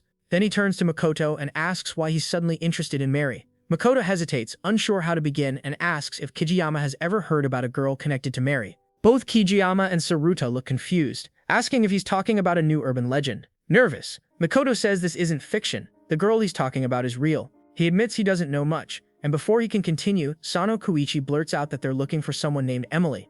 Makoto quickly pulls Sono Kouichi aside and whispers that he can't just drop that name without context. He says people won't understand unless he builds up the story first. Sono Kouichi sighs, saying Makoto's explanation just made it sound more complicated. He adds that this is his first time trying to find someone, and of course, it had to be someone from an urban legend. He explains that all they know is the girl's name is Emily, and that Mary has been searching for her all this time. Even now, she hasn't found her. Until they can hear from Mary directly, all they can do is ask around, though they can't exactly question everyone in town. When Makoto asks if that's why they're talking to Inukawa and Kijiyama, Sono Kouichi nods. He explains that Inukawa's parents own land across the area, so a lot of people know him. That's probably why Satoru once copied his appearance. Meanwhile, the Kijiyama family runs a shrine, and since Kijiyama also works multiple part-time jobs, his network of contacts is wide. Just then, Saruta arrives, apologizing for being late. Sono Kouichi points him out to Makoto, saying he's in the student council and can check if there's anyone named Emily among the alumni or teachers. Saruta looks at them, puzzled, and asks what's going on. With that, they dive into research. While elsewhere, Satoru is still trapped inside the Sano residence under Uda's watch. Satoru groans, asking why he has to wait here. Uda calmly explains that Sono Kouichi and Makoto went to talk with their classmates, and Miroku went to bring Mary. He tells Satoru to stay put until they return. Annoyed, Satoru says he never asked anyone for help. Uda admits that might be true, but Miroku offered, and Sono Kouichi agreed since the Sano family has a duty to support urban legends. Satoru scoffs, saying the Sano family doesn't have much left besides the Kododama. They were powerful once, but not anymore. Uda agrees, saying it would be nice if the family could live like normal people someday. Satoru rolls his eyes, thinking Yudi is never going to let him leave. He reminds Yudi that Sono Kouichi once banned him from entering the house and clearly doesn't like him. Just then, Sono walks in carrying a glass of juice and smiles, saying it's fine now. She assures him that Sono Kouichi isn't angry anymore, especially after Satoru saved Miroku from falling last night. Satoru waves it off, saying that only happened because Miroku was dizzy and out of it. He can't believe Sono Kouichi forgave him over something so trivial. He insists he's still a bad guy, but Saya gently disagrees, saying people who act on instinct to help others can't truly be bad. She calls him a good boy, which leaves him embarrassed and silent. The snake on Satoru's neck, Jorgos, tilts its head as if questioning her judgment. Saya notices and laughs, asking if Jorgos disagrees with her. The snake slithers toward her for attention while Satoru sits there muttering that he's not a good boy. He says he's going to keep looking for Emily until everyone comes back. Uda warns him that Miroku and Sono Kouichi won't be returning anytime soon, but Satoru ignores him and rushes toward the gate. Uda senses something and shouts for him to stop, saying something is coming. Satoru turns back in confusion just as a sinister presence steps onto the Sono family grounds. A dark and sinister figure appears at the gate, moving fast towards Satoru. Before it can touch him, Uda rushes in and throws a spell that turns the creature into stone on the spot. Satoru gasps as the stone statue's shape becomes clear. It's Viola. The realization shocks everyone, especially Uda, who steps back, frozen in disbelief. Just then, Miroku and Mary arrive, both startled by the scene. Uda quickly reverses the spell, and the stone begins to crack until Viola returns to her normal self, crying as she asks how he could do that to her. Huda apologizes profusely, explaining that she scared him out of his wits. Miroku adds that Viola's terrifying entrance could have fooled anyone. Viola sniffles and says she only wanted to surprise them. She insists that her scare tactics were just meant to be fun. Uda admits it felt anything but fun, and Satoru nods, saying it was horrifying enough to make his soul almost leave his body. Viola giggles, claiming she enjoyed the reaction and found it strangely satisfying. Miroku groans and tells her that setting the mood is one thing, but nearly giving people a heart attack is another. Uda then changes the subject, turning to Mary and asking her to explain everything about the girl named Emily. At first, Mary hesitates, looking uneasy. She says she doesn't want to burden anyone with her personal problems. Satoru frowns and tells her not to start with that after making him search for Emily, non-stop. He demands that she just spit it out so they can get this over with and go home. Viola smacks him lightly on the head, scolding him to mind his manners. Miroku softly tells Mary to go ahead, assuring her that everyone wants to help. Mary takes a deep breath and begins to tell her story. She says that whenever she faces trouble, she always turns to Miroku for advice. They were both born in the same era, but Mary has always been the mature one, gentle, wise, and dependable, like an older sister to everyone. Viola cuts in, teasing Miroku by saying she sounds like that because she tries to imitate Mary. Miroku laughs it off and says she may not be that reliable, but she can at least listen and do something about it. Encouraged, Mary finally opens up about her past, apologizing for keeping it secret for so long. Mary explains that Emily is the girl who created her. She says many urban legends are born through the power of kododama, words given life through human imagination. Most legends never have real bodies, but some, like her and Makoto, are different. Their physical forms existed first, and when stories wrapped around them, they awakened into life. Uda summarizes by saying that Emily created Mary's body, which became her vessel. Mary nods, saying Emily was an incredibly talented doll maker, a genius even, and that she built her with so much care and affection. Emily treasured her like family, always keeping her close, and the two were happy together until the day they had to part. Mary says Emily had moved to this town from another country, and stayed only for a short time. When the day came for her to return home, she placed Mary in a box meant for disposal. Even now, Mary believes Emily must have had her reasons. But back then, all she could think was why. Why was she thrown away? Why did someone who loved her so deeply abandon her? She missed Emily so much that the pain gave birth to her legend, the tale of a girl who calls and says she's right behind you. Ever since then, she has wandered endlessly, searching for her lost creator. She says that recently she felt a faint trace of Emily's presence again, right here in the same town where they once lived. Mary admits she wouldn't mind losing her supernatural form and becoming a simple doll again, as long as she can see Emily one last time. Her voice trembles as she says she's growing tired and wonders if her time is running out. Miroku listens quietly, eyes softening as tears well up. She asks Mary what Emily looked like, her hair color, her eyes, her height, anything that could help. Miroku says she doesn't have anyone like that herself, so she may not fully understand those feelings, but she wants Mary to find Emily no matter what. Miroku encourages her, saying that just because she didn't find Emily yesterday doesn't mean she won't find her today. Determined, she decides to go search for her immediately, asking Yudi and Viola to tell Sono, Kouichi, and Makoto when they return. And so their official search for Emily begins. Using Mary's teleportation skill, the two look everywhere, but every lead ends in disappointment. Satoru, who tags along, complains that if Emily were that easy to find, she wouldn't have become a legend in the first place. He grumbles that he's been searching for a week and that everyone they've met today was a dead end. Frustrated, Miroku snaps that if he already knew that, he should have said so earlier. Satoru argues that he's already checked every person outside and found nothing. Just then, Mary gasps, saying she can feel Emily's presence closer than ever before. She says she senses a faint scent of tea, pastries, and snow-white flowers drifting in the air. Miroku glances at Satoru, noticing he looks irritated, but he insists he's just thirsty and heads off to grab a drink. As he walks to a vending machine, he spots a small girl struggling to get a bottle out. He helps her, handing her the drink with a smile. When the girl looks up to thank him, he freezes. Satoru's eyes widen in shock, and he immediately rushes back to call Mary and Miroku. They follow him outside, and all three stop in awe as they see the little girl. She looks almost identical to Mary. Confused, Miroku bends down and gently asks if her name is Mary. But before the girl can answer, Saruta runs over, calling out to her Rosalie. After scolding Rosalie for wandering off and playing outside alone, Miroku finally realizes that the little girl is Saruta's younger sister. Not long after, Makoto and Sono Kouichi arrive, slightly out of breath. They tell Miroku they already heard everything from Uda. Sono Kouichi explains that none of them had a proper way to contact Mary, even though she is a phone-based legend. He adds that they've found Emily, which completely shocks Mary. With renewed energy, the group follows Saruta back to his house, their hearts pounding with anticipation. When they reach their destination, Saruta tells everyone to wait outside while he goes in with Rosalie to get permission first. Miroku, watching the two head inside, asks who they are. Sono Kouichi replies that the boy is his friend Leon Saruta and the girl is his little sister Rosalie. He explains that Saruta mentioned his aunt recently moved nearby from overseas when they were asking around about Emily. Apparently, she used to live in this town when she was a child. Sono Kouichi continues, saying Saruta described his aunt as kind and cheerful but with a bad leg, so she rarely goes out. She's talented in many things and often sends them pastries she bakes herself. Miroku listens carefully as Sono Kouichi adds that Emily isn't just good at baking, she's skilled at sewing too. Saruta once mentioned that his aunt loved making dolls and stuffed toys as a hobby. The details make Miroku's eyes widen as the pieces begin to fit together. Sono Kouichi says that when he heard Saruta describe her, he realized the woman they were looking for belonged to the generation that existed before the story of A Phone Call from Mary even became popular. That's when it hit him that everything matched perfectly. Emily was Saruta's aunt. Miroku admits she completely forgot to consider the generation gap and says it's a good reminder not to chase answers blindly. She thanks Sono Kouichi for connecting the dots, but he waves it off and says he just got lucky. He laughs softly, saying no one could have predicted Emily would turn out to be related to someone they already knew. Even asking based on a hunch was risky, but this time, their instincts paid off. Miroku smiles, relieved that all the searching finally brought them here. Just then, Saruta returns, smiling brightly as he says Emily has given them permission to come inside. Everyone stands quietly for a moment, realizing what is about to happen. Mary is finally going to meet Emily, the girl who created her, and the wish she has carried for so long is about to be fulfilled. Makoto notices that Satoru looks upset and asks if something is wrong, but Satoru doesn't answer. Without a word, he suddenly takes off running, leaving Makoto no choice but to chase after him. Miroku and Sono Kouichi stay behind, both worried about where the two might be heading.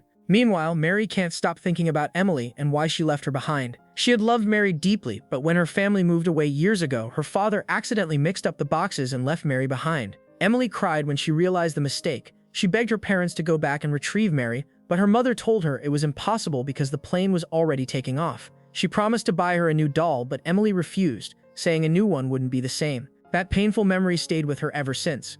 Now, fate brings the two together once again. When Miroku and Sono Kouichi arrive at Saruta's home, Saruta smiles and jokes that his aunt's house is surprisingly girly, since she loves cute decorations. Rosalie happily twirls and tells Miroku that her aunt made the dress she's wearing. Miroku compliments her, saying the dress suits her perfectly, which makes Rosalie beam with pride. Saruta adds that his aunt is in the garden finishing something and will come inside soon. She just baked a cake and told them to share it with everyone. Sono Kouichi then asks where Inukawa and Kijiyama went, and Saruta explains they had something urgent to take care of and had to leave early. As they talk, Mary quietly steps out into the garden, where Emily is tending to her plants. Seeing her in a wheelchair, Mary hides behind a tree, trembling with emotion. Emily notices someone nearby and asks if she's one of Saruta's friends. She tells her there's no need to hide and apologizes for not being able to come out sooner. As she speaks, Mary watches her, overwhelmed by memories of the day she was left behind. Her heart aches with a mix of fear and longing, but she finally gathers her courage. She steps forward and says softly, "Hello, it's Mary. I'm standing right behind you." Emily freezes at those words, instantly recognizing that voice. She turns her wheelchair around, tears filling her eyes, and reaches for Mary before pulling her into a tight embrace. Emily can hardly believe what she's seeing. She apologizes over and over, saying she never meant to leave Mary. It was never intentional. She admits she missed her every day and has dreamed of seeing her again. Mary clings to her, calling her mother Emily, and saying she missed her just as much.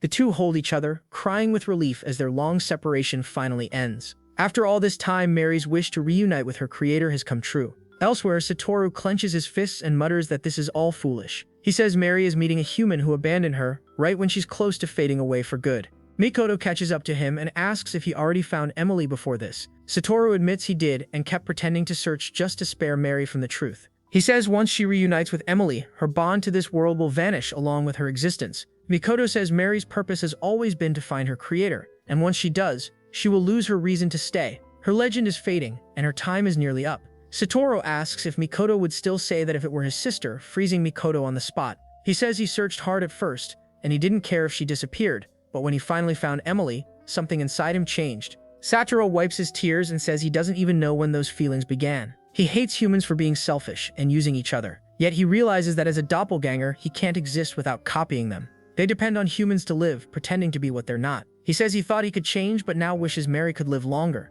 Makoto listens silently, stunned that Satoru can express such emotion. He tells him that this alone shows he's already changing. It's proof that he's being reborn into something new. Just then, Mary returns, smiling softly as she sees Satoru's tearful face. Satoru quickly wipes his eyes and asks if she isn't supposed to disappear after meeting Emily. Mary shakes her head and says she never said that. She explains that now she can see Emily whenever she wants. Then she laughs, teasing that Satoru looks like he's about to cry again, and that clearly takes priority. Miroku steps in, telling Satoru that while he was out searching, he talked about Mary's story to many people.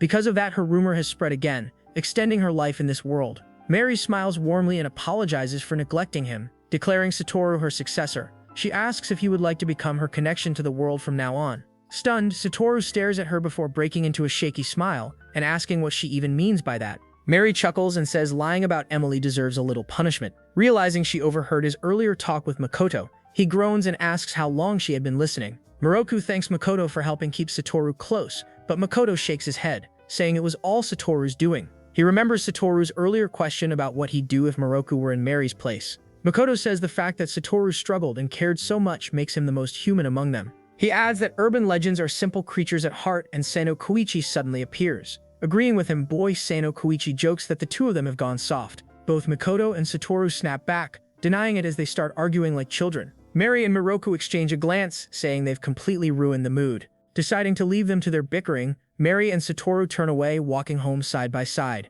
They now exist together, living quietly in the world of humans.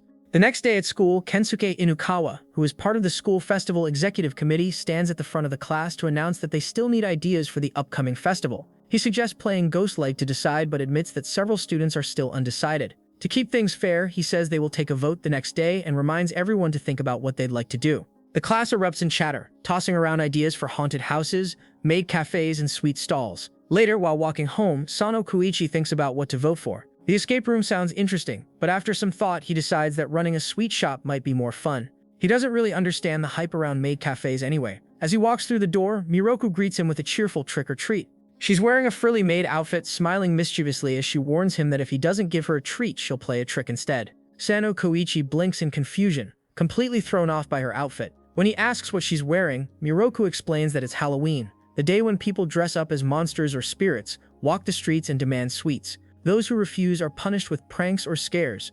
She calls it the most wonderful and exciting day of the year, full of spooky fun and chaos. Sano Kouichi listens, still confused, and asks if that's really all Halloween is about. Miroku admits she had heard of it long ago but never paid much attention until now. She says she thought today might be the perfect day to test her fear tactics, since everyone else is trembling in the Halloween spirit. Sano Kouichi reminds her that she promised to stop trying to scare him. But Miroku shakes her head and says taking a break doesn't mean she's done. It just means she's waiting for the perfect chance to strike. When he least expects it, she'll make sure he feels double the fear. Sano Kouichi sighs, saying he can't focus on a single thing she's saying. When she asks why, he admits it's probably because of her costume. He says she looks cute rather than scary. Miroku tilts her head and insists that it's a proper Halloween outfit.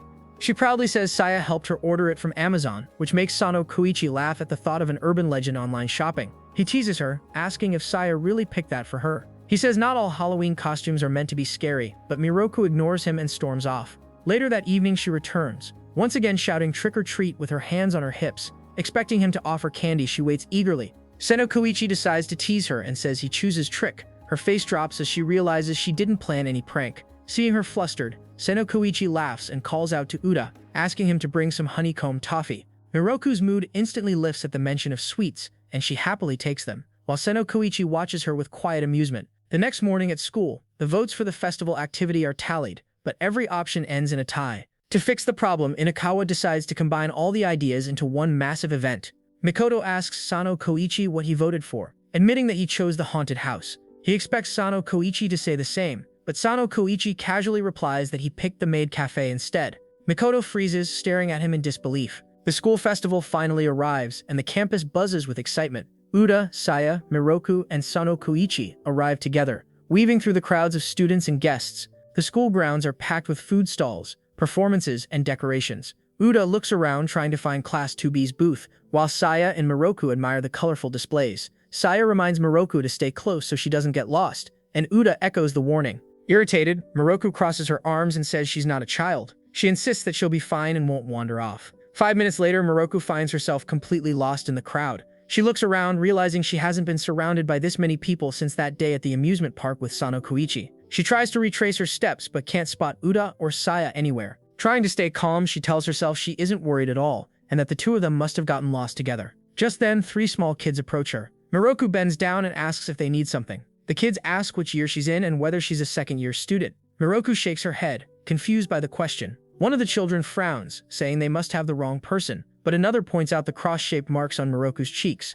That's the sign their older brother told them to look for. The kids say they want to visit Class 2B. Recognizing that it's Sano Kouichi's class, Miroku brightens and offers to take them there. The children agree happily, But then Miroku realizes she doesn't actually know where Class 2B is. She decides they'll just wander around until they find it. As they walk, she notices someone handing out candy near Building 2. Her eyes light up instantly. Candy is her greatest weakness, and it's clear she won't resist the temptation for long. Meanwhile, Sano Kouichi stands at his class booth holding a banner that reads Chaos Cafe. He thanks Saruta for helping them meet Emily last time, and Saruta smiles, saying he's glad everything worked out. While they chat, Sano Kouichi's phone rings. The moment he answers, his expression changes. He's told that Miroku has gotten lost somewhere in the festival crowd. Worried, he asks Saruta if he can take a short break. Saruta nods, saying it's almost time to switch shifts anyway.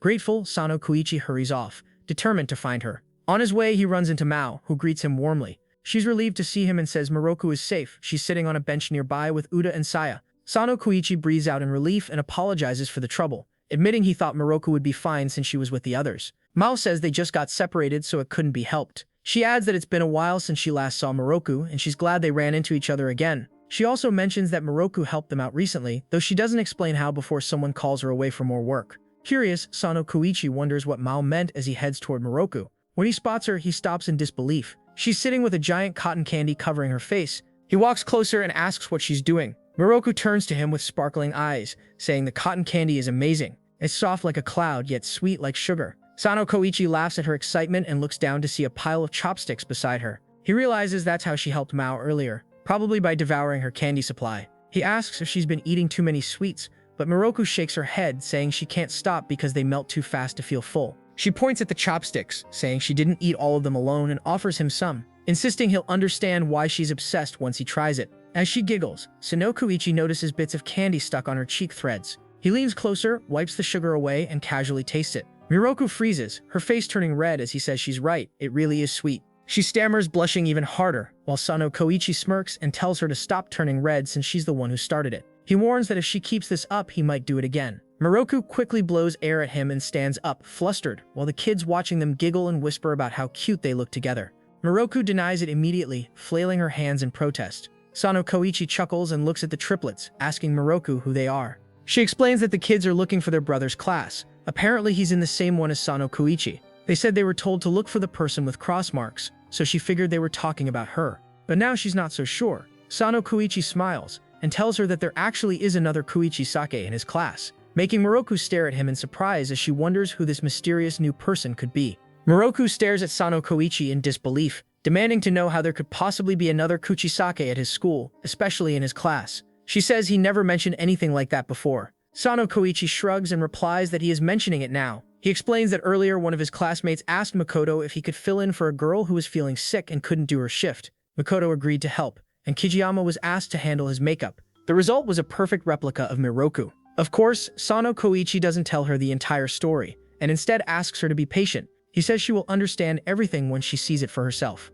Their class is running a maid cafe, and Makoto is working there too. He tells the triplets that their brother might also be in the same class. The kids look at Sano Kouichi curiously, and ask if he's friends with their brother. Sano Kouichi admits he isn't sure yet, but says if their brother is his classmate, then he probably knows him. Before he can ask for their last name, the triplets take off running, too excited to wait any longer. Sano Kouichi calls after them, warning that they could get lost because high schools are much bigger than grade schools. He sighs and turns to Miroku, asking if she's ever gone to school before. Miroku shakes her head and says she never had a childhood. She was already an adult the moment she came into existence. Sano Kouichi chuckles and comments that she was a grown woman from 0 years old. Then, annoyed, Miroku snaps that supernatural beings don't age like humans and says she didn't like how he phrased that. She adds that no one would ever believe her if she told them the truth about her birth. Sano Kouichi says Uda is the same way. He might look like he's in his late 20s, but he was born during the Meiji era, which technically makes him much older. Miroku sighs and says that's why she worries about Makoto.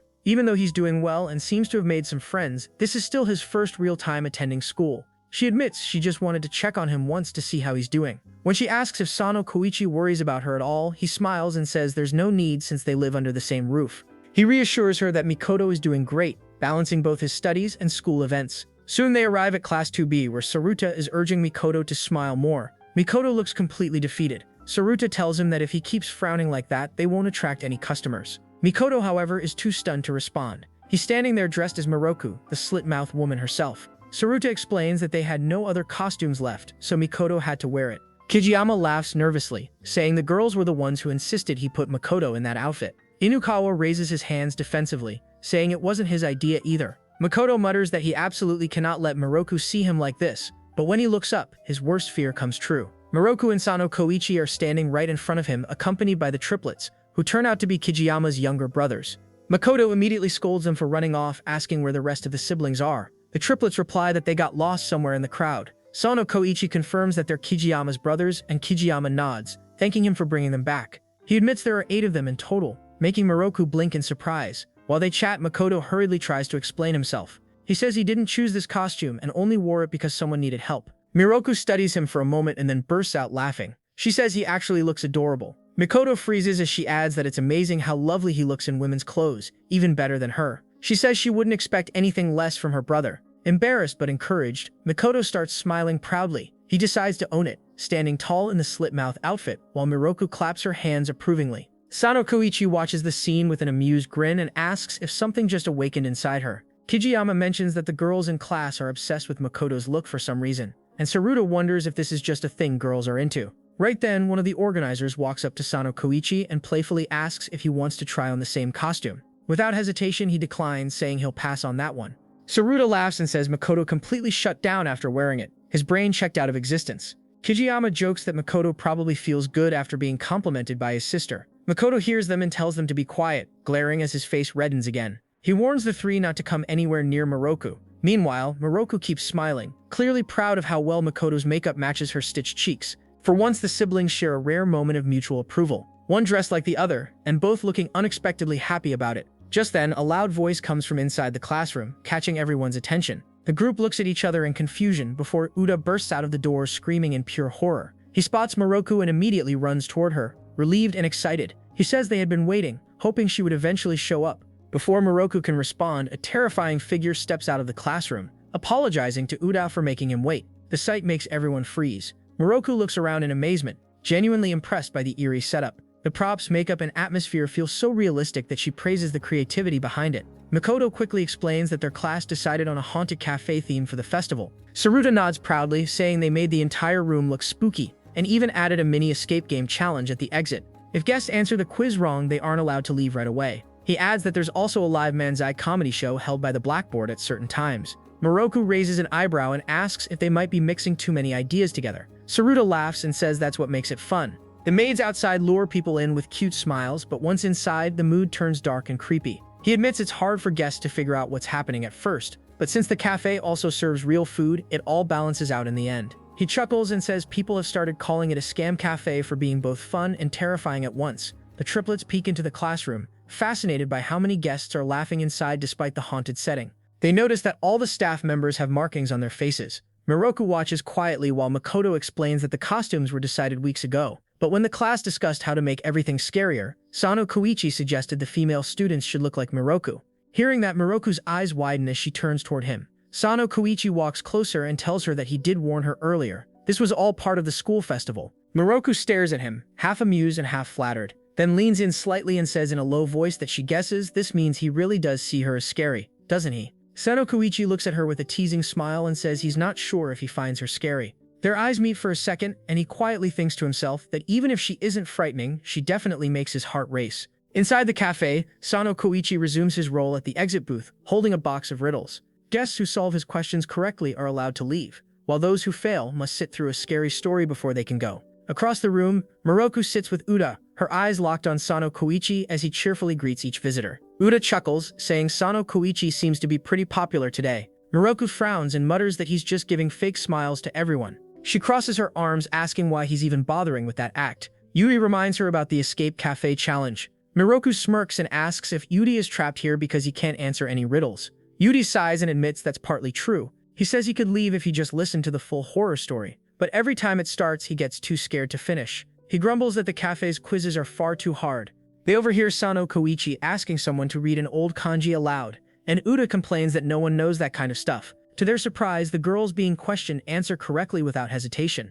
Miroku tilts her head, realizing the riddles are more academic than spooky. As they talk, a girl steps up to Sono Kouichi, leaning close to ask him something. Miroku narrows her eyes, immediately bothered by how close the girl is standing. Uda tells her that it's a normal distance between classmates, but Miroku refuses to believe that. The girl glances Miroku's way, making her tense up even more. Suspicion bubbles inside her as she watches them talk. She's sure the girl already got her answer right and should have left by now. Her patience runs out when she sees Sono Kouichi laughing softly at something the girl says. Noticing her glare, Makoto walks over and asks if she's alright. Miroku points towards Sono Kouichi and asks if he always talks to other girls like that. Makoto explains that Sono Kouichi isn't the type to start conversations, but when someone talks to him, he usually replies politely no matter who it is. That's enough to push Miroku over the edge. Ignoring Makoto's attempt to stop her, she stands up and walks straight towards Sono Kouichi. Uda waves a hand and tells Makoto to let her go, saying this is clearly something she needs to handle herself. Miroku feels the same heavy twist in her chest she once felt, seeing him with Mao, but this time it burns hotter. She doesn't like him smiling for anyone else or sharing that soft look with another girl. She's seconds away from confronting him when the girl turns and asks Sono Kouichi if Miroku is the rumored girl he likes. She says everyone in school talks about how he sounds completely smitten when mentioning her. Miroku freezes. She wasn't expecting that. Sono Kouichi blinks, asking if he really talks about Miroku that much. The girl gasps, realizing her hunch is right. Miroku is the girl he's always talking about. The girl giggles, saying she figured it out because Miroku is gorgeous and matches all the descriptions from the rumors. She notices Miroku standing there and apologizes awkwardly. Miroku grabs Sono Kouichi by the arm, her tone sharp as she demands to know what rumors everyone keeps talking about. Sono Kouichi admits they're about her. Another student nearby chimes in, explaining that he's always telling stories about Miroku. Every single one is adorable. Curious, Miroku asks what kind of stories, and they begin listing them off: how she chewed in her sleep, how she got scolded for eating too many sweets, and how she fell into a pond after dozing off in the sun. Miroku turns red with a mix of embarrassment and disbelief. She demands to know why he's spreading stories like that, and Sono Kouichi calmly replies that they're all true. Kijiyama laughs, saying Sono Kouichi always looks ridiculously happy whenever he talks about her, and everyone enjoys hearing those tales. He adds that Makoto usually steps in to shut him up before he gets carried away. Before Miroku can respond, new customers arrive, forcing Kijiyama to leave. Alone again, Miroku asks Sono Kouichi why he doesn't tell the scary stories about her instead. He grins and says the others are better because they show how cute she really is. Miroku rolls her eyes and says he's being ridiculous.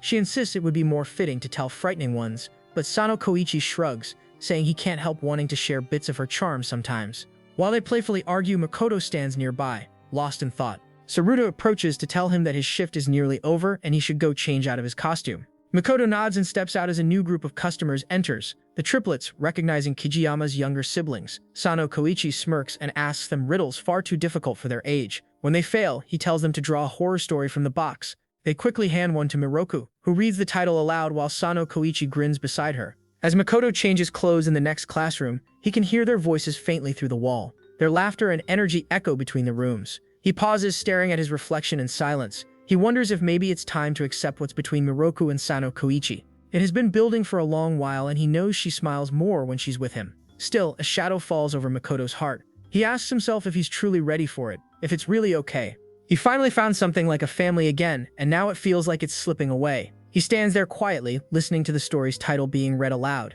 The Demon-Eared Shikabane. His eyes lower as a quiet wish for peace crosses his mind, one he isn't sure will ever come true. The story of the demon-eared Shikabane begins at an old railroad crossing, where a headless corpse is said to appear under the cover of night. It walks along the tracks surrounded by dark shadows, endlessly searching for something it lost. When someone encounters it, the creature approaches and asks, "Do you know where it is?" Whoever hears the question must answer truthfully. If they know, they must say where, and if they don't, they must admit it honestly. They must never lie. If someone gives a false answer, even by mistake, the demon-eared Shikabane will become enraged, its sharp hearing guiding it as it hunts the liar to the ends of the earth. As Sono Kouichi finishes telling the story, the triplets tremble in fear. One of them, shaking, asks what would happen if the demon was fast. Another confidently declares that he can run faster than anyone, which makes Sono Kouichi laugh. They wonder what the demon is looking for, and he guesses that maybe since it has no head, it might be searching for one. Still, he adds whatever it's seeking must be very important for it to wander forever. The kids cling to each other, both scared and fascinated, while Miroku smiles softly at the sight. Meanwhile, Makoto, the real demon-eared Shikabane, stands before a mirror in the next room, half changed out of his costume. His thoughts drift to Miroku and Sono Kouichi, and an uneasy feeling grows in his chest. He worries that the family he finally found might slip away again. Suddenly, a loud sound echoes through the room. Outside, Kijiyama hears it and rushes in, asking if everything's all right. Makoto quickly nods, saying he's fine, though the voice that triggered his fear lingers in his mind. It's been a long time since he last heard it, and it reminds him too much of loss. He tries to brush it off, lowering his hearing to match human levels. This is just a school, he tells himself, and nothing strange should happen here. Still, the thought of losing his family makes his chest tighten. He remembers Satoru once telling him that urban legends marry into the Sono family to extend their fading lifespans. He also remembers Satoru asking what he would do if Miroku were in Mary's place. For Mary, Satoru managed to spread her story among humans, keeping her alive. Makoto once suggested Miroku do the same, but she refused. He recalls her saying she didn't want to rely on that method. Miroku told him that she and Sono Kouichi made a promise. He said he would make her fall for him no matter what, and he's been trying to keep that promise ever since. She doesn't want to take any shortcut that would make her feel like she's running away from it. Miroku said she would only be satisfied after successfully scaring Sono Kouichi once. Her lifespan, she said, comes after that. Makoto realizes her priorities have changed. She started this to regain her powers, but now she's far more interested in love. He wonders if she would really choose Sono Kouichi over him. As he's lost in thought, a girl walks up behind him, startling him. She explains that since he's in charge of finances, she needs advice about the food supplies. They've had more customers than expected, and the snacks are almost gone.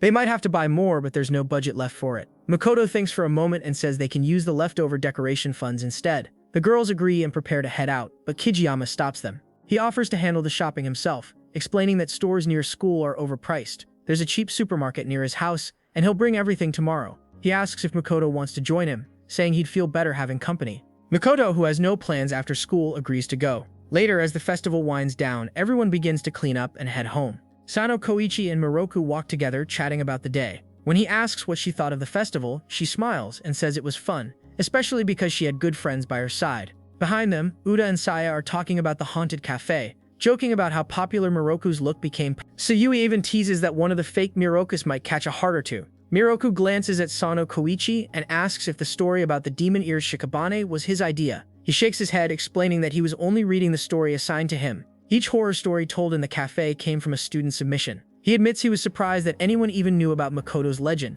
Zombies and walking corpses are common in media, but Makoto's story is pretty obscure. Miroku suspects Makoto might be spreading his own rumor to prolong his existence. She tells Sono Kouichi that Makoto once suggested she do the same thing. Sono Kouichi suddenly remembers that the cafe committee kept a record of who submitted each story. Curious, he checks the list. When he finds the name, he freezes. The story about the demon-eared Shikabane was written by Kijiyama. Miroku looks at him in shock, completely caught off guard. At the same time, Makoto and Kajiyama walk home together. Kajiyama leads him through a narrow shortcut beside the railroad. He warns him to be careful, since the trains pass dangerously close. Makoto frowns and admits he doesn't like the sound of trains. Kajiyama looks at him curiously and asks why. Makoto pauses for a moment, staring at the dark tracks, then quietly says he doesn't know. The sound just makes him uneasy, as if something deep inside him remembers it too well. Kijiyama carries one of the grocery bags from Mikoto's hands to lighten his load as they walk along the quiet road. He says the supermarket was surprisingly cheap and even gave them a few freebies. He laughs, saying those extra snacks should come in handy for the next day. He suggests keeping everything at his house tonight since it's already late. Mikoto nods but looks deep in thought, his eyes distant as they walk past the flickering streetlights near the tracks. After a moment of silence, Makoto suddenly turns toward him and says that if Kijiyama has something to ask, he should just say it now. Caught off guard, Kijiyama blinks and asks what he means. Makoto narrows his eyes and tells him not to hum his way out of it. There's no point pretending. He says it feels strange that Kijiyama, of all people, volunteered to go shopping with him. He points out that Kijiyama usually prefers staying in the background, quietly watching Saruta and Inukawa handle things. He then asks if this little grocery run was just an excuse to be alone with him. Kijiyama waves his hands calmly, saying it's not like that at all. He explains that he just noticed Makoto seemed a bit down earlier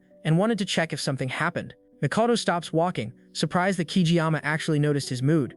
He tells him he's got a wide field of view for someone so tall. Kijiyama grins and says, "Well, I'm 195 centimeters now. Kind of hard not to see everything from up here." After a short pause, Kijiyama asks if it was the cross-dressing that made him uncomfortable again. He wonders if Miroku's compliments during the festival embarrassed him too much. Mikoto quickly denies it, saying he's just a little tired. Kijiyama nods and tells him that talking about things can sometimes help, so if something's bothering him, he can always share it.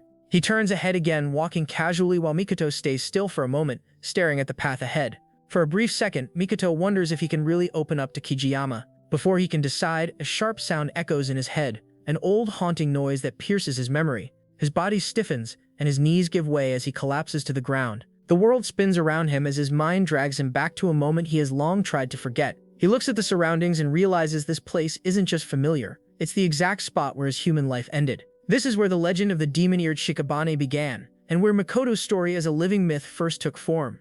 This is the place where Makoto's story begins. A corpse is the body of a human whose soul has vanished from the world, and Makoto is one of them. The origin of his legend as a supernatural being lies in the life of a real boy who once lived and breathed. Deep within the tympanic chambers of his ears, this memory has long been sealed away, but now it returns as vividly as if it happened yesterday. He remembers Toku coming back from school, smiling as he told him everything about his day. Makoto would welcome him silently, answering by writing on small pieces of paper. In his human life, Makoto was born with poor hearing and a fragile body that kept him from attending school regularly. His parents abandoned him soon after birth, leaving him alone in a quiet world. But he wasn't truly alone. Tokyo was always there. The two grew up together in the same orphanage, and every day Tokyo would rush over to share stories about school, his friends, and the world beyond the gates. Those small, everyday moments became Makoto's greatest treasure. Through Toku's words, he felt connected to life beyond silence. One afternoon, Makoto folded a piece of paper into origami and handed it to Toku. When Toku opened it, he realized it was made from a guardian's notice about a group commute after school.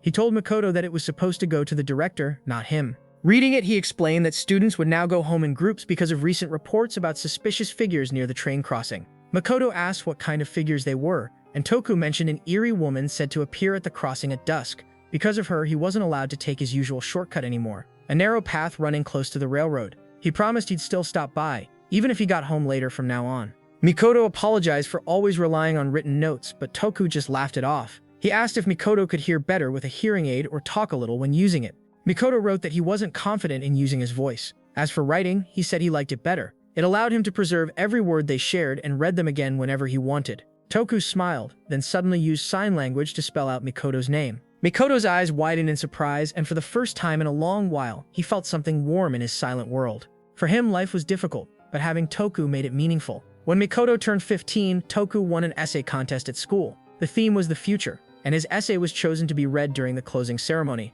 Makoto wanted to read it too, but Toku got embarrassed and refused.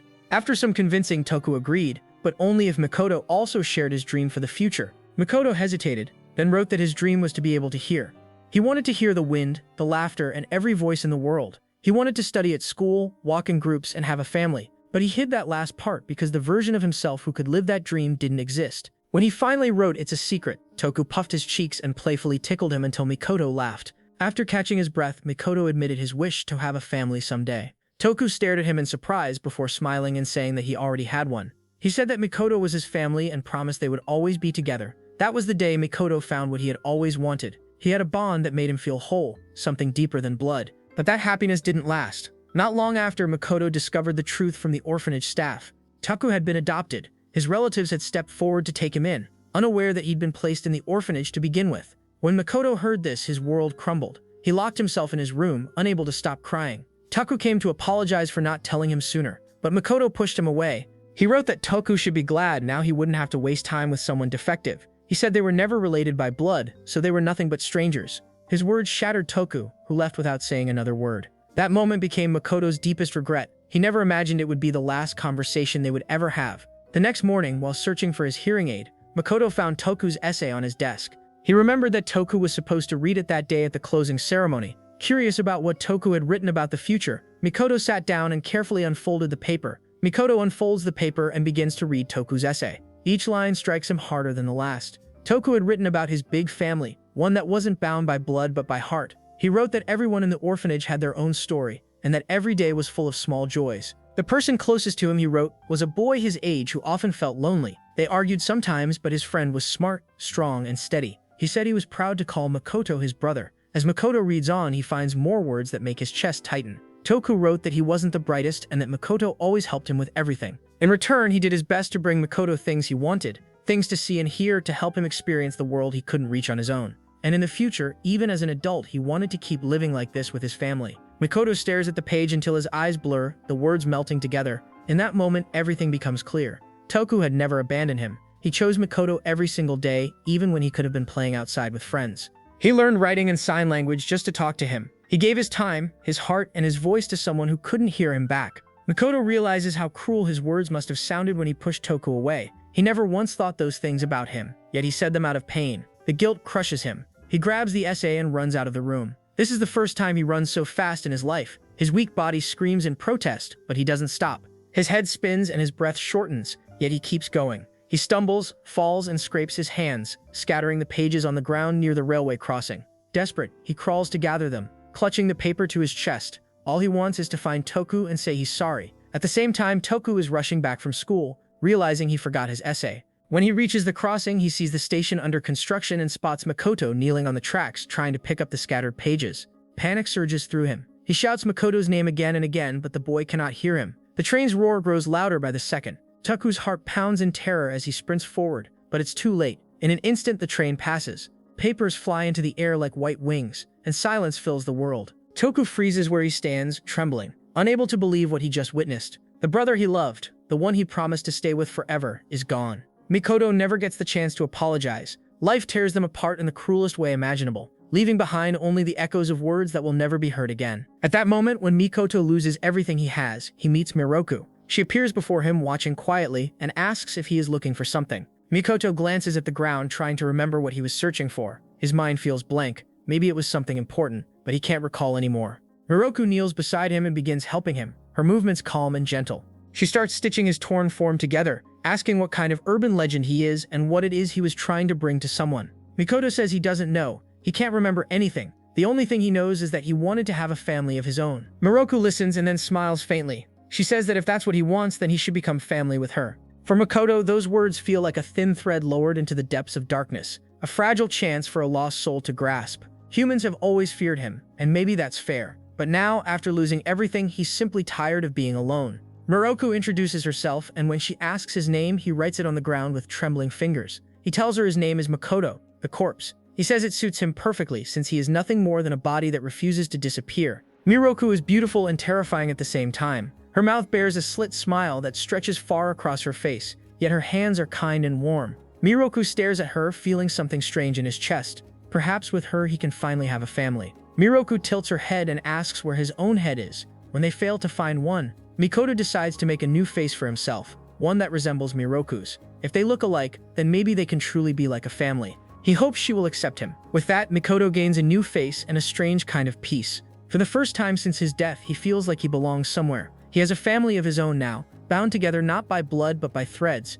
Yet deep down, he still fears that this new family might one day be stolen away from him. Suddenly, a voice cuts through his thoughts, asking what he's planning to steal. Makoto opens his eyes and sits up in shock, realizing it was only a dream. The triplets who woke him laugh and run off to call everyone, while Kijiyama kneels beside him asking how he feels.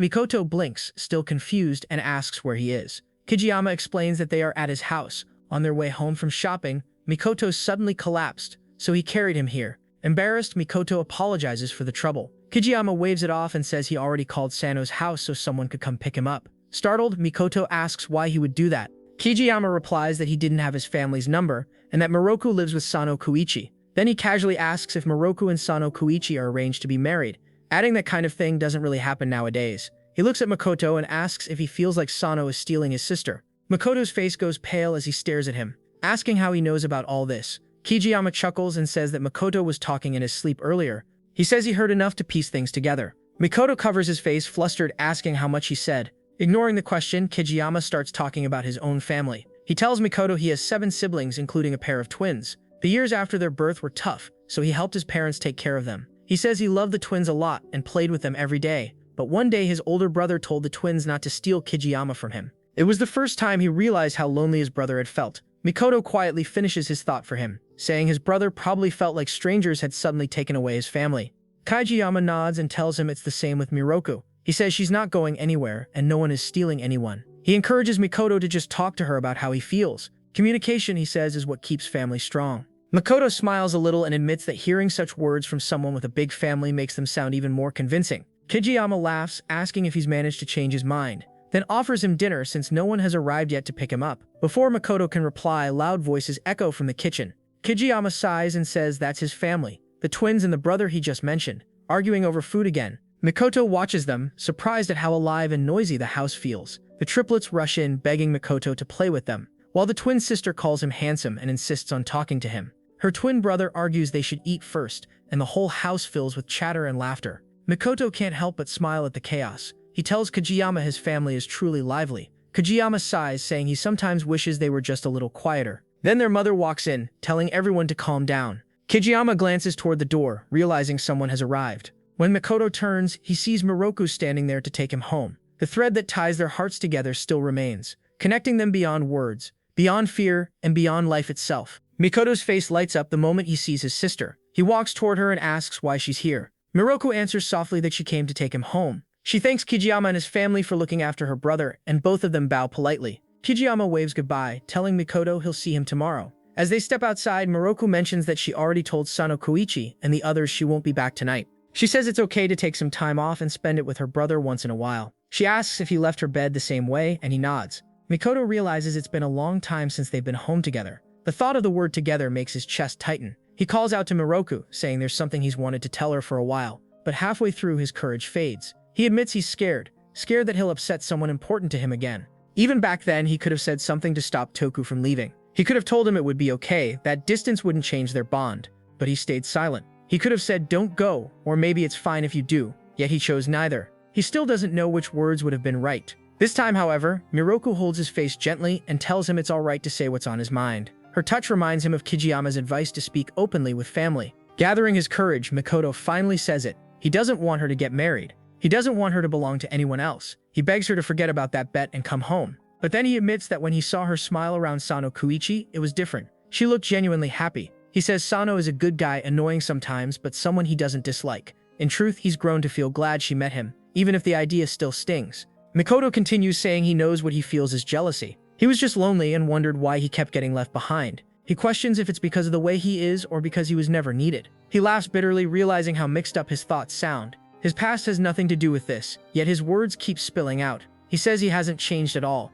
He thought he'd been reborn, but he's still the same person. Someone who can't even feel happy for his own family. His voice trembles as he says he's pathetic. Miroku listens quietly, her eyes soft, and asks if he's been overthinking everything. She tells him she doesn't know anyone who loves their family as deeply as he does. That simple kindness breaks something inside him. Makoto starts to cry, saying he doesn't deserve to hear such words. He admits he's selfish and never grew up. Even recently, he pretended to act for her sake when in truth he just didn't want her taken away. He looks up, tears in his eyes, and asks why she's always so kind to him. He remembers how she stayed by his side when he was the one who pushed her away. He wanted her to be happy, yet he hurt her more than anyone else. The guilt crushes him. He apologizes again and again, sobbing that he broke his promise and lied to her. Miroku's heart melts at the sight of him. She hugs her brother tightly, calling him a very sweet sibling. She tells him they can talk more later, but for now, they should go home. As they start walking, Makoto wipes his eyes and suddenly realizes Kijiyama's family has been watching the whole scene. Embarrassment floods his face as he wonders if he did the right thing. Did he just ramble to make himself feel better? Was saying it out loud really enough? Still, he feels a strange peace as he holds Miroku's hand. Maybe honesty is what keeps people connected, even if it hurts. He wonders if somewhere out there his brother is also living happily with his family. Words can sound simple, yet they're hard to say when emotions twist around them. Even those who live by words struggle to express their true feelings. Makoto thinks maybe even the Sono family has those same moments. Times when emotion takes over and words fall short. In the middle of his thoughts, one truth settles in his heart. Despite everything, he wants his brother to know that he's glad to be part of their family. As the siblings disappear down the road, Kijiyama's father comes home from work. He watches them quietly and asks his son if that boy is a friend of his. Kijiyama nods, saying Makoto was here for quite a while. The youngest child tugs on his sleeve, asking what's wrong. Their father shakes his head, saying he was just thinking. He looks once more at Makoto's fading figure, holding his child close, and murmurs to himself that it can't be possible, it can't be the same Makoto. Miroku sits quietly by the water, her reflection rippling under the sunlight. She's thinking about Makoto and the way he cried last night.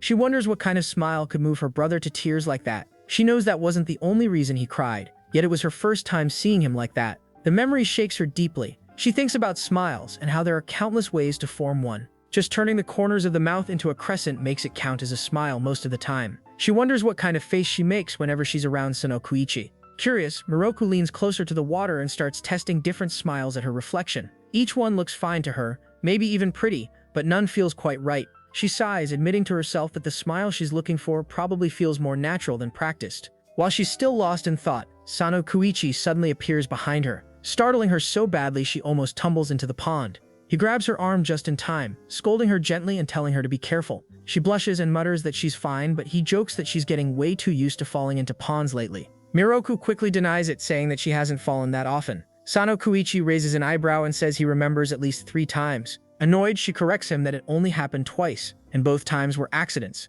He laughs and suggests she should use a mirror if she's practicing scary faces again. That comment irritates her even more. She says she wasn't practicing anything, but he teases her anyway, asking if she's having a solo staring contest with herself.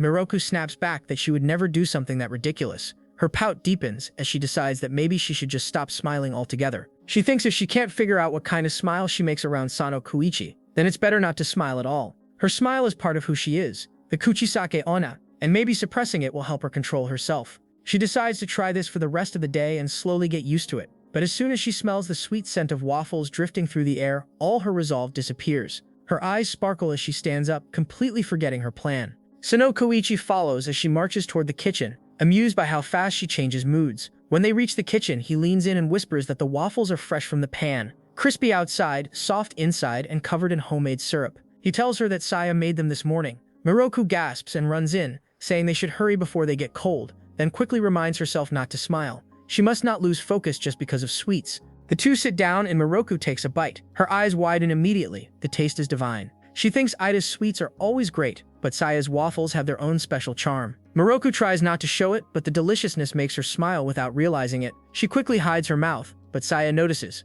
Concerned, Saya asks if the waffles aren't to her liking since she seems to be forcing herself. Miroku waves her hands, insisting that they're perfect. So good she's speechless. Sono Kouichi agrees, saying these waffles have a special story behind them. He explains how Uda and Saya went to a Western restaurant on their first date after marriage, and Uda loved the waffles there. Feeling inspired, Saya decided to learn how to make them herself. Miroku listens, surprised, and asks why he would tell such a sweet story out of nowhere. Saya blushes while Uda peeks in, proudly saying that she really is a sweet person. Miroku smiles, saying these kinds of memories must be Uda's favorite. Uda laughs awkwardly, saying he wouldn't go that far. Miroku insists he should just admit it, but Uda jokes that it's impossible to rank his wife's cooking. While the two banter, Sono Kouichi notices Miroku subtly hiding her mouth again. Without hesitation, he asks if she's trying to hide her smile. Miroku jumps up in embarrassment, asking what he means by that. Sono Kouichi laughs, saying he knew it. He asks if she's feeling alright, teasing that maybe she has a mouth ulcer. Miroku huffs, saying she doesn't get those kinds of things. She admits that Makoto told her smile looks different when she's with Sono Kouichi, and she thought maybe it was a bad thing. She says that's what made her brother uneasy. Her voice trails off and she looks down at her plate, wondering what exactly that smile means. Miroku stands up, ready to leave, when Sono Kouichi suddenly asks what's so bad about smiling like that. He says it only means she shows him a side of herself that no one else gets to see, and that alone makes him happy. Miroku glares at him, angry that he's twisting her words. She snaps that he should quit turning everything around for his own benefit. Frustrated, she declares that she will never smile in front of him again. Sono Kouichi grins at the challenge, saying he won't let it end like that, though. He decides he's going to make her smile no matter what. Pulling out a mask, he puts it on. It's a ridiculous-looking Joker's mask. Miroku stares at him blankly and says there's no way that's going to work. Without missing a beat, he raises his hands like he's about to tickle her, and she quickly warns him that tickling is off limits. Sono Kouichi then starts making a series of ridiculous faces that get progressively worse. Miroku folds her arms, sighing that she can't believe how stubborn he is. Sono Kouichi fires back, saying she's the stubborn one. Miroku snaps that he should stop talking. She says he doesn't have to act like seeing her smile means that much to him. After all this time, there's no way it still matters. But Sono Kouichi slowly removes his mask and looks at her seriously. He tells her that it's not true. Seeing someone you love smile at you, he says, is the greatest happiness a person can have. He gently wraps his arms around her from behind, his voice soft as he asks her to show him that smile once more. Miroku turns around, ready to scold him again, but then he suddenly pulls out a screaming rubber chicken. The shrill noise breaks the tension instantly. Miroku bursts out laughing, unable to control herself. She doubles over, clutching her stomach, telling him to stop making that horrible noise and to keep the bird away from her. Sono Kouichi keeps pressing it anyway, grinning proudly as she laughs harder. He asks if she actually likes that kind of thing, teasing her as the chicken lets out another squeal. Miroku tries to compose herself, wiping her tears from laughing too much. She still finds it ridiculous that he calls her smile his happiness. As she catches her breath, Makoto's words echo in her mind, how he said he would be fine if she ended up with Sono Kouichi. She looks at him quietly, wondering to herself if she would really be fine with that too. The next day, Miroku goes to meet Viola. As soon as she sees her, Viola throws her arms around Miroku and hugs her tightly, saying she missed her so much. Miroku stiffens and awkwardly says they just met the other day, so of course she's fine. She then asks how long Viola plans to hold her like this. Viola, still hugging her, playfully asks if she doesn't like it. Miroku hesitates before replying that that's not the problem. Viola smiles and says she heard hugs can relieve stress, so this might help them both. Miroku blinks and asks if that's why she keeps hugging her. Viola laughs and says no, she just hugs whenever she feels like it. She's actually talking about humans in general. Satoru told her that since he always imitates humans, he learns random facts like this. Viola then suggests Miroku try the same thing with Sono Kouichi, a tight and warm hug. She even adds that Miroku has hugged him from behind before, so this time she should do it face to face. Sono Kouichi is in high school, she says, at that delicate age, and he might be under a lot of stress. Miroku tilts her head and asks why she should do something like that. Viola giggles and says it's just an excuse to tease him, but Miroku quickly denies needing any excuses. Still, the thought sticks with her, and she decides she might give it a try later. On her way back home, she reasons that it's not like Sono Kouichi is going to be stressed right this moment. She'll believe in such perfect timing only when she sees it herself, but when she walks into the room, she finds him sitting there with visible tension all over his face. She stares at him, surprised, and asks what's wrong. Sono Kouichi sighs, saying he's just been thinking about the entrance exams. Even the way he says it sounds heavy. Miroku asks if that means he'll be in his last year soon. He nods and says he already knows where he wants to apply. His homeroom teacher thinks he'll probably get in, so that part doesn't worry him. What stresses him out is having to study harder, which means he'll have even less time to spend with her. Shocked, Miroku stares at him and asks if that's really the problem. Sono Kouichi frowns, saying those exams are getting in the way of their time together, and it frustrates him. Miroku decides to help him with his stress, so she opens her arms and tells him to come here. Curious, Sono Kouichi approaches, but then smacks his hands lightly on hers. Confused, Miroku drops her hands and explains that Viola told her about this. She says hugs are supposed to relieve stress. Sono Kouichi asks if she really thinks that works, and she nods, saying it's supposed to. He then asks if she wouldn't mind if he hugs her, and she agrees. But both of them suddenly get overly polite, and Miroku wonders why they're acting so formal about it. They finally hug. As Miroku wraps her arms around him, she remembers the time they hugged before at the gate, though that one didn't feel like stress relief at all.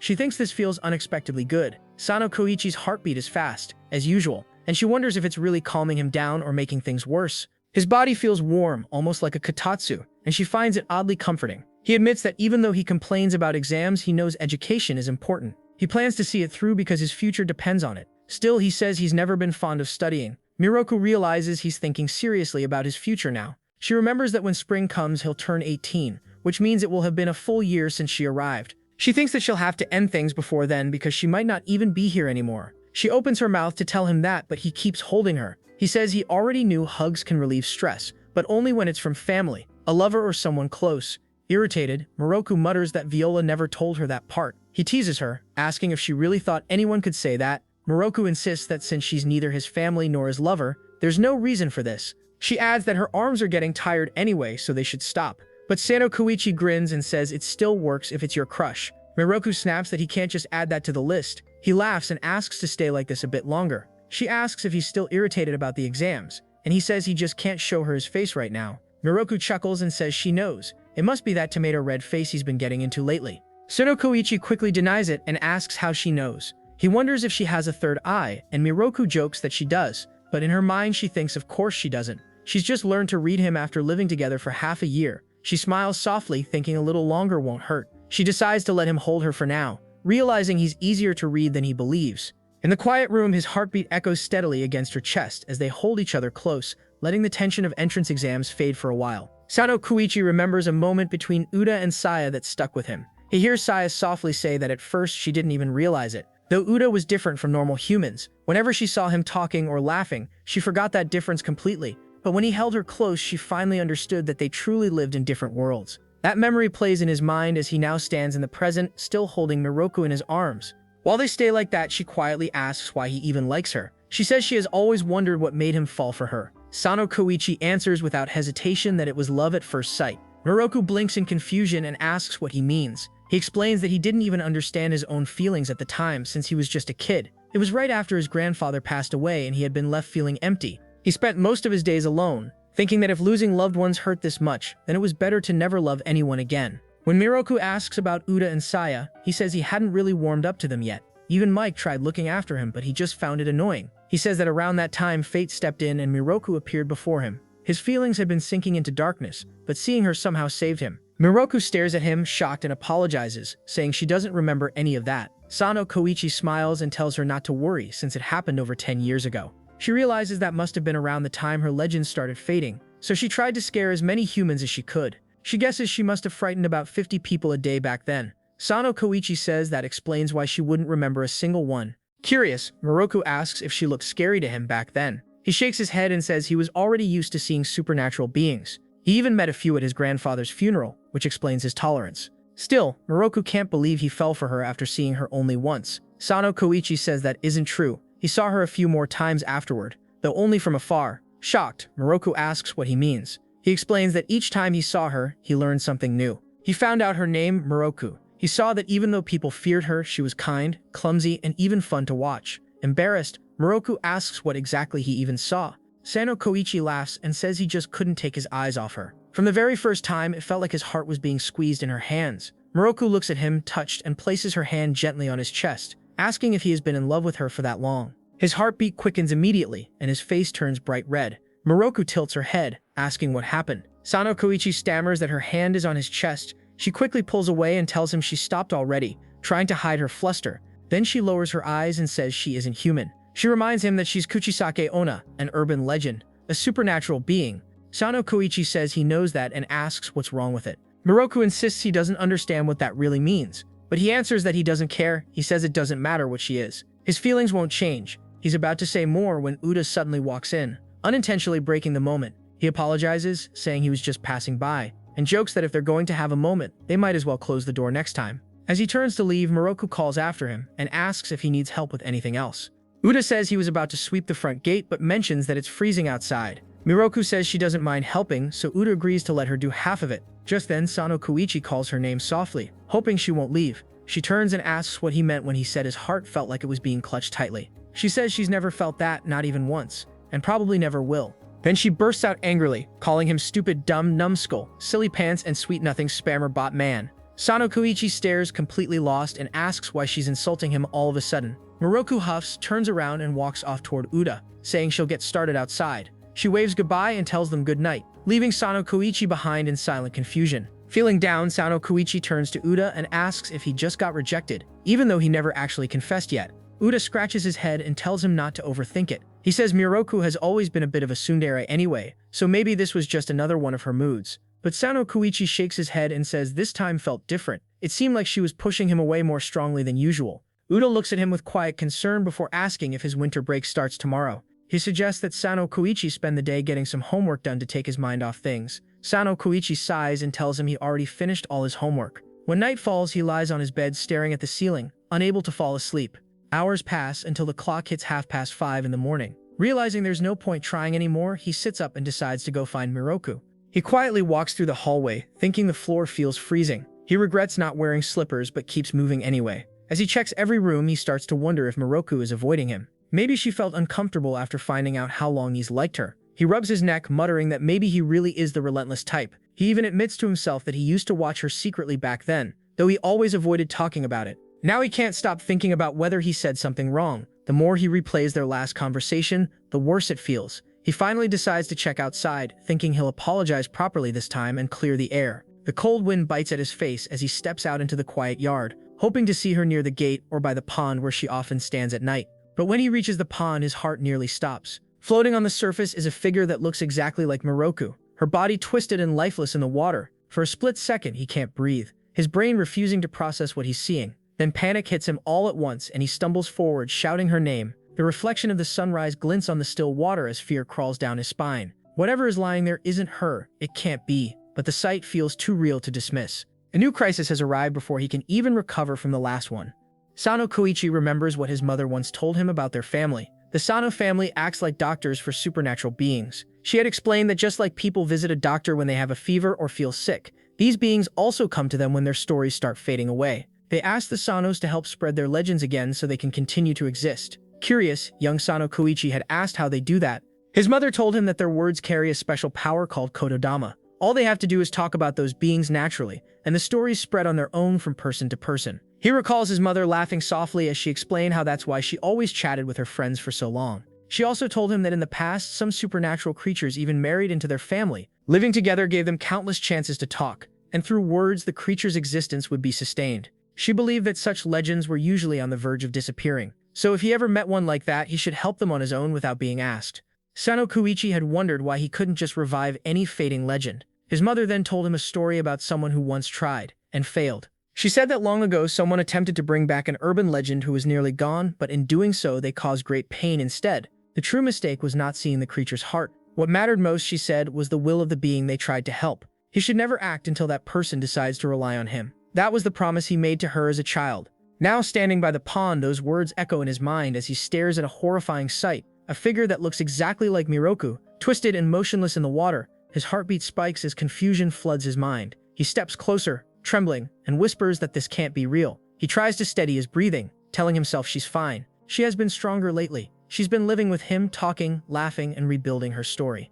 Even if he can't do it like his mother or grandfather, he's tried to spread her legend too. His Kodadama should have helped her, so why is he seeing this now? What is lying in front of him? As panic tightens his chest, the fake Miroku suddenly speaks in a haunting voice, saying it hurts. She calls his name and asks why he didn't save her sooner. Flashes of every happy memory with the real Miroku fill Sono Kouichi's head. He staggers closer, pleading for her to stop this twisted act. He says this isn't funny and demands to know who she really is. He yells that only their family or someone with permission can even pass through the gate. Narrowing his eyes, he asks if she's another urban legend trying to stir trouble. It can't be Satoru, he thinks. He's the only doppelganger in this area, and even if he wanted to do something this cruel, Uda is always keeping an eye on him. That means whoever this is must be someone else entirely. The imitation chuckles and says he's quick to regain his senses. She stands up and remarks that if something this small can shake him, he'll be in serious trouble later. She grabs his collar and claims that the master of the Sono family, the one who wished for this young lady to become like this, is none other than him.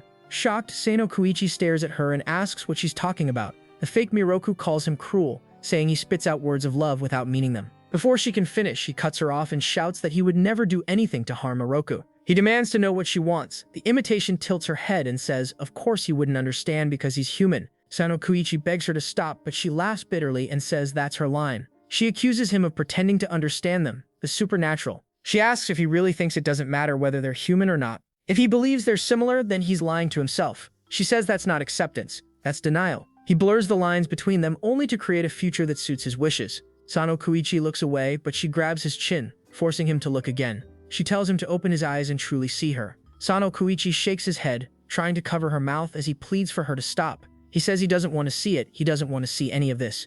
He shouts that she needs to get out of his sight and never appear before him again. The air around them turns cold and the reflection on the pond ripples as if the water itself feels his fear. The imitation smirks faintly and says she will take her leave for now. As she turns away, her voice drops into something more ominous. She says she hopes this won't end up the same way as before. Confused, Sono Kouichi asks what she means, but before he can even finish speaking, everything around him fades to black.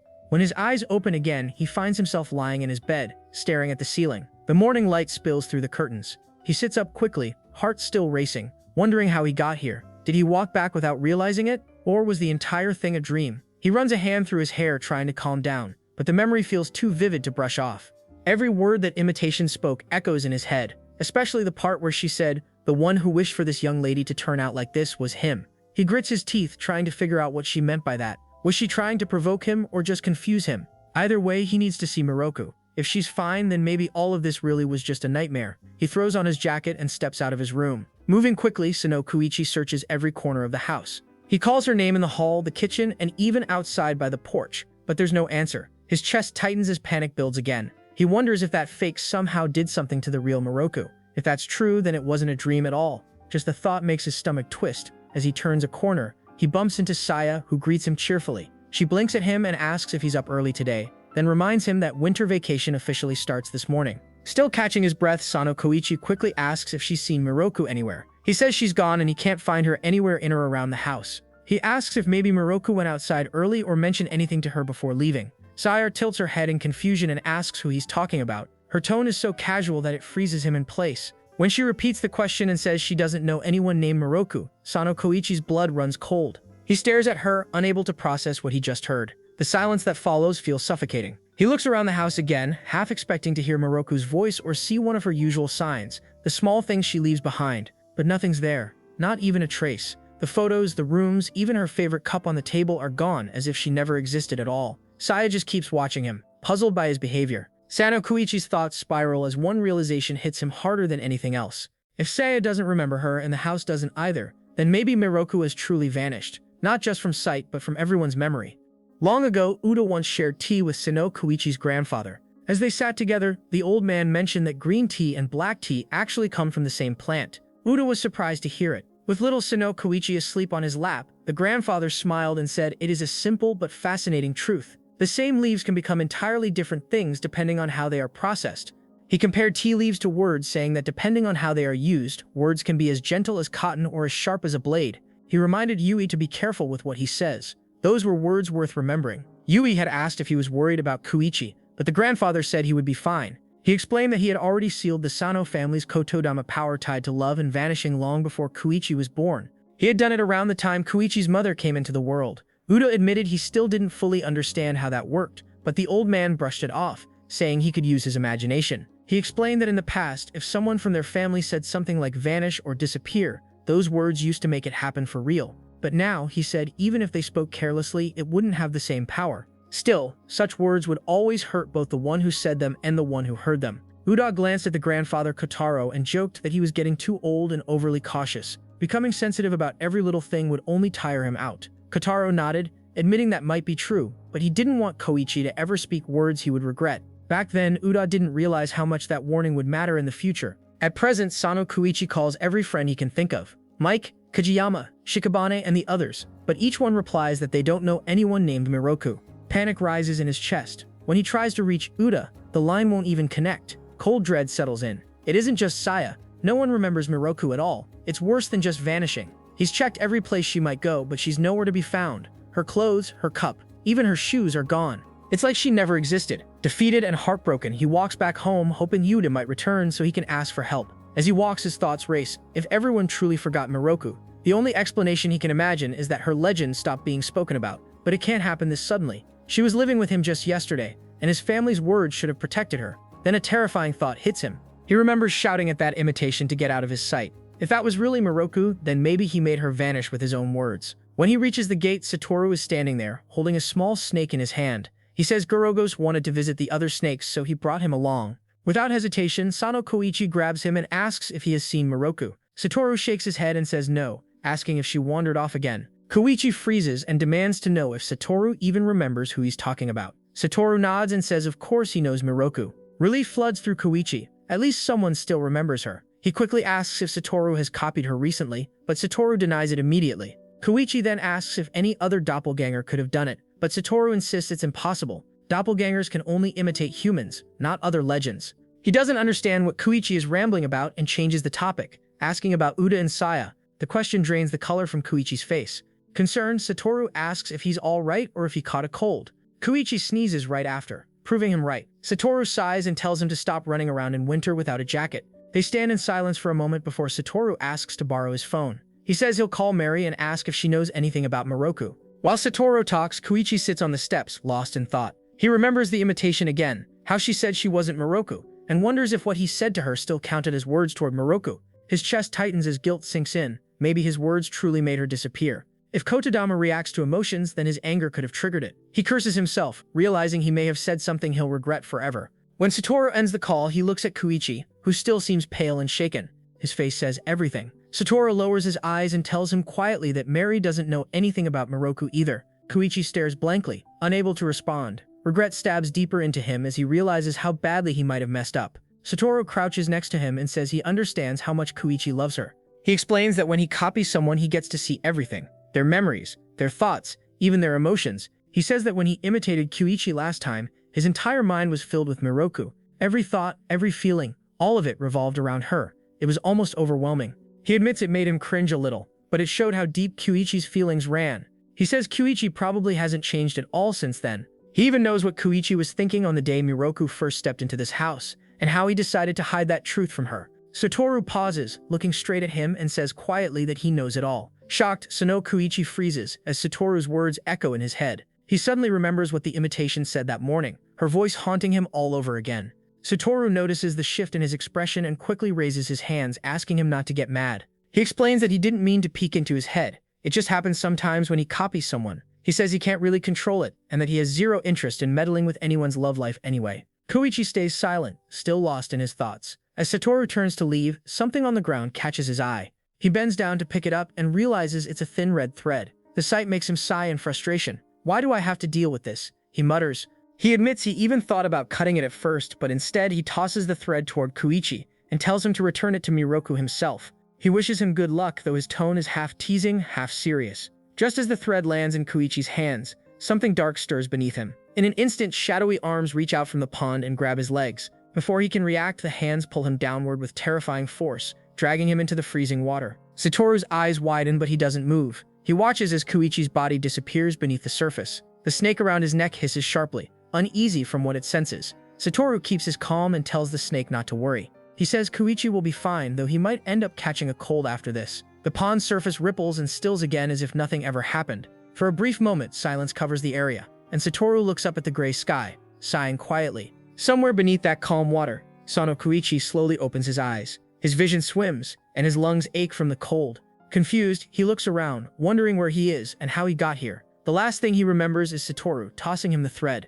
After searching endlessly for Miroku, Sono Kouichi finds himself being dragged into the pond. He loses all sense of direction and blinks into darkness, wondering where he has landed. The place doesn't look anything like a pond. It feels cold and quiet, almost like another world entirely. As his eyes adjust, he looks around in confusion when something moves in the shadows. His blood freezes the moment he spots a giant spider staring right at him.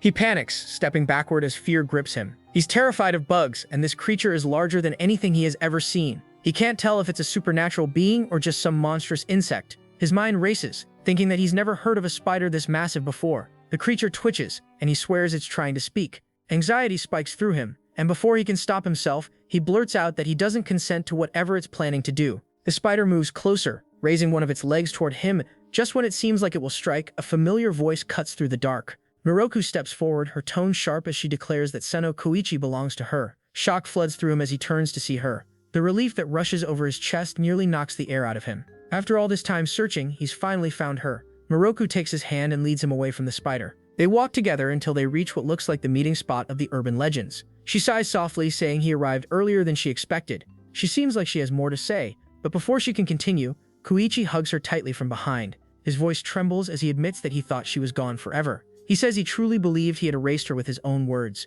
Miroku turns slightly, telling him that he didn't do anything. She says she disappeared on her own choice. Kouichi shakes his head, apologizing. He says he never really understood what it meant to be an urban legend. It wasn't just that he didn't understand her, he had deliberately avoided facing the truth. When she first came to him as his fiancée, he was overjoyed. He admits that he's selfish. He knew her legend was fading, but he didn't act. If he had truly wanted to save her, he could have spoken about her story much sooner. He explains how he used excuses, saying no one would believe a kid like him. Instead, he waited for the perfect reason, something that would make her come to him. Deep down, he had wished for her to reach the edge of vanishing, so that she would have no choice but to rely on him. He realizes now that what he thought was love was tangled with selfishness. He thought he wanted to protect her, but in truth, he waited for her to need him. He covered that truth under the guise of love because he couldn't bear to face what it really meant. He admits that he wanted to tell her only about the pure side of his feelings, not the twisted parts hidden beneath. But when he faced what he had done, he realized something deeper. Humans leave behind their memories and possessions when they're gone, but she, as an urban legend, would disappear completely. Her smile, her voice, every trace of her existence would fade away. That thought terrified him. Even so, he still wanted only her. His voice cracks as he apologizes for loving her this much. Miroku listens quietly and then tells him she feels the same. She says she also loves herself, as an urban legend and as Kuchisake Onna. She loves who she is, even if it means living on borrowed existence. But when she's with him, that love starts to fade. Every time she feels his heartbeat, she grows more uneasy. Her body mimics that of a human. She can blush, cry, and even bleed, but she doesn't have a heartbeat of her own. She says she feels empty inside, like a shell pretending to live, and that feeling hurts more than anything. She confesses that even though he said it didn't matter what she was, she couldn't stop hating herself for being different. He had always valued her for who she was, and that only made it worse. She says this pain is his fault because she has never felt this way before. Kouichi steps closer and tells her gently that she does have a heart. Miroku tries to dismiss it, saying he doesn't need to comfort her, but Kouichi insists. He tells her he doesn't need to see it to know it's there. He says she has a heart, a beautiful one, and that's exactly why he fell in love with her. Sono Kouichi says she obviously doesn't have the Rogan, but admits that having one can be embarrassing. It makes certain things too obvious, which he finds uncool. He then asks if she wants one, but Miroku quickly tells him to stop since she has no interest in that. His straightforward confession makes her chuckle. She says he surely is something else, always throwing out these embarrassing lines like it's nothing. He does it so casually that it almost feels unfair. Sono Kouichi apologizes again, but Miroku tells him not to be sorry. She says that part of him is exactly why she stops suddenly, leaving Sono Kouichi curious and asking her to finish her sentence. Miroku quickly changes the subject, saying she only meant that it's hard to scare a guy who has already fallen for the Kuchisake Onna. Sono Kouichi reminds her that she decided to vanish, but everyone ended up forgetting her. Miroku loosens the thread around her mouth and tells him she will explain everything later. She adds that she asked for everyone's cooperation, and thanks to that, she finally managed to scare him. Still, she admits that this victory feels strangely unsatisfying. Sono Kouichi smirks and reminds her that she was just about to say she loves him. Miroku smiles softly and says she would like to offer an extension to their arrangement. Shocked, Sono Kouichi asks what she means by that. Miroku answers with a calm tone, saying, "How about until that heartbeat of his stops? From now on, until his life runs out, she will create new ways to scare him every single day. Plans to make him so happy that it's almost frightening." She looks into his eyes and says that his heart will have to beat for her part. He will have to make it throb twice as much, both in fear and in love. Then, with a faint smile, Miroku asks Sono Kouichi if they should get married. She proposes a lifetime vow, right here and now.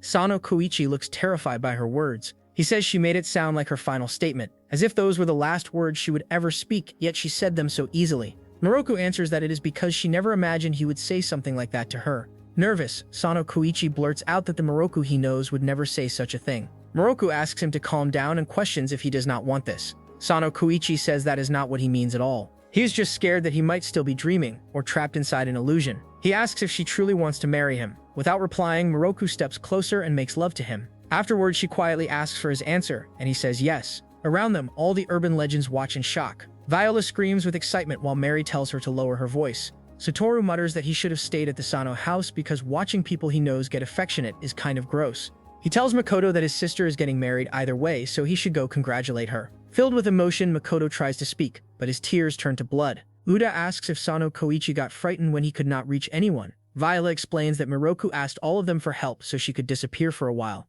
Mary adds that all the urban legends connected to the couple gathered on this side because it is difficult for a human to reach this place alone. Satoru feels left out and complains, but Mary says there was nothing left to do except wait and chat. Viola says she wanted a bigger role, though Makoto admits their only job was to make sure Sono Kouichi could not contact anyone. The human cooperation was the key to the plan. Makoto says it felt strange asking humans for help, but the idea was to prank Sono Kouichi and help Miroku confess her feelings. They expected him to be shaken, yet still made everyone avoid meeting him in person. That is why he could reach them only by phone. Udo laughs and says Saya was completely into it. She said if it would help the two, she would steal her heart, yet she ended up being the most excited. He says this kind of thing can happen anytime, not just with Miroku, so it was more like a drill than a prank. Mary admits this turned out better than any of Miroku's scare plans. Viola adds that Miroku is very loved, and Satoru says it happened because of everyone's effort. Mary disagrees since Satoru joined late, but Miroku says he is right. The old her would never have chosen a plan like this. She used to do everything alone and usually succeeded. Yet these months taught her that things do not always go as planned. It would be impossible, as the Kuchisake Onna, to scare someone who loved every part of her. That is why she decided to make the human Sono Kouichi fall as an urban legend instead, so he could finally see who she truly was.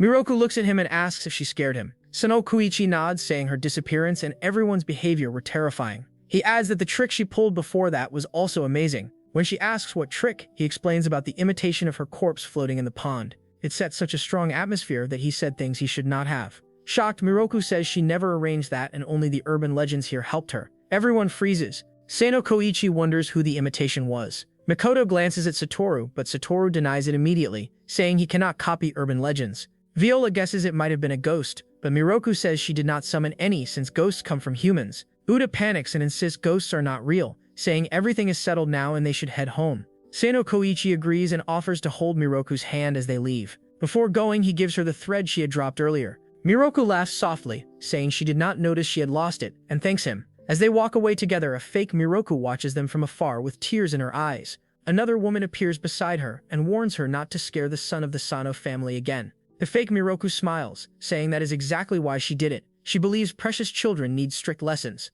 As she changes into her true form, she says stories are better with characters like her, since the other legends are too kind. She admits she got carried away by excitement and did not expect their sound to resemble each other so closely. Their existence differs from that of humans, but she calls that a trivial matter. Looking toward Kotaro, she smiles faintly and asks if he feels the same. As they return home, Sono Kouichi ends up catching a cold from falling into the pond. Miroku checks his temperature, hoping he recovers soon, while Uda sighs that it feels like deja vu. He reminds her that the same thing happened last time when Sono fell into that pond. Jokingly, he says he should probably install a non-slip mat since both of them seem to fall there all the time. Miroku replies that it might not just be clumsiness. She believes that place might be an easy link to the other side. She recalls when Satoru spoke with Mary on the phone and she told him to open a link somewhere appropriate, which led to Sono Kouichi falling in. That made Miroku think it might not be a coincidence. Uda teases her, asking if she is denying being clumsy. Miroku frowns and asks if she really has that kind of reputation. She says there is no solid proof but admits that maybe someone has been calling her from the bottom of the pond this entire time. someone from the other side who does not want her in the Sano household. She guesses it could be the fake that Sano mentioned. Yuta looks worried, muttering that if that is true, it sounds like a water phantom. Sano interrupts their conversation and tells them to keep their voices down before they wake Sano Kouichi. Both Miroku and Uda agree and quietly leave the room. Meanwhile, Sano Kouichi lies in bed exhausted and sniffling. His thoughts keep circling back to Miroku. He realizes this was the first time they made love, and the memory makes his heart race. Everything happens so quickly that he can barely process it. He keeps rolling around in bed, smiling like an idiot. He cannot believe Miroku was the one who took the lead. Her lips were so soft, though his were probably chapped. It all happened in a flash, far from the perfect scenes he imagined. But he could not be happier. He also remembers that she confessed her love to him. As he blushes, an imagined version of his past self suddenly appears in his thoughts. The Chapter 1 version of Sano Kouichi scolds him, saying everything used to be more exciting back then. He claims he was the one who used to corner Miroku and make her blush, and now that spark is gone.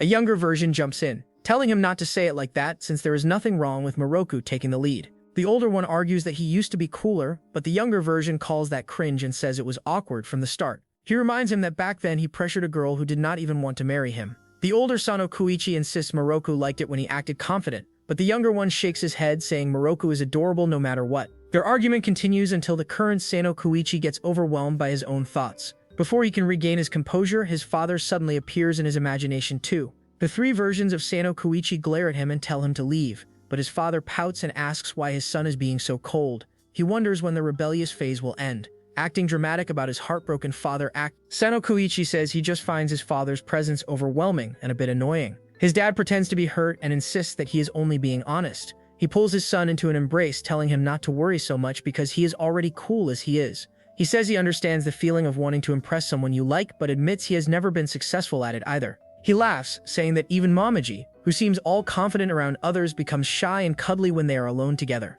Hearing that makes Sano Kouichi sigh, realizing that no matter the age, love always turns people into fools. The junior Sano Kouichi interrupts and says that is how it ultimately is. The current version looks at him confused and asks what he means by that. The junior version asks what he thought right after he made love to Miroku. Sano Kouichi answers hesitantly, saying he thought he was happy, but the junior version shakes his head, saying that is not what he meant. He insists there was something else Sano thought, something simpler than who initiated or who was cooler. As Sano Kouichi tries to figure it out, Miroku's voice pulls him out of his thoughts. She calls his name, telling him to wake up. She greets him good morning and asks if he can get up. She tells him Yuri made some rice porridge with eggs and asks if he wants some, since it is still steaming hot. Half awake, Sano Kouichi sits up on his bed and blurts out that he wants to make love to Miroku again. Miroku freezes for a few seconds, completely stunned by his words. Realizing what he just said, Sano Kouichi covers his face with his hands in embarrassment. He apologizes quickly, asking Miroku to forget what he said. To his shock, Miroku walks up, leans in, and makes love to him on his forehead. Then, with a teasing smile, she tells him to rest well and get better soon. Before leaving through the door, she turns around with a grin and jokes that he should recover fast so they can make love next time. Still stunned, Sano Kouichi looks at her and mutters that he really does need to get better soon. Miroku leans against the door, covering her face with both hands as she bursts into laughter. It seems like no matter how much he tries, Sano Kouichi might never win against her ever again.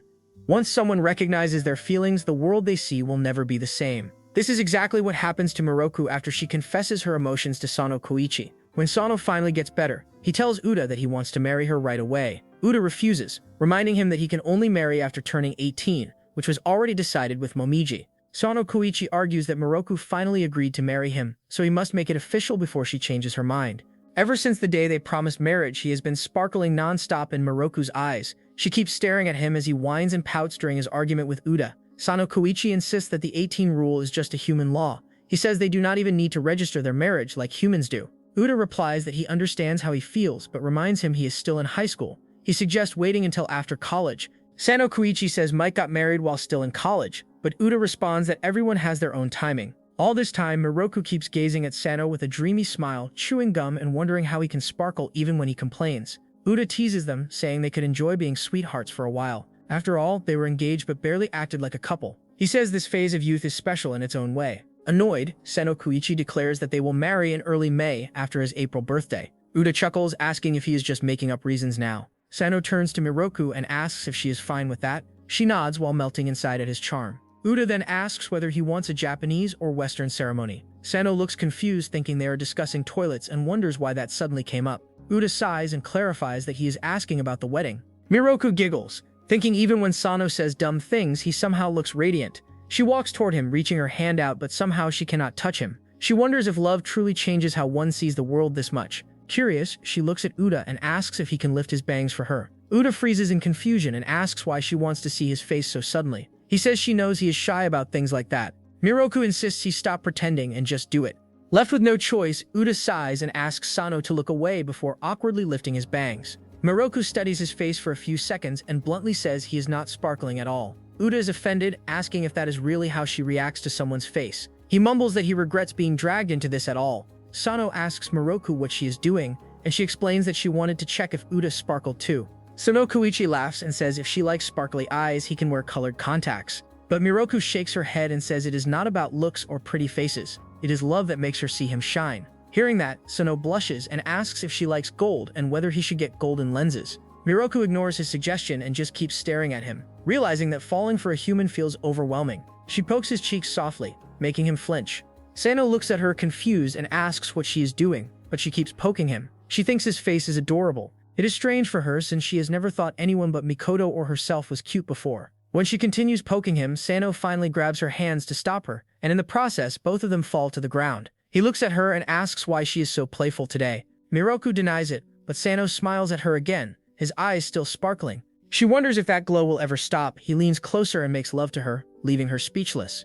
When it is over, she looks annoyed and says he was much cuter before he did that. Sano bursts out laughing, which only irritates her more. She asks how long he plans to keep sparkling, saying it is starting to get on her nerves. Later, Sano Kouichi steps outside and finds Uda doing the house chores. Uda has a red handprint across his cheek. He jokes that Sano looks bright and cheerful today, and teases him, saying the mark on his face looks like his mom's handiwork. But to his surprise, Sano grins proudly instead of being embarrassed.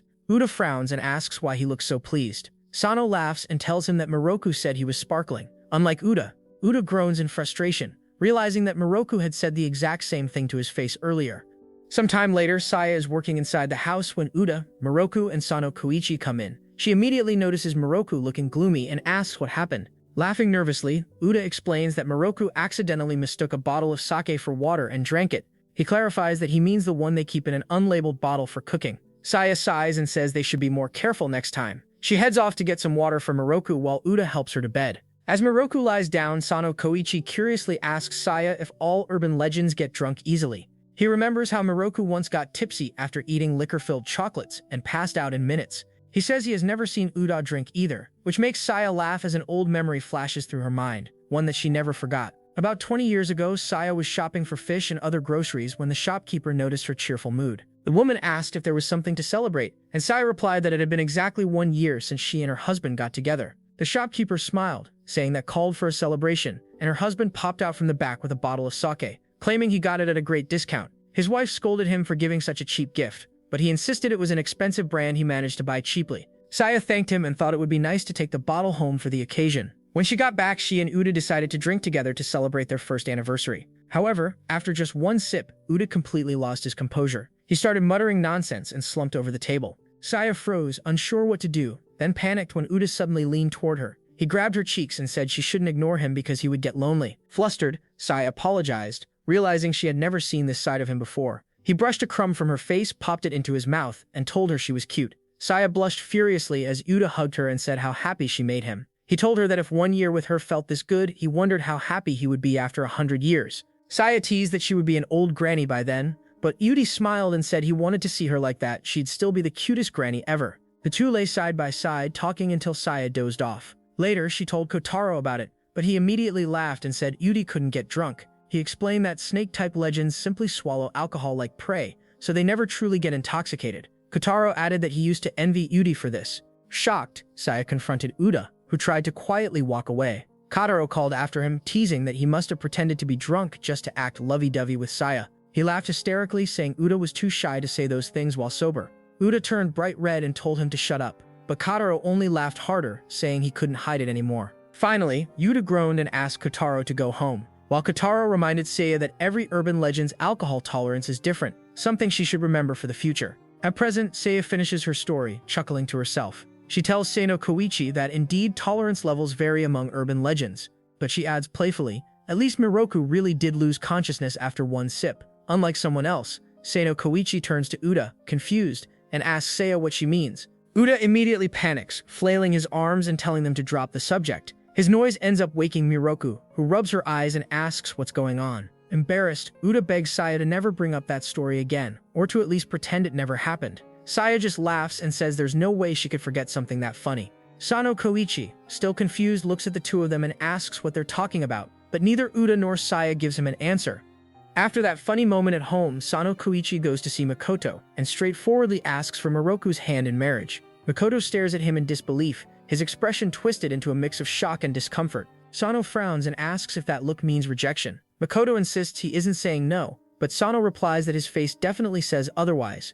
Makoto sighs and admits he isn't saying it out loud, so it shouldn't count. He says Miroku's choice is final, and as her brother, he can only accept fate, though it's clearly painful for him. Covering his face in frustration, Makoto groans that every part of him is screaming no. Sano asks if he really has that much of a problem with it. Makoto sighs and says he doesn't, but suggests that before anything else, Sano should deepen his bond with him as Miroku's brother. Sano agrees without hesitation, so Makoto proposes they go out together. Soon, the three of them, Makoto, Miroku, and Sano, visit an aquarium. Miroku looks around, mesmerized by the shimmering tanks and marine life. She says it feels like being in the middle of the ocean, even though she's never been to one. Meanwhile, Sano leans toward Makoto and asks if this outing was supposed to include all three of them. Makoto nods, saying he wouldn't have minded if it were just the two of them either. Sano raises an eyebrow and asks if this is what he calls bonding. Makoto smirks and replies that the aquarium is the perfect place for it. As they talk, they notice Miroku running around in excitement, marveling at the fish. She points out the different species, mentioning the ones they've eaten before, and wonders what souvenirs they should get.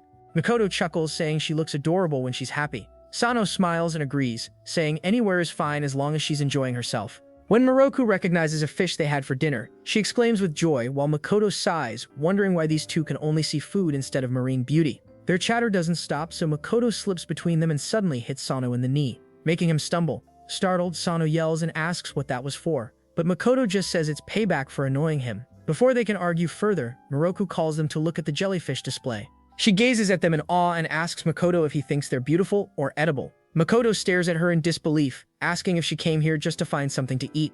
Blushing, she mutters that tasty things are nice, while Makoto groans, realizing she was serious. He tells her jellyfish aren't good to eat since they sting, but Sano casually says he's had jellyfish salad before. Both of them turn to him, shocked, and ask what it tastes like. Sano says it's tough and chewy. Later, the trio stop by Gura Sushi for lunch. Sano warns Makoto that they don't serve jellyfish there, but Makoto says that's fine, he already planned to eat here. Sano mentions hearing rumors that sushi at this place sometimes zooms by on the conveyor belt like it's running away. Makoto says he's probably not wrong. Miroku laughs, saying that sounds fun and asking if he wants to try something special. Makoto decides on the classic tuna, and Miroku promises to grab it for him. While she focuses on the plate, Sano quietly watches her with a smile. When the tuna finally arrives, Miroku reaches for it but can't catch it. Makoto tries and fails too, while Sano just eats ramen from the side. Shocked, Makoto shouts that they're at a sushi restaurant, not a ramen shop. Sano shrugs, saying ramen was on the menu and uses seafood broth, so it still counts. He even offers Makoto a taste, but just then a sushi plate zooms past and nearly hits Makoto's head.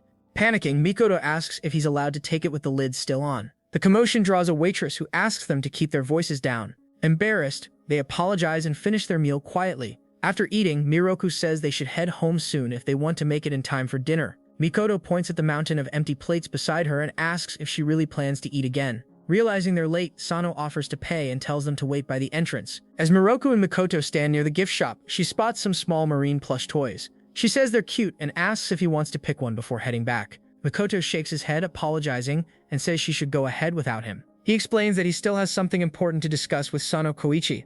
Once Miroku leaves, the two boys decide it's time for a heart-to-heart. Makoto says this competition has been going on for too long, and Sono Kouichi agrees, declaring they should settle things once and for all. Makoto looks into the water, calling the fish below his prey. He asks if Sano is really ready. Sano smirks and says he should know better than to ask that. Determined, he says it's time to end this boss. With that, the two begin competing to catch a fish. They both get worked up over it, shouting every time their lines twitch. But soon it becomes obvious that Sono Kouichi is the only one actually catching anything. Makoto, on the other hand, hasn't caught a single fish. He sighs and asks if he's really that bad at fishing. Sono shrugs and says maybe it's because these fish are used to being baited, they don't bite easily. Makoto tries to excuse himself, saying maybe the fish don't want to come out because of the cold. Sano gives him a deadpan look, pointing out there are frozen patches on the surface. Then he asks what this is really about, since Makoto specifically told Miroku to go home first. Makoto admits it's not just fishing, It's about settling the score between them once and for all. Their final match with Miroku on the line.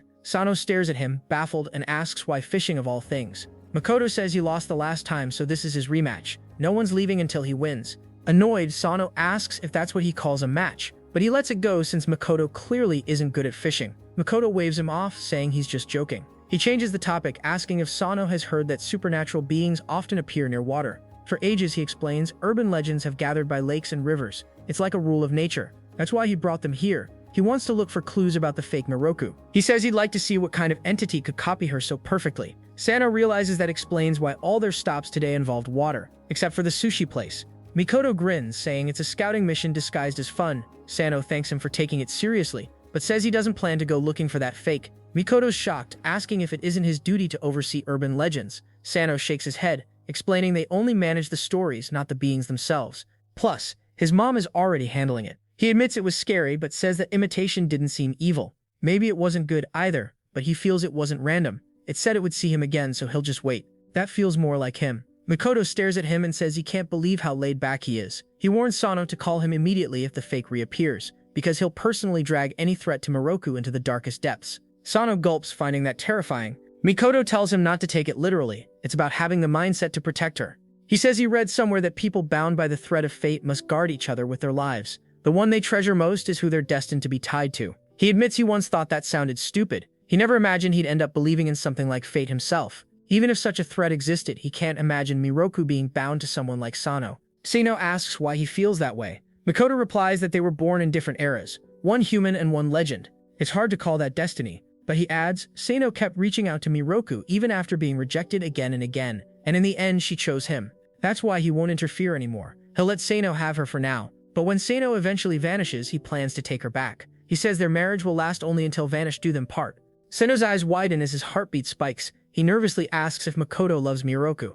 Makoto admits he does, but clarifies that his love isn't romantic. He says he and Miroku are family, and family should always stay together, or at least that's what he wishes for. Sono chuckles, saying Makoto seems really hung up on that. Then he asks if marrying Miroku makes him Makoto's older brother. Makoto glares at him, and Sono immediately realizes he said the wrong thing. Makoto crosses his arms and says not to mix things up. He absolutely refuses to become his brother. When Sano asks if he's against it, Makoto scoffs and says he doesn't even qualify to be an older brother. He tells him to come back in another 100 years before trying again. Makoto hesitates for a moment before finally speaking up. He looks at Sano Kouichi and admits that rather than becoming brothers, he would rather be friends with him. He asks if Sano plans to reject that offer. Caught off guard, Sano Kouichi blinks in disbelief and asks if they aren't already friends. He wonders what he's been to him all this time. Makoto says they weren't enemies, but they weren't exactly friends either. Sano finds that answer depressing. He says that's a pretty miserable middle ground and asks if that's really what Makoto wanted to talk about. He reminds him that he calls their other classmates friends, so he just assumed they were too. Makoto admits that the way they met made it hard for him to treat Sano normally. Still, he's decided that from now on they should be friends. Before Sano can respond, a fish splashes violently in the water. Makoto quickly calls for his help, and the two scramble to reel it in together. As they work, Sano laughs and says Makoto mentioned earlier that marriage lasts until one vanishes away. He says when that time comes, he plans to turn into a shikabane and keep living his married life anyway. He apologizes in advance for it, leaving Makoto horrified. Makoto tells him to stop talking nonsense, saying he doesn't even get to choose that fate. Still, he mutters that with how stubborn Sano is, he might actually manage it somehow, and warns him not to even think about it. After finishing their fishing match, the two start walking back home. On the way, Sano asks how Storu and Mary have been doing lately. Makoto says they're like siblings, but at the same time like parent and child. It's complicated. He adds that Storu seems to be making progress and might become a new urban legend soon. Sano finds it impressive and says it feels like it's happening really fast. As they chat, they notice Miroku sitting on the steps ahead, waiting for them. She crosses her arms and demands to know what took them so long. Makoto blinks and asks if she didn't go home earlier. Miroku huffs and says she was just worried. Well, more like curious. And then she found out they went fishing without her. She scolds them for having fun alone after sending her off. Makoto tries to explain, but Miroku grabs both of them by their sleeves and declares that today was supposed to be their outing day together, so they're staying with her until the end. Makoto and Sano glance at each other and share a quiet smile before agreeing. As the three walk home, Makoto jokes that next time it should just be him and Miroku. Sano immediately reminds him that she's his fiancée, which sparks another round of light bickering. Miroku rolls her eyes and tells them both to cut it out since they're heading home now. Despite all their teasing, the two boys have finally become friends. Two very different people who now hold the same person dear. From the next morning onward, Miroku starts waking Sano Kouichi up with an unusual burst of energy. She happily tells him that it's cold today and insists he get out of bed. Later, she cooks for him, calling him to dinner with a bright voice. As he eats, she watches closely, wiping crumbs from his chin and cheeks with care. Sano Kouichi can barely contain his happiness. Every little thing she does feels surreal, like a dream he doesn't want to wake from. Miroku's affection has been unstoppable lately, and he feels so content it almost overwhelms him. He looks at her and wonders if this is what pure bliss feels like. Nearby, Uda dances proudly, reminding everyone that he was actually the one who cooked the meal. But Sano barely hears him. His heart is too full. He thinks this must be what it feels like to be a newlywed. Maybe this is what marriage will be like every day. He feels unstoppable, convinced nothing could possibly scare him anymore. Unfortunately, that thought doesn't age well, because moments later, his mother Momiji walks into the house. Uda blinks in surprise and asks why she didn't tell them she was coming home. Calmly, Momiji tells Sano Kouichi that she has decided to separate from his father. The words hit like thunder, leaving all three of them frozen. A little later, Momiji brings lunch for Miroku. She lays out the dishes, explaining what each one is: carrot, hijiki seaweed, and edamame salad, shrimp spring rolls with cheese, and fried tofu sushi. She points out that there are two versions, one with regular rice and one with sesame seeds, and recommends the sesame one since she likes the sweet and salty flavor. She admits it's not as good as Uda or Saya's cooking, but says it's perfect for outdoor lunches on nice days. She watches Miroku eat with a smile, gently wiping her mouth when a grain of rice sticks to her face. Momiji asks if she likes the food, and Miroku nods mid-bite, mumbling that it's good. Momiji chuckles, saying that watching someone eat so heartily is rewarding. She loves people who eat with gusto. Then Miroku asks if it's really okay for her to be there without Sano Kouichi, since they've come quite far out. Momiji assures her it's fine. She says she just wanted to have a heart-to-heart. That instantly makes Miroku nervous, and she asks what kind of talk this is supposed to be. Momiji laughs softly and tells her not to worry. She only wanted to chat. She congratulates Miroku on deciding to marry Sano Kouichi. They'll celebrate properly later, but she wanted to be the first to tell her. Miroku thanks her politely, but her curiosity grows when Momiji casually adds that she'll ask Ko-chan and everyone else to keep Papa at bay because having him around would be troublesome. Miroku blinks and asks about the separation again. Awkwardly, Momiji admits that she and Sano's father got into a small argument that spiraled out of control. She laughs nervously, saying he actually shouted at her. Miroku's jaw drops. She never imagined him yelling. He always seems so easygoing. Momiji agrees, saying it's rare, but things just escalated. Before she knew it, she ran away in the heat of the moment. It's been years since that happened.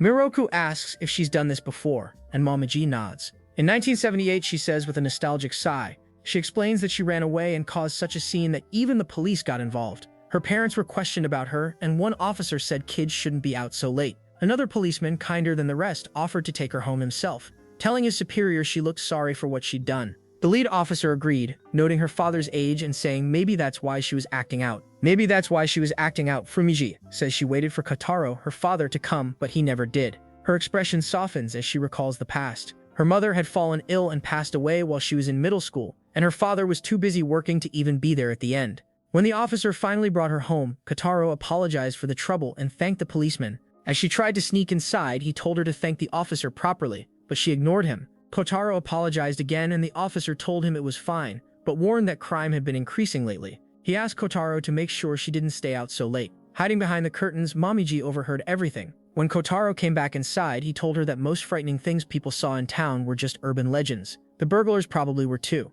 She snapped back, saying she knew not all supernatural beings were dangerous, and besides, the police could handle any real threat. Kotaro asked her to listen to him, saying he was worried, but she told him to go back to work since that was clearly what mattered most to him, and left. Momiji explains that her father rarely visited her mother in the hospital, even when she was near the end. She remembers sitting beside her mother's bed, asking where her father was, and her mother always gave the same answer: he can't abandon work. She sighs, saying Kotaro never planned to raise a family in the first place. He only married late in life after countless pleas from her mother and pressure from friends. That's why she used to wonder if he really cared. But her mother always said that marrying Kotaro made her the happiest woman in the world.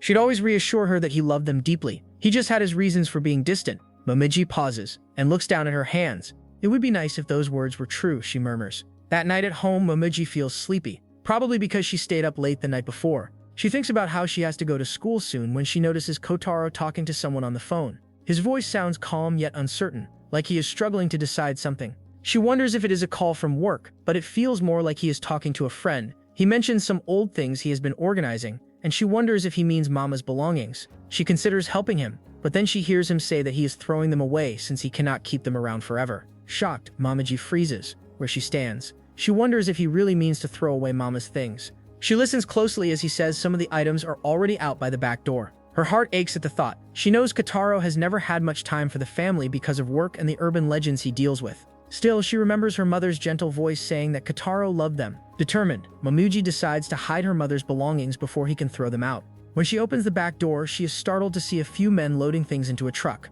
Confused, she asks who they are. One of the men glances at her and says they thought they were getting their hands on something valuable today. Another scoffs, calling it a trap. They mutter among themselves that it is strange, but since it is just one kid, they can easily make her stay quiet. Hearing them whisper this sends a chill down her spine. They call out for her to come closer, pretending to be friendly, but she feels the danger in their tone. Thinking quickly, she tells them to take her along instead. Without realizing it, Momoji has chosen a dangerous way to run away from home.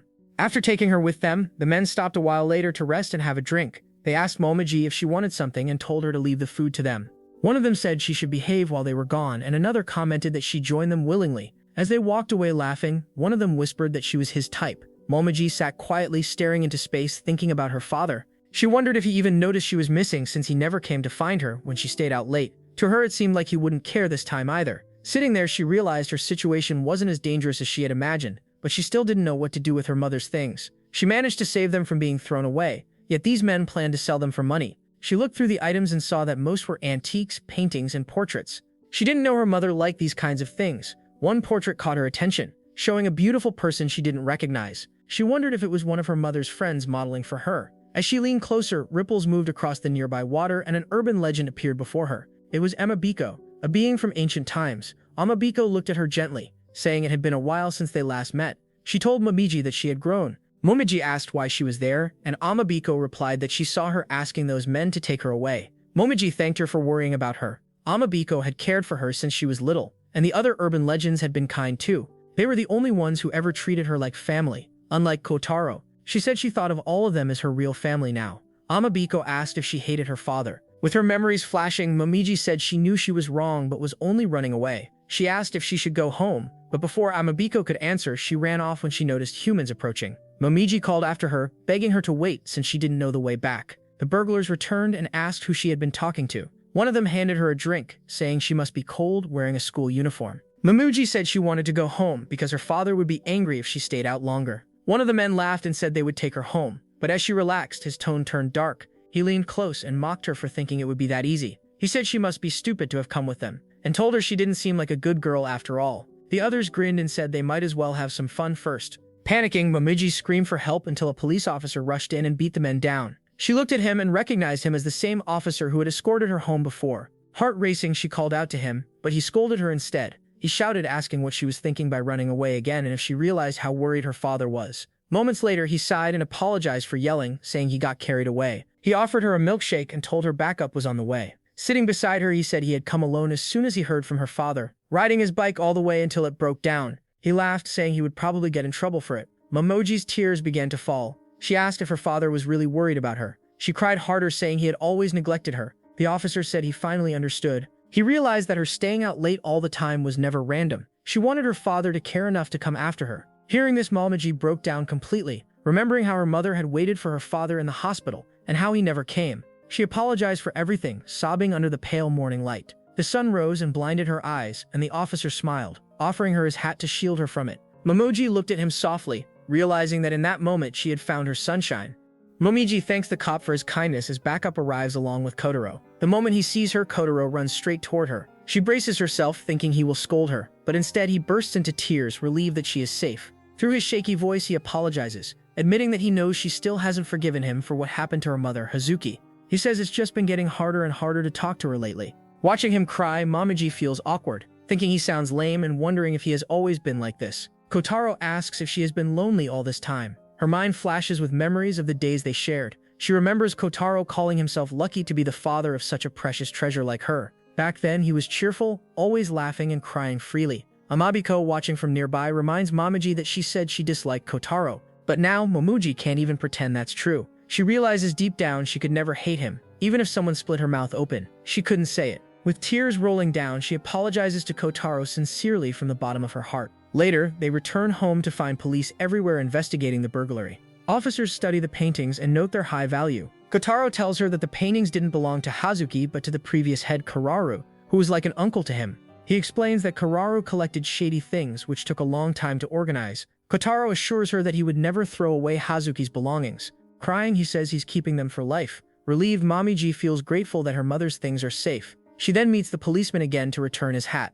When he asks if she made up with her father, she smiles and nods, handing it back while thanking him through her tears, saying he was really cool. The cop smiles and tells her his name is Hajime. He refuses her offer to treat him someday and advises her not to do things that worry the people she cares about. In the present, Momiji tells Moroku and Sono Kouichi how she met Hajime after running away with those burglars. She admits she was naughty back then and followed them all the way to this place. Moroku realizes it's the same location where everything happened. Standing up, Momiji says Hajime was so cool back then, but now he's different. Moroku laughs and says he's probably still cool in his own way. She suggests putting pride aside and talking to him. Whatever they argued about, separating won't help, and even Sono Kouichi would feel sad. Momiji agrees, saying she has been a parent for long enough to know better. Running away after a fight is something she should have outgrown. She sighs that if she keeps this up, Hajime might fall out of love with her. Just then, Hajime's voice echoes from behind, shouting that this will never happen. He jumps over the fence out of breath, saying he knew she would be here. Momiji asks if Sono Kouichi told him, but Hajime says no. He came straight here because he knew this would be the first place she'd go if she ran away. He scolds her for disappearing without a word, saying he was worried sick. After taking a breath, Hajime apologizes for yelling, saying he didn't mean to sound harsh. Tears fall as he begs her not to talk about separating again, while Moroku quietly wonders why he has to cry at every emotional moment. Momiji apologizes too, saying she's sorry for worrying him. After that, the two leave together. Moroku smiles as they walk off doing their little couple poses. Back home, everyone talks about what caused the argument. It turns out Momiji had been overworking, skipping meals, and not sleeping properly. Hajime lost his patience when he asked if work was really more important than her health. Sono Kouichi jokes that they act like teenagers in love, and Uda laughs, betting he'll be the same one day.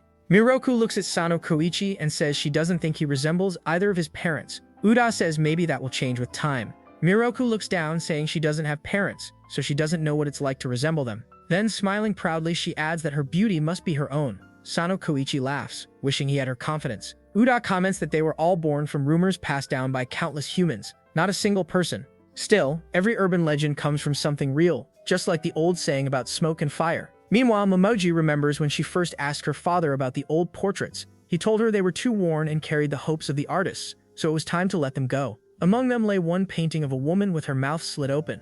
Deep in the water, Amabiko calls Satoru, asking him to tell her what she wants to know. Satoru answers the call with confidence, saying he will reveal what they're looking for. He shouts that hidden deep in the upper right cupboard of their kitchen is the newest sheet from the traditional candy shop. The culprit, he declares, is their older brother who planned to eat it alone. The Kijiyama triplets, sitting in a row before him, gasp and turn on their brother. They yell that he used his height to stash it away, swearing they'll get the sweets first this time. Laughing, they hug Satoru, calling him amazing for knowing everything. Makoto watches the scene, realizing that Satoru has become an all-knowing urban legend. It makes sense since he gathered knowledge from countless humans as a doppelganger. Combined with his phone gimmick, it gives weight to his new role as Mary's successor. Makoto admits it's well thought out, though still creepy. He warns Satoru not to make up answers when he doesn't know something. Satoru says he would never do that, adding that there's nothing he doesn't know except the future. Sono Kouichi agrees, saying Satoru even knows about their messy family problems. He believes this new legend could spread fast since kids grasp it so easily. Makoto calls him a sly schemer for using children, but Sono Kouichi explains that rumors travel quicker through pure hearts. Adults are too skeptical, though they believe more realistic gossip. Just then, Satoru gets another call. Someone lost asks for directions to a house, so he calmly guides them there. Around the same time, Viola arrives at Sono Kouichi's home. When he returns, she's already waiting.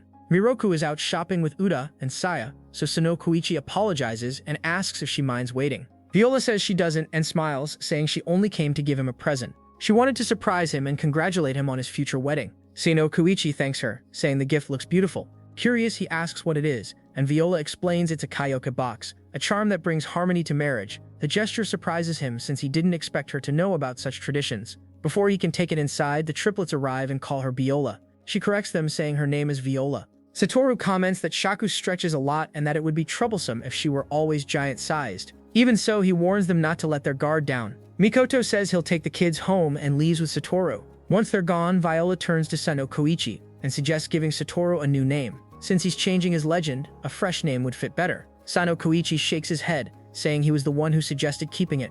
Urban legends evolve naturally through stories that people share, and their details change over time. Changing the name too much might turn it into a completely different legend. Viola says that if nothing of the original self remains, the person might forget who they once were. Sono Kouichi agrees, though he notices her attention drifting as she wanders around the room. She apologizes, saying it was hard to follow. Then she asks about reincarnation, wondering if humans ever remember their past lives. Sono Kouichi admits he doesn't know. Viola nods and asks if Storu is really fine with staying a child forever. Suddenly, she asks Sono Kouichi if he wants a child with Miroku in the future. He chokes up, startled by the question. Viola says she has simply never heard of a human in an urban legend having a child. She knows people in his family once married urban legends, so she wonders if the gap between them is too wide. Sono Kouichi explains that both his mom and grandpa married humans, so he's never heard of such a case. Viola repeats his words teasingly, almost like a joke, then asks if Uda's wife is human too. She says he seems happy even without a child, probably because he and Saya have loved each other for so long. In a low, cryptic voice, Viola says she wants that too. She wants to be in love always and forever. She doesn't want something as ordinary as affection. She wants love that consumes everything. Affection, she says, can be given to many, and when it's spread too thin, it turns lukewarm. Love, on the other hand, is pure fire. It sets a heart ablaze, burning brighter and hotter with every breath. The desire grows until it becomes unbearable, the kind that makes one long to vanish in the flames, just like humans do. Tilting her head with an unsettling smile, she asks Sono Kouichi if humans are cremated after they vanish. The air grows heavy. Sono Kouichi forces a nervous laugh, saying she's quite the passionate one. He asks if she's trying to give him advice for his future or if she means something else entirely. Viola clutches the small gift box she brought, saying she doesn't concern herself with such trivial distinctions. Slowly, she opens the box, and a dark mist escapes from within. Out of that mist steps the fake, smiling coldly as she greets Sono Kouichi. She says she's glad to meet him again. In that moment, he realizes with dread that Viola and the fake have been connected all along. Meanwhile, out in the street, Miroku walks under the fading sunlight when she suddenly stops. A chill runs through her body as her threads tighten, warning her of something wrong. Her instincts scream that Sono Kouichi is in danger. The faint pull of her connection tells her that a storm is about to break, one she can't ignore.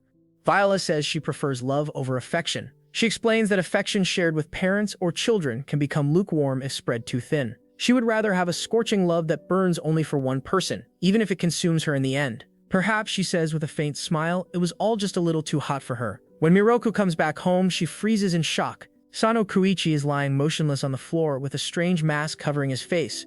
Out of breath, she stumbles closer, demanding to know what kind of joke this is. She asks if he is sleeping and why he would be wearing a mask. As she looks around, her eyes widen at the sight of dozens of shells scattered across the floor. She calls out again, asking if this is some sort of trap that explodes when stepped on. Growing impatient, Miroku tells him to stop fooling around and wake up already. She grabs at the mask to pull it off, but it won't budge. Uda quickly steps forward and covers his eyes, telling her to stop immediately. If she keeps pulling, she'll peel Sono Kouichi's skin along with the mask. Horrified, Miroku demands to know what he means and what this thing even is. Uda explains that once the mask is placed, it puts the victim into a deep sleep, trapping them in a dream-like illusion. The real danger, he says, is that if Sono Kouichi stays like this too long, he could vanish entirely. Miroku refuses to believe it at first. She insists it's just a mask, something that only shows dreams. But Uda shakes his head and says this mask drains the victim's life while showing them the illusion. This isn't like Satoru's case or anything before, this time it's real. Judging from the signs, he isn't even sure if Sono Kouichi will make it through the night. Furious, Miroku hits Sono Kouichi's chest, yelling at him to wake up. Her voice cracks as she threatens that things will get ugly if he doesn't move.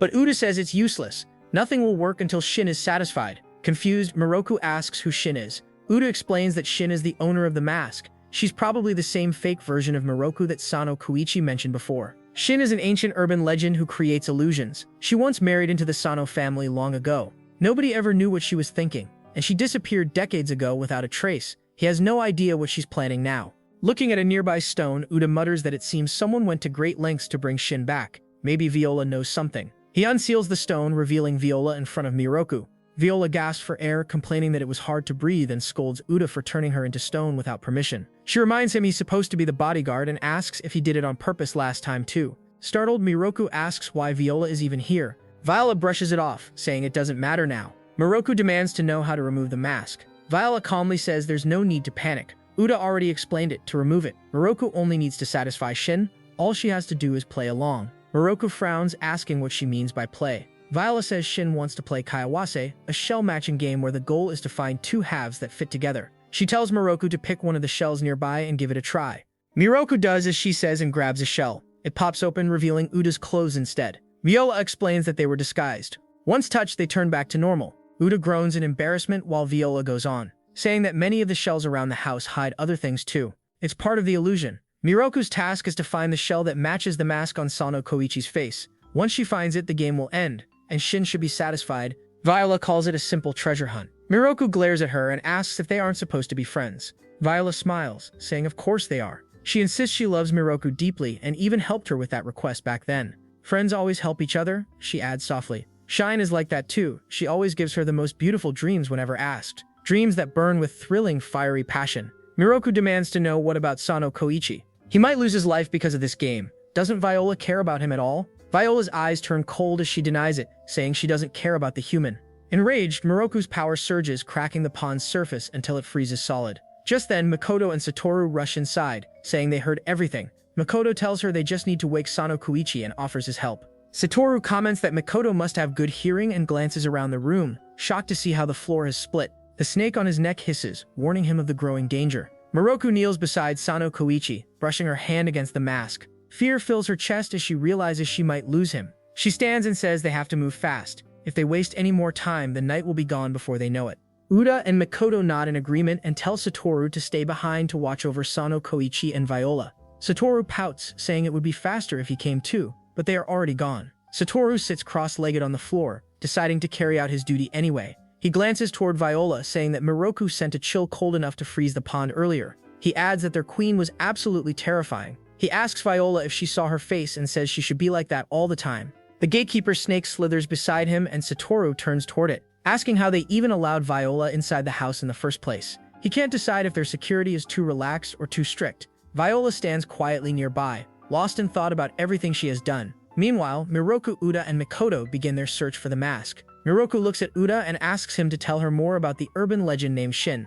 She wants to know if there's any story behind her or if she holds some kind of grudge. Maybe she resents Miroku for being here, though Miroku admits she doesn't even know her. Uda sighs and says it's hard to imagine someone doing something like this without a reason. He explains that Shin had already been around long before he came here, but they rarely spoke. They mostly kept to themselves and minded their own business. The group decides to split up to cover more ground. Miroku volunteers to check the shed since she remembers seeing a lot of things stored there. Makoto says he'll take the upstairs rooms. Uda waves a hand and says he'll handle whatever's left, muttering that it's either nobody or anything that's responsible for this. As he walks toward the next room, his thoughts wander. He wonders if Shin really holds a grudge. From what he remembers, she never seemed the type to stay bitter. She was quiet, but never malicious. Reaching the door, he hesitates and wonders if he's about to face demons or snakes this time. He takes a deep breath and opens it. To his shock, he finds Kotaro and Saya standing close together, almost too close. The scene before him feels out of place, like a vision pulled from years ago. His wife and his best friend stand side by side, caught in an awkward moment that looks far too intimate for comfort.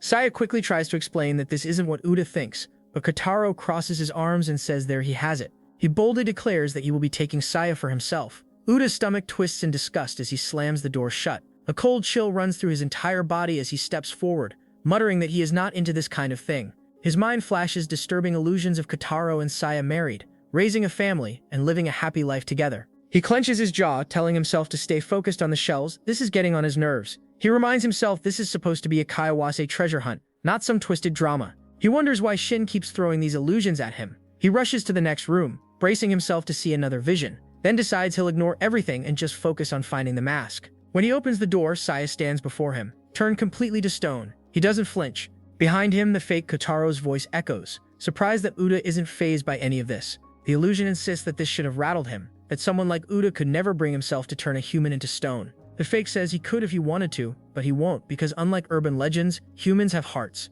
Once their hearts stop, even if their bodies are restored, they never come back. He calls Uda too gentle, saying that's why he carried out that foolish plan years ago. Uda glares back, asking what makes the illusion think he's never turned humans into stone. He says he hates to ruin the fake's assumptions, but he isn't that kind. He says he wasn't shaken because there isn't even one chance in a million that Saya or Kotaro would ever betray each other. The fake could never understand the depth of trust between them. He asks how much time it thinks they've spent together. Uda says Saya and Kotaro are the only humans he's ever loved in this world, and illusions like these are nothing but shallow tricks. They're pathetic and hollow. At that moment, Shon reappears in her true form. She smirks and says even back then she found him unpleasant. Uda crosses his arms and says it's funny because the feeling is mutual. Meanwhile, Makoto continues searching through the mountain of shells. Frustration builds as he mutters about how many there are. He wonders how he's supposed to find the right one and admits he's already exhausted. The water under his feet ripples as he sighs, realizing he's still nowhere close. He tells himself that since he and Sono Kouichi are friends now, he needs to save him.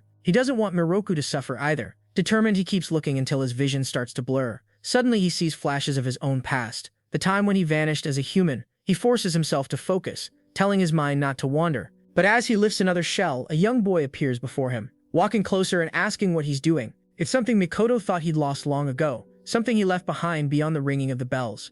In the past, after Makoto left Earth, his brother Tukihoto stood quietly at the place where Makoto was last seen. Two women nearby whispered about what happened, saying that Makoto had stepped onto the tracks himself. They said he was abandoned by his parents, raised in an orphanage, and struggled with his hearing. According to them, rather than live an unhappy life, he decided to end it. They assumed that must have been what he saw at the end. Hearing this, Tukihoto clenched his fists and told them Makoto would never do such a thing. The women apologized and left, wondering what was wrong with him. Tukihoto stayed there for a long time, lost in thought about his brother. Makoto remembers what people call phantom pain, when you feel pain in a limb that no longer exists. By that logic, the ache in his chest should have disappeared. He wonders how he can still feel pain in a heart that no longer beats. Maybe this is phantom pain too. The ringing in his ears won't stop. He strains to hear something, anything, but there's no sound, no pulse, no sign of life. He tells himself that the Tukihoto standing before him now must be an illusion. This isn't real, it's fake, just like him. If only his eyes were as sharp as Uda's, he might have been able to give up more easily. As he stands there, Tukihoto's voice cuts through the silence. He tells Makoto that it's all right, that he doesn't need to keep searching anymore. There's no reason to get so worked up. Whatever he's looking for can't be that important. He says Makoto should let it go so they can play instead, maybe Hanatsuki or tag like they used to. Makoto stares at him for a long moment before answering that he still has something he needs to find. Tukihoto tells him it isn't his, so it's fine to rest. He offers to stay with him forever, saying he feels the same pain and doesn't want to be left behind. Makoto stares at him, confused and angry, asking why Tukihoto is the one saying that. He tells him to stop copying his words. Tukihoto looks puzzled and asks why Makoto is getting so upset. Makoto insists he isn't angry, but reminds him that he was the one who tried to leave first, through fostering or adoption. He says Tukihoto should have told him from the start. Tukihoto lowers his eyes and admits it was hard for him because it was Makoto. He says he had too many thoughts and that Makoto didn't want to listen back then. Would he have heard anything at that point? Makoto replies that he already knew where things were heading. Tukihoto reminds him that he told him they were strangers, that Makoto was the one who vanished and left him behind. He asks if Makoto has any idea what he put him through. Suddenly, the illusion changes.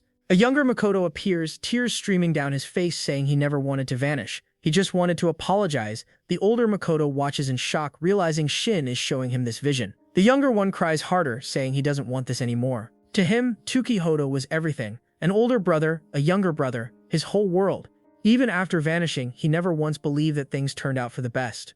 The older Makoto admits that despite everything, it's true he got to meet Miroku because of what happened, and he even made friends. Hearing that, the younger Makoto breaks down completely. The sight overwhelms him. The older Makoto covers his ears, trembling as he mutters that crying is unfair. He can't deal with it. He looks at his younger self, trying to calm down, and says he's too good at copying. He knows this is an illusion, which means he can finally speak his mind without hesitation. The younger Makoto asks if the thing he's looking for is really that important enough to make him cry. The older Makoto nods and says yes, because if he doesn't find it soon, someone he cares about will be sad, and he really loves that person. He gently tells the younger one to go now. The boy nods and tells him to make sure he finds it. Makoto smiles faintly, not expecting the illusion to say something so kind. Just then, Tukihoto's image reappears. He looks at Makoto and asks if he can take him with him. Makoto blinks in surprise, emotions flooding through him, and he hugs his brother tightly, whispering that he guesses he has no choice. Both of them fade away together, leaving behind the younger Makoto, who now sits holding Tukihoto's essay in his hands. He realizes the illusion itself was the shell. He's finally found it.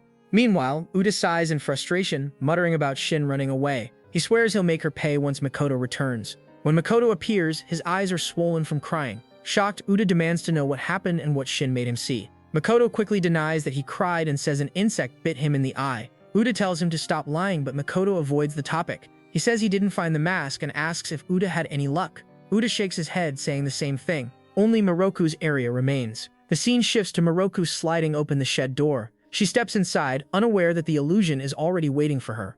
Miroku steps into the shed and immediately senses something off. The place looks different than before, almost unfamiliar. She wonders if she's inside an illusion. As she walks deeper in, her eyes fall on a large portrait of a woman. She stops, staring at it, wondering if this is supposed to be her. While she's still lost in thought, Shin appears beside her. She says the girl in the painting isn't Miroku. Still, she admits it's not surprising Miroku thought that since they share the same face. Shin explains that while she has a deep connection to the painting, she's completely unrelated to the human model. The woman in the portrait, she says, is a monster who ruined the lives of humans and urban legends alike. She even ruined Shin's life. Shin walks closer, brushing dust off the painting. She says it looked abandoned, so she decided to take it since the place looked dull and lonely anyway. Miroku's eyes widen as she realizes who she's facing. She asks if this is finally their first meeting. Shin laughs softly and tells her that's a cruel thing to say, because it's not their first time. She asks if Miroku really forgot the face of her godparent. Miroku tilts her head, confused. Godparent? Shin sighs and says it's truly sad that she doesn't remember. But that's fine. Miroku straightens up and decides to move to the point. She asks where the matching mask is, the one that will wake Sono Kouichi. She demands to know which shell it's hidden in. Shin raises an eyebrow and asks why Miroku is asking her. Miroku says it's obvious because she's the one who put Sono Kouichi to sleep and even used Viola to do it. Shin chuckles and says Miroku shouldn't expect the one who set the trap to give her the answer. Miroku frowns, saying it'll take forever to search through all the shells, so it's better to force the truth out of her. Shin smiles, impressed by her boldness. She says it wouldn't be any fun to just give away the answer. Miroku tells her to stop wasting time and start talking. Shin sighs and tells her not to push herself. She says this goes for Uda too. Urban legends aren't built for conflict. She claims she's not here to be her enemy and suggests they get along. Miroku crosses her arms, saying Shin has no intention of cooperating. She can't figure out why she's even doing this. Shin looks distant and begins talking about the past. Long ago, she says, the head of the Sono family mistreated the urban legends who married into their line. One was even annihilated, and that became the reason he was overthrown. The urban legends didn't vanish completely though. The one who exiled the head was Kotaro, Sono Kouichi's grandfather. He couldn't stand the ongoing cruelty, so he joined forces with the legends to trick the clan leader. After that, Kotaro banned marriages with urban legends for a while and rebuilt the family from scratch. Both Makoto and Storu came to this house after hearing that story. Miroku studies Shin closely and asks if she was one of those urban legends married to the old clan head Kotaro, the third-generation leader. She asks if Shun regrets helping exile him. Maybe she loved him but couldn't accept that another legend is now marrying into the Sono family.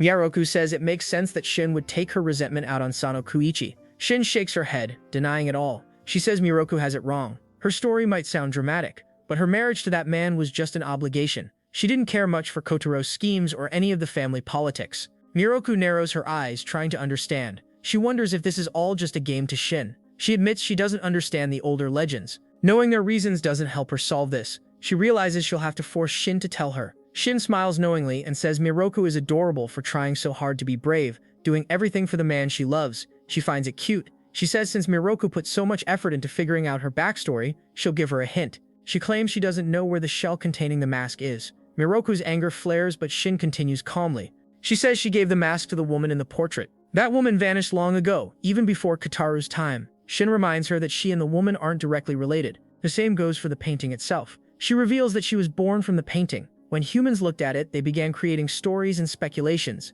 and from those stories, she came into existence. She was never human. She was an urban legend from the start. Shirlane tilts her head and asks if Miroku isn't curious about the painting that birthed her. Who is the woman in it? What is that portrait really? She says curiosity has nothing to do with it. Miroku must learn where she came from. The shell she seeks can be found there. Miroku looks at Shirlane and asks if learning about the woman's past will reveal where the mask is. She wants to know if doing that will help her save Sono Kouichi. Shirlane smiles faintly and says yes, she will show her everything.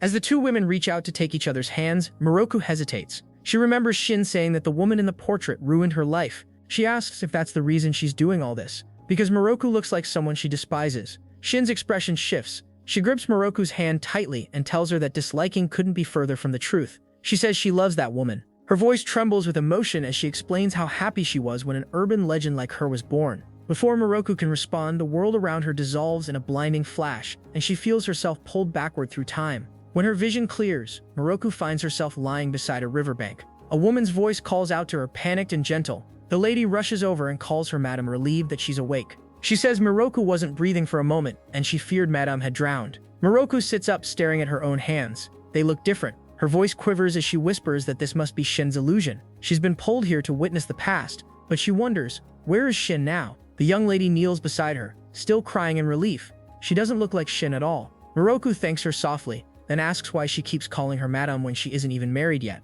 The girl freezes, startled by the question. She tells Miroku that while it's true she hasn't tied the knot with a gentleman yet, her father's last wish was that everyone address her that way. After all, she says Madame is to be wed to all the urban legends who exist. Miroku's eyes widen in shock. The words don't make sense. She stammers, asking what she means by marrying all the urban legends. The girl looks confused and asks if she doesn't remember coming here to become the new head of the Sono family. Meanwhile, Kataru apologizes to Saya for burdening her with such a difficult task. He says it must be painful to paint someone she has never even met. Saya replies that she doesn't mind it at all. In fact, she enjoys the challenge. She says she wants to keep trying as many times as it takes until she can paint the portrait he envisions. She asks him to let her continue painting the madam of the house. Inside the illusion, Miroku begins seeing what the woman once saw. Saya walks by, overhearing Miroku muttering about how Sono Kouichi said he likes her. Saya tilts her head, confused, wondering what he could gain by joking like that. She has no idea what's going through his head. As she walks outside, Miroku sees through Saya's memory of laying eyes on her for the first time. Saya looks at her in awe, thinking that this must be the woman Sono Kouichi loves. She tells herself she should be used to strange things by now, then gently asks, "Is something wrong, madam?" Now Miroku sits quietly beside the water, staring at her reflection. The girl's question echoes in her mind. Didn't she come here to become the head of the Sono family? When she leans closer to the surface, her breath catches. The face looking back isn't hers. It's the face of the woman from the painting. This is how everyone here sees her. She studies the reflection, noticing the lack of emotion, and realizes it truly looks like her own face. For the first time, she wonders if the beating in her chest is a real human heart. Tears fill the girl's eyes as she calls out to her. She asks why she won't answer. She says it's true that she's usually quiet, but just now she was saying such strange things. She asks if she can even hear her or if she hit her head at the riverbed. She blames herself, saying she should have been watching her. Miroku softly asks who she is. The girl freezes and asks in disbelief if she doesn't remember her. She introduces herself as her older sister, Kome. Miroku frowns, wondering why she speaks so formally for a sister. When she sneezes, Kome panics and says they should go home at once. As they walk, Miroku feels her heart thudding in her chest. She never expected to experience life as a human. She wonders if human hearts really beat all the time and if they ever get tired. She realizes she's become the woman in the portrait and begins to panic. How can she find the mask when she's trapped inside the woman's body? She tells herself this must be the reason she's here, to learn her past and uncover the truth. Kame notices her mood and tries to cheer her up. She says there's no reason to look so down, that it just happened to be an unlucky day. They can continue searching tomorrow. Miroku glances at Kome, wondering if she knows anything about the mask. Maybe the woman she's become was searching for something too. But Kome's words make it sound like they're not looking for an object, they're looking for someone. A man's voice interrupts them. He says that no matter how much they search, they can't find an urban legend that's already disappeared. Miroku turns and sees Kataru. He tells Kome that traveling from place to place searching near every waterside must be exhausting. Kome warns him to watch his words. Miroku studies him carefully. He isn't what she imagined. She thought he would look dangerous, like a tyrant who imprisoned legends, a man with 7 wives. She wonders if this is before he turned wicked. Kataru sighs and says he isn't even sure that urban legend existed to begin with. He asks Kome if she remembers it. Kame shakes her head but insists it must have existed, saying she's certain because Madam said so.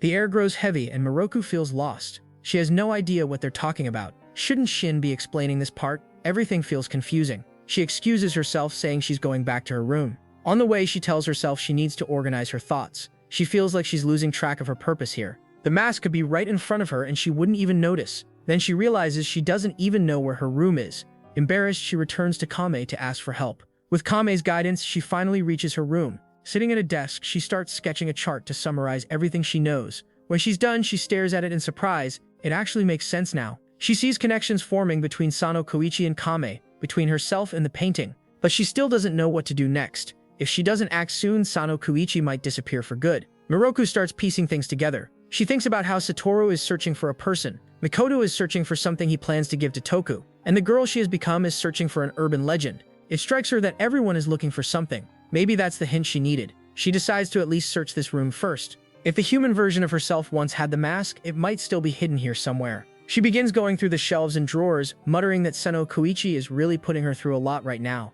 When he wakes up, he better be ready to face her. It's been a while since she scared him, so maybe it's time to come up with a plan. As she rummages around, the room quickly turns into a mess of scattered papers and books.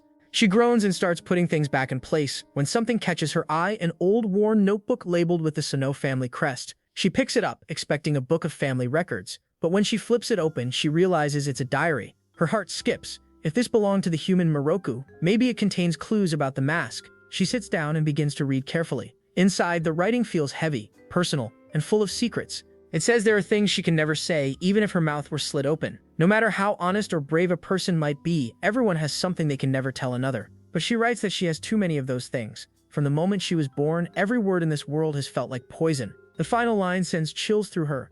There is a darkness that wraps around the heart of the clan head Miroku.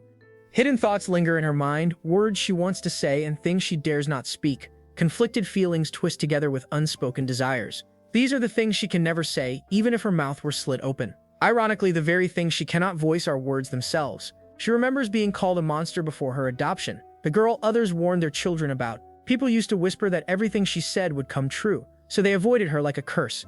Every human has a trace of Kododama, but hers was stronger than most. Her words could bring life to others or take it away. People feared her, calling her an omen of misfortune. Then one day, a man appeared and told her that his clan required someone with powerful Kododama in every generation. They had not seen such a successor in decades, including him. Hearing that she was needed felt strange, yet comforting. For the first time, someone saw her gift as a blessing instead of a curse. Soon after, two girls arrived with him, Kome and Ryo, her new sisters. The man introduced them warmly, saying they would now be a family. When Miroku tried to introduce herself, Ryo noticed her hesitation. She didn't like her own name because it meant monster, a name she never chose. Ryo smiled gently and offered to share half of her name with her. Since both Ryo and Kome carried the thread symbol in their names, the thread of fate, their father agreed it was fitting. From that day onward, she became Miroku, the third sister of the family. Kame clapped her hands with joy, declaring that they were truly sisters now. Their kindness wrapped around her like sunlight. The servants smiled at her and their father spoke kindly to her. She tasted warm food for the first time, soaked in a hot bath, and slept in a futon that didn't smell of dust. Each small comfort filled her heart, and she began to learn that the world had more words and more warmth than she ever imagined. Ryo often explained that urban legends were somewhat like gods. Some were divine, others were simply beautiful beings who looked like them. She told Miroku about meeting a few during a festival, and Kome said she had met some too. Hearing their stories made Miroku wish to meet one herself someday. But one afternoon, while walking with them, Ryo and Kome asked her to go home without them. They didn't want to leave her behind, yet she insisted and ran off alone. She sprinted through the fields, tears burning her eyes. Maybe she never should have come here. Maybe life would have been easier if she had stayed silent and vanished quietly. If she had never been born, she would have never known kindness, and therefore never had to lose it. Her feet carried her to the riverbank, where she found something lying by the water, a motionless man. She knelt beside him, panic rising as she touched his cold skin. She pleaded with him to wake up, to not disappear. Miraculously, the man opened his eyes, though his pulse never returned. Ryo and Kome soon found her and gasped at the sight. The man she saved was Watatsumi no Mizuchi, an urban legend. They brought him home, and over time he lived among them. Miroku grew to love him deeply, his voice, his calm, his presence, but her feelings were not returned. One day, Kome asked Mizuchi if he planned to leave, and he nodded. Their father had vanished, and Miroku was now the clan's head. Kome said he had agreed to go with her. Ryo objected, saying they should let him go, that he longed to vanish. Miroku hid nearby. Listening to them argue, Ryo confessed that Miroku had unknowingly forced him back into life, trapping him in pain. She wanted him to be free, away from Miroku. As she rubbed her belly, she apologized to Kome, saying she didn't want Miroku to steal from her again. Not even Mizuchi. Kome was stunned, but Ryo's voice trembled with resentment. She said everything had been taken from her. She was supposed to be the rightful successor, yet her Kododama was weak. She studied hard to bring honor to their family, and father said that was enough. But everything changed when Miroku arrived. She was a stranger with no blood ties, yet father named her heir. Their mother couldn't bear it and drowned herself in the river, never to be found. Ryo continues, her voice trembling between sorrow and resentment. She says she always knew their mother blamed herself for not bearing a stronger heir. But everything changed the moment father discovered that girl. Miroku's power, she says, drives people insane. True to her name, she enchants anyone who meets her. Ryo admits she knows Miroku never wished for any of this, yet she herself never asked for it either. She says she didn't need Miroku in her life. Kome tries to calm her down, whispering that there are things she cannot say. But it is already too late. Miroku has heard everything. Miroku steps out of the shadows, her face pale but steady. She tells Ryo that if she doesn't need her, then she doesn't need Ryo either. She says she didn't understand anything at all, not one single thing. Her voice cracks as she adds that if Ryo dislikes her, then she dislikes both Ryo and Mizuchi. Kame gasps and reaches out to stop her, but the words are already spoken. The air turns still. The moment her words leave her mouth, the power inside her stirs. She feels the Kododama burn in her throat. Ryo vanishes before her eyes, her presence fading into nothing. Miroku stares in horror, trembling as she realizes what she's done. Mizuchi disappears next, silent and cold, like water slipping through her fingers. She collapses to her knees, asking how everything ended up like this. Later, she sits alone, her diary open in front of her. Her hands shake as she writes, her tears smudging the ink. Kame enters quietly, looking sorrowful but calm. Miroku asks if Ryo really meant what she said that day. Kame nods and says she believes Ryo did mean every word, but also believes that the time they spent together wasn't a lie. She tells Miroku that their bond and the warmth they shared were real, no matter how it ended. Miroku cries, asking what she should have done instead. She sobs that she doesn't want her voice or her body to hurt anyone she loves ever again. The room falls silent until another voice cuts through the air, soft, eerie, and familiar. Shin appears before her and says there is a way. She tells her to wear a mask, one that hides her heart so her mouth will never slip again. Even if she's swallowed by her emotions, she can keep them sealed away. She tells her to put on the illusion, a wavering mirage, and never let her true face show again. Miroku asks Shin how she can possibly hide her heart with a mask. That question leads her to meet Shinkiro during her travels by the water, searching desperately for a way to undo the harm she caused. Along the way, she hears that Shinkiro once served Mizuchi long ago. It seems that even urban legends have circles of their own. Shin smiles faintly, saying that the name Miroku suits her well, an enchantment woven into the thread of fate itself. But searching for an urban legend who has already vanished is pointless. She asks Miroku why she doesn't simply use her kotodama to bring Mizuchi back. Before they met, Shin already knew of Mizuchi but had forgotten nearly everything about him. She confesses she blames herself too for speaking those cruel words back then. Shin tells Miroku that to truly change, she must first change what lies inside before changing what is shown outside. Miroku asks if hiding her feelings will be enough, or if it would be better to forget everything. Shin tells her not to forget, it is precisely the invisible things she must treasure most. What she should hide are her expressions, not her heart. Shin explains that Miroku has never been one to show emotions anyway, but she must now suppress them entirely. She tells her to become calm, beautiful, and still, like a Noah mask. Such control, she says, is within her reach. Miroku pleads for Shin to just give her a mask, but Shin refuses. She says she could make one for her, but it would be a waste to cover such a lovely face. Perhaps, she adds, someday she might put a mask on one of Miroku's descendants instead. Following Shin's instructions turns out to be easier than Miroku expected. Once she wears the mask, her heart quiets. As long as she keeps it on, she won't lose control or wound others again. No matter what happens, everything will remain fine as long as the words inside her stay sealed. But peace doesn't last. When she visits Kataru, she finds him crouched beside a raven. The small bird lies still. Shocked, she asks why he would hurt the creature he once cared for so much. Kataru calmly tells her he was only curious. He holds a scale in his hand, saying it might have come from a fish or a snake. He explains that when the raven swallowed it, he decided to take it out. But while doing so, its insides came out too. He says he simply wanted to see what they looked like. Miroku freezes, horrified. She tells him never to do that again. Kataru tilts his head, asking why. She says because it's wrong, but he doesn't understand what makes it wrong. So she tells him that she has decided from now on he must never harm another living thing, and must instead protect all forms of life. In her diary, Miroku later writes that Kataru is like her. He was adopted young, yet unlike her, he carries the Sono bloodline. She remembers when Shin appeared one day, asking her to take in a child. When Miroku asked if he was an urban legend, Shin denied it and called Kataru over. She introduced him as Miroku's nephew, explaining that her eldest sister had borne a child, Mizuchi's child. Shin said she had cared for him for a long time but couldn't recall who gave him to her or why. Only after meeting Miroku did she realize where he truly belonged. When Miroku asked what he was, Shin answered without hesitation. A child born from both human and urban legend is neither, she said. He is a monster. After that, Miroku bathed Kataru and helped him offer prayers to the raven he killed. Later, she wrote in her diary that even if her mouth were slit open, she could never speak the words that haunted her, that monsters like them should never have been born. The blood staining the white snow that day mirrored her own sins. The cold hands she held and the mask she wore both reminded her of the same truth. She wanted to rip them all away. Miroku often looks at herself in the mirror, wondering if the mask she wears truly hides her heart. Long ago, Kotaro sealed those same cursed words away for Sano Kouichi's sake. Even Uda asked about them once, remembering how people used to vanish when they were told to disappear. Words like that, even when spoken with good intentions, always bring fear and regret. Kotaro understood Miroku's suffering and didn't want Sano Kouichi to end up burdened with the same guilt. So he sealed away those dangerous words, hoping the boy would never have to carry that curse. Inside Sano Kouichi's illusion, he stands at a quiet train station as a faint announcement echoes.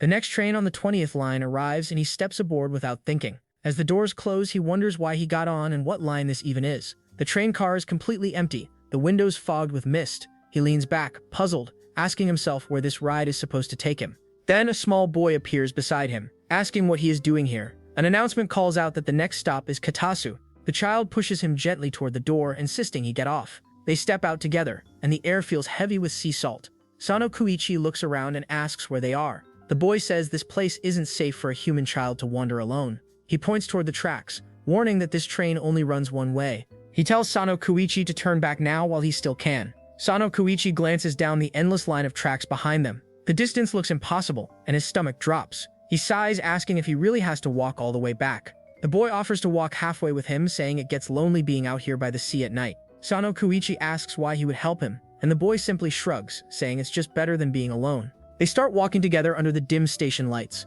Sono Kouichi studies the boy and asks if he is human or an urban legend. The boy says he isn't sure, but one thing is certain, Sono Kouichi himself isn't human. Shocked, Sono Kouichi stares at him, asking how he knows his name. The boy says they've met before, but it's fine if he doesn't remember. Sometimes forgetting is easier. As they walk, Sono Kouichi keeps trying to recall where they might have met. He wonders if this boy is really a child at all or something else wearing a child's form. Everything about this place feels strange and unreal, yet the scenery is so beautiful that he almost wants to stay. The boy looks at him and asks if he is really that brave, letting himself be drawn in so easily. At this rate, he warns, Sono Kouichi will never return to the world of the living. Sono Kouichi asks what he means by the world of the living. The boy smiles faintly and suggests they talk for a bit. He tells Sono Kouichi that he's asleep right now, in fact deeply asleep. This entire place is an illusion made by Shin, the urban legend known as Shinkiro. They were born from seashells, and once served the sea god Wadatsumi. Hearing that, Sono Kouichi recalls the Kaioke box and asks if he means the one who popped out of it, the one that felt like a blowfish.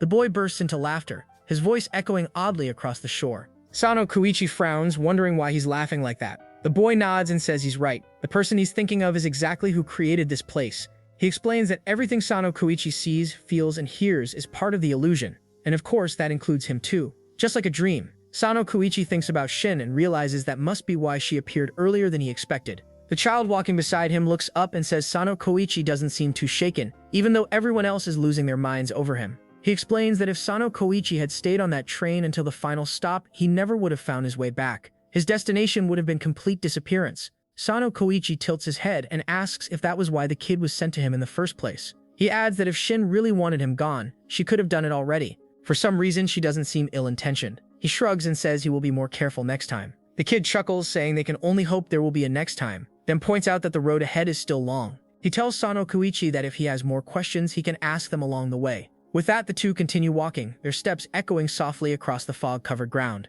Sono Kouichi breaks the silence by asking what the kid meant earlier about everyone being worried. The boy explains that the urban legends around him have been forced into this strange game to try and save him. He adds that Miroku, his lover, has been especially angry. Hearing her name, Sono Kouichi stops in surprise and asks if Miroku was really mad. The boy smirks and asks if hearing that makes him happy, if he actually enjoys it when she gets angry. Sono Kouichi laughs awkwardly and admits Miroku looks cute even when she is upset. But that isn't it. He says what makes him happy is knowing she was angry because of him. Whether she smiles, cries, or frowns, every emotion she shows for him feels precious. He smiles faintly and adds that her smile is still his favorite. He says when someone you love smiles at you, that's the greatest happiness in the world. He recalls telling Miroku that once, back when she had stopped smiling altogether, he remembers gently telling her how her smile alone made everything brighter. The boy beside him gives him a strange look, almost nostalgic. Sono Kouichi notices and asks what's wrong. The boy replies quietly that he's had a similar experience. Sono Kouichi's curiosity grows, and he asks about the boy's story. The child smirks and asks if that counts as one of his questions. Sono Kouichi nods, saying they still have plenty of distance to cover anyway. The boy starts speaking softly, saying he once knew a woman with a stubborn streak. Once she made up her mind, she wouldn't bend for anything. He says she might have been a lot like Sono Kouichi's Miroku, heartbreakingly beautiful and unyielding. A memory flickers through the fog and snow begins to fall. The scene shifts to a younger Kataru, now clearly revealed as the boy. He kneels in the snow, doing something quietly when Miroku appears, holding out a sweater to him. She asks what he is doing and tells him to come back inside. The crimson stains on the white snow glimmer softly against her black hair. Kataru remembers the warmth of her hand and how that moment imprinted itself in his heart. Even now, deep within this illusion, he clings to that memory, refusing to ever let it fade. Kataru remembers the day Miroku married an urban legend. He still sees her walking in her bridal gown, moving with quiet grace while whispers followed her every step. One of the men beside him joked that it looked like Miroku was marrying into the world of urban legends, but Kataru corrected him. He said it was the other way around. The legends were the ones marrying into this house. The man laughed and asked how many more Miroku planned to take in. He knew it was all symbolic, yet said she never turned anyone away. Even those who came only out of curiosity were still accepted. Kataru replied that it was her duty as head of the family. The man shook his head, saying he could never live like that. If he ever devoted himself to someone, it would only be one person. Before Kataru could answer, their mother Kame appeared, calling both him and Kosuke by name. She scolded them for sneaking away from the main house during the ceremony. Kosuke grabbed Kataru's arm, laughing as they ran off together. Even so, the sight of Miroku lingered in Kataru's mind. She had always accepted everyone, always reached out a helping hand, but that kindness felt hollow. She never showed anger or sorrow, her beauty nothing more than an empty shell that spoke whatever others wanted to hear. When Kotaro turned 15, Kosuke came to him with exciting news. His wife Akiko was expecting a child. At first, Kotaro stared at his own stomach in confusion, until Kosuke scolded him for being an idiot. Kosuke said he hadn't told Kome yet because she would make too much of it. He planned to tell Madam first and invited Kotaro to join him, saying maybe they could catch her off guard. Kotaro doubted it, saying Miroku would never show surprise no matter what she heard. Kosuke teased him, asking if he really thought even that news couldn't shake her. Kotaro quietly agreed that it wouldn't. Kosuke smiled and changed the subject, admiring the basket Kotaro was weaving. He said everyone praised Kotaro's baskets for their sturdiness. Kotaro continued working while Kosuke pointed out the dullness of his blade and offered to buy a new one for him. Kotaro declined, saying his tools were still fine. Kosuke laughed, saying that Kotaro always said that because he was afraid to throw things away. He told him one day his room would be buried under all the antiques he hoarded. He suggested going for new, higher quality things, but Kotaro said he preferred damaged goods. Beautiful things were hard to touch. Kosuke chuckled, realizing what he meant. He said Kotaro had complicated tastes and asked if Madam was beautiful too. The question caught Kotaro off guard. Kosuke grinned, saying it was fine since she was already married. After all, previous heads of the family also had human spouses. He pointed out that Kotaro wasn't related by blood, and their ages weren't far apart, so it wasn't impossible. They laughed and talked like that on their way to see Madam. When they reached her home, the sound of rushing footsteps filled the corridor. Servants shouted for a doctor. Kosuke asked what was happening, and one of the maids said Madam had collapsed. Before they could process it, she was gone. Another life ended quietly, almost as if it had faded away rather than stopped. The women in the house wept, saying none of them realized she was sick. She had never shown a sign of it, never allowed anyone to see weakness. Some whispered she probably didn't even want to get better. Others gossiped that Kome would become the next head, though her kotodama wasn't strong enough, and neither was Kosuke's. Kotaro listened to their chatter, thinking that was the real reason they were hired to spread rumors when the walls grew too silent. He walked into Miroku's room and found it nearly empty. It fit her, he thought. She had never seemed attached to anything, yet she still went out every day, expressionless, perhaps to help the urban legends she once protected. He stood there wondering what she had truly thought or felt beneath that still face. As he looked around, his eyes fell on a diary resting on her desk. It contained the secrets she had buried for years, how Kame always supported her, who Kotaro truly was, and the confessions of her own despair. The words felt like whispers from her heart. When he opened the diary, it felt as if he had removed Miroku's mask. What lay beneath wasn't the calm purity he imagined, but a heart soaked completely in darkness. After some time, the clan decides that Kotaro will become the next head of the house. He marries various urban legends and performs his duties as if following a script. One ordinary day, Shin comes to visit him. She watches him with amusement, saying he never turns anyone away and always offers a helping hand. She tells him he has become compassionate and asks if he is trying to follow Miroku's example. Kotaro looks at her quietly, asking why she appears like that. Shenice laughs and says she thought he would like it, a fleeting beauty with long black hair. She teases him further, asking if he prefers this form, and offers to turn into a man instead. Kotaro sighs and tells her if she plans to act like that, she can drop back into the pond where she belongs. He tells her not to forget to clean up any splashes on the way. Shen glances at the pond, realizing it wasn't there before, and asks if he made it for his wives.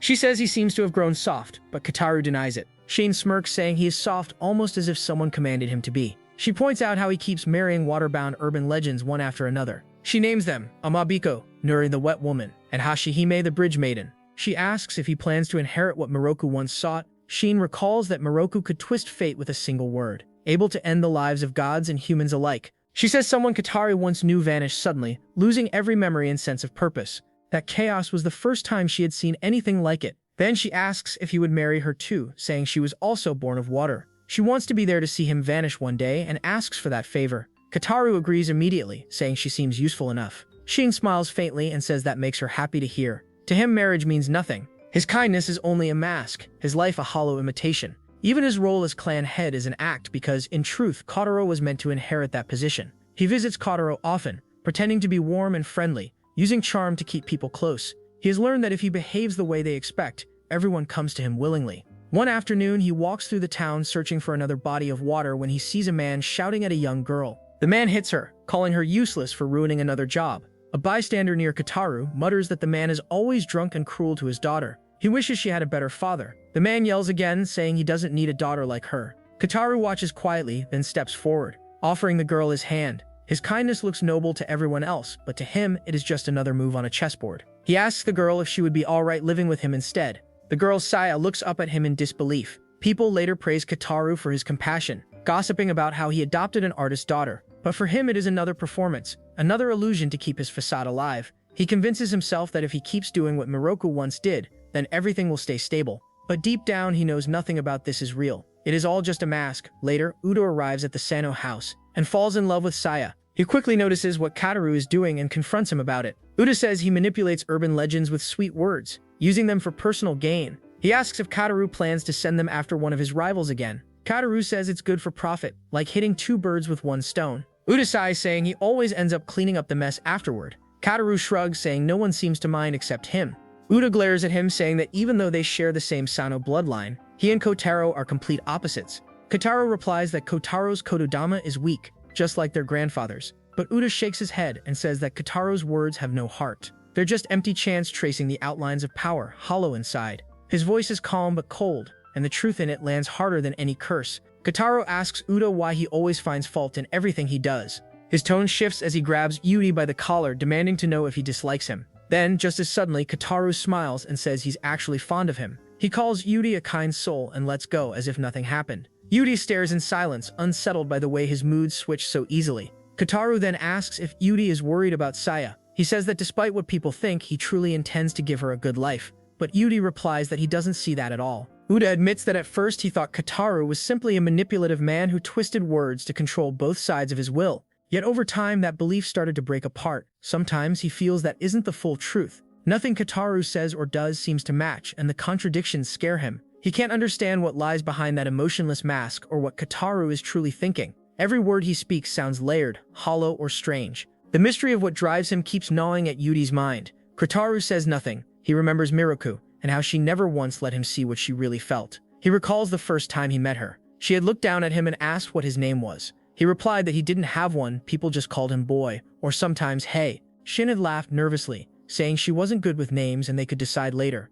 Miroku ignored that and kept staring at him, as if hearing something beneath his silence. Then she placed her hand over his chest, feeling his heartbeat. She said his name would be Kotaro from that day on. It meant to speak. She hoped that one day people would speak of him kindly, and that no matter which side he chose, human or legend, he would be fine. But that kindness became a curse. It chained him to her forever, trapped in the confusion of words left unspoken. He never understood what she truly meant or felt. All he ever wanted was to see her smile. Now standing in front of her portrait, that same longing turns to anger. Kotaro rips the painting apart, the one he himself had commissioned out of a wish that could never come true. The torn canvas flutters to the floor like pieces of broken faith. To him, that portrait isn't a memory, it's a lie, a plaster image of a woman who never belonged to him.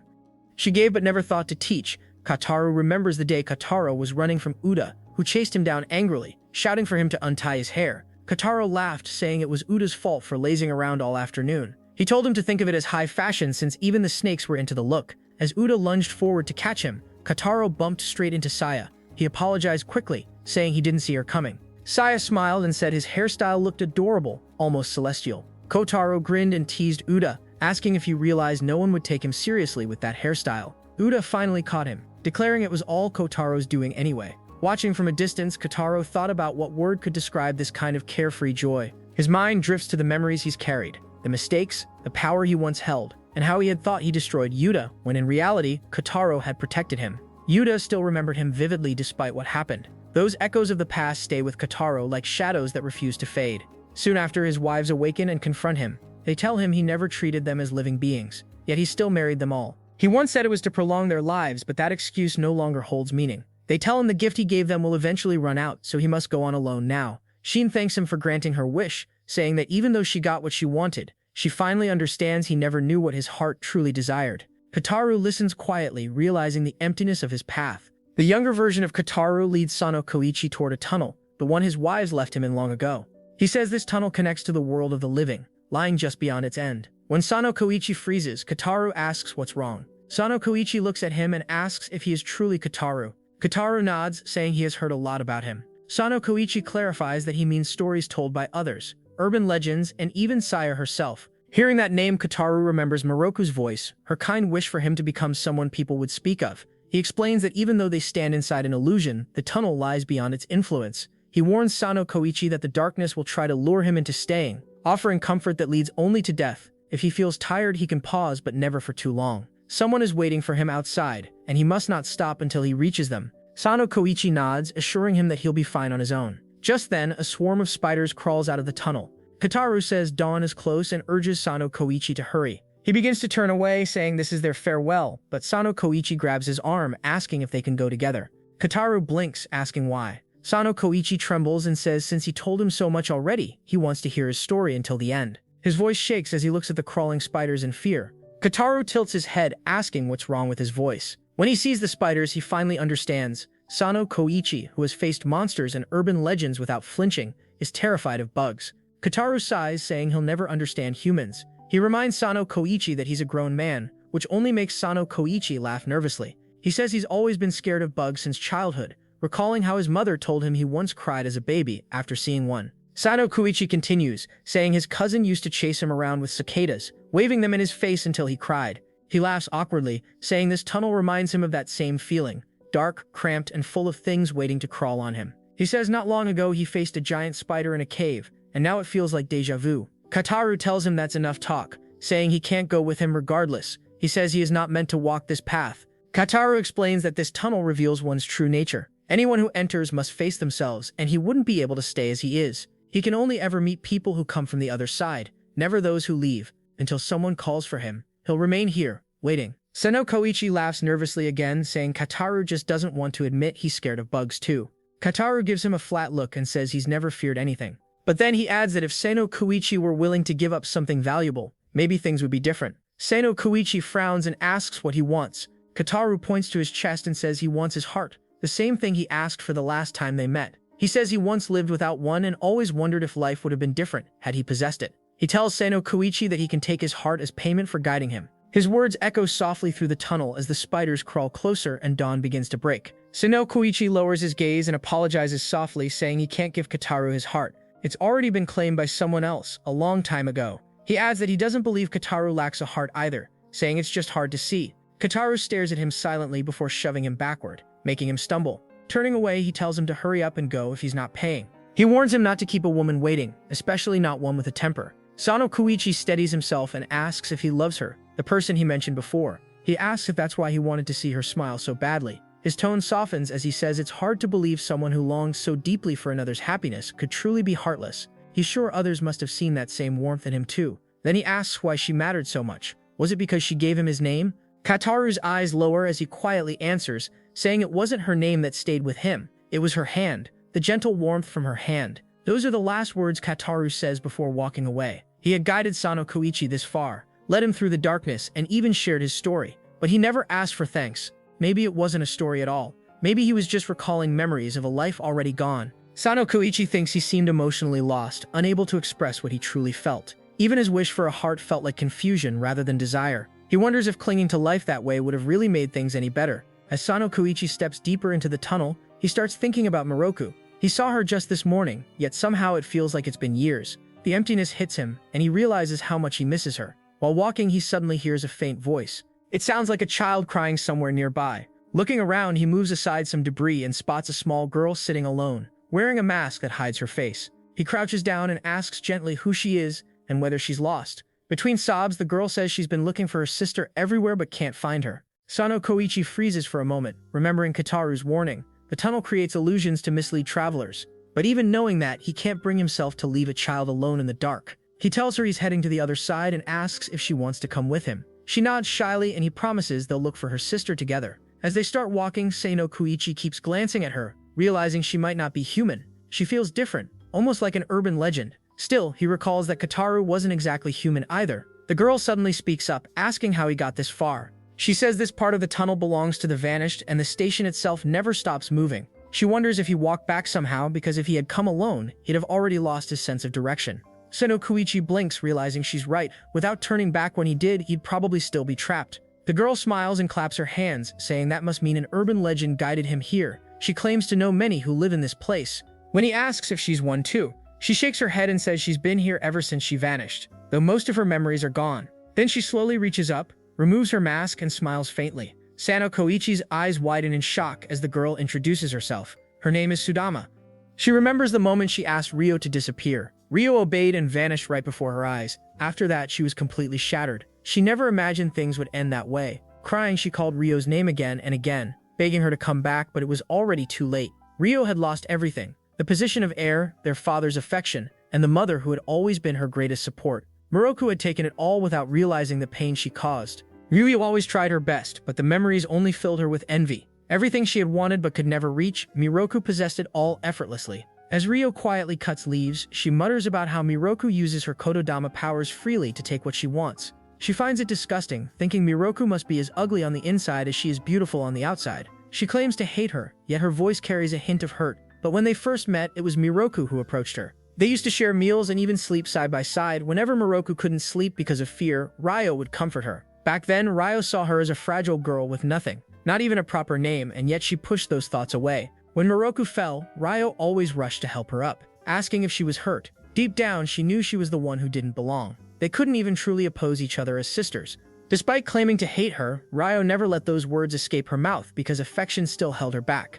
She couldn't deny how much she cared for Miroku, no matter how much it hurt to admit it. In the present, Sono Kouichi looks at the masked girl, repeating her name, Sudama. The resemblance to Miroku stuns him, and he wonders if she might be her sister. He asks if the sister she's searching for is Kuchisake Onna, but Sudama shakes her head. He can't believe she just happens to look like Miroku by coincidence. As they walk, he explains his own story, telling her everything that's happened. Her eyes light up, and she asks if he's engaged. When he says yes to a single urban legend, she smiles with excitement. Sudama says she loves stories like that, and Sono Kouichi tells her he plans to propose to Miroku himself soon, even though she already asked him before. Sudama giggles, asking how he'll do it, but he admits he's still figuring that out. Then he reminds her she once said she doesn't remember much. She nods, saying she still remembers her childhood. She tells him she had two sisters, the eldest and the second eldest, and she already sent off the second one. Now she's searching for the eldest because they were always together. She squeezes his hand and says that's how Ryo used to hold hers. She describes Ryo as warm, kind, and beautiful, so much that even gods must have loved her.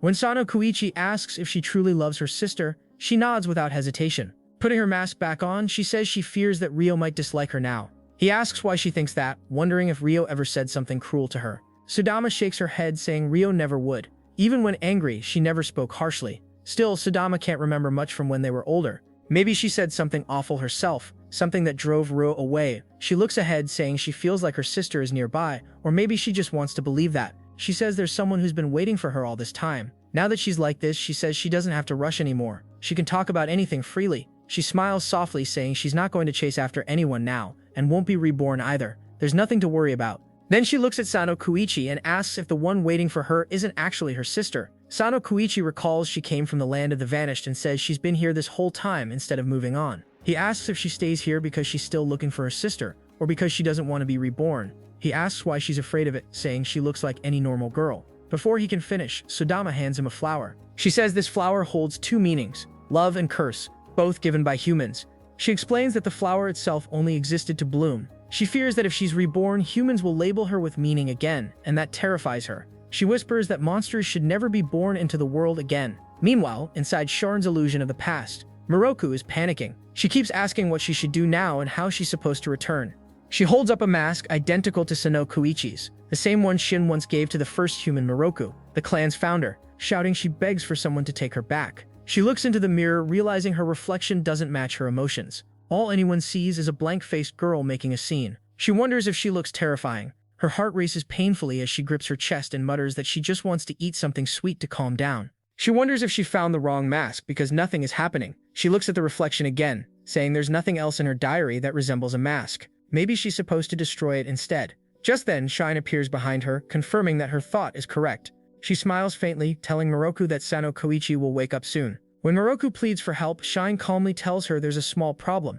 In every legend, evil always meets its end, and everyone lives happily ever after. That happiness is meant to continue and be passed on to others. But Sudama says that's exactly why someone like her should have never been born. Whether she spoke those words aloud or not, her heart was always filled with thoughts she shouldn't have had. She says she's nothing more than a monster with an ugly heart. Sono Kouichi sighs, giving her 0 points for talking like that. Then he changes his mind, saying grading her is impossible because she's being way too harsh on herself. He calls it mental distress, way beyond her age, and says they should start over. He asks her what makes her think she's ugly, and Sudama simply says it's because she's a monster. Sono Kouichi tells her even if she says that, he doesn't really know her. They just met. He has no clue where she came from or what she's been through, but to say she should have never been born is heartbreaking.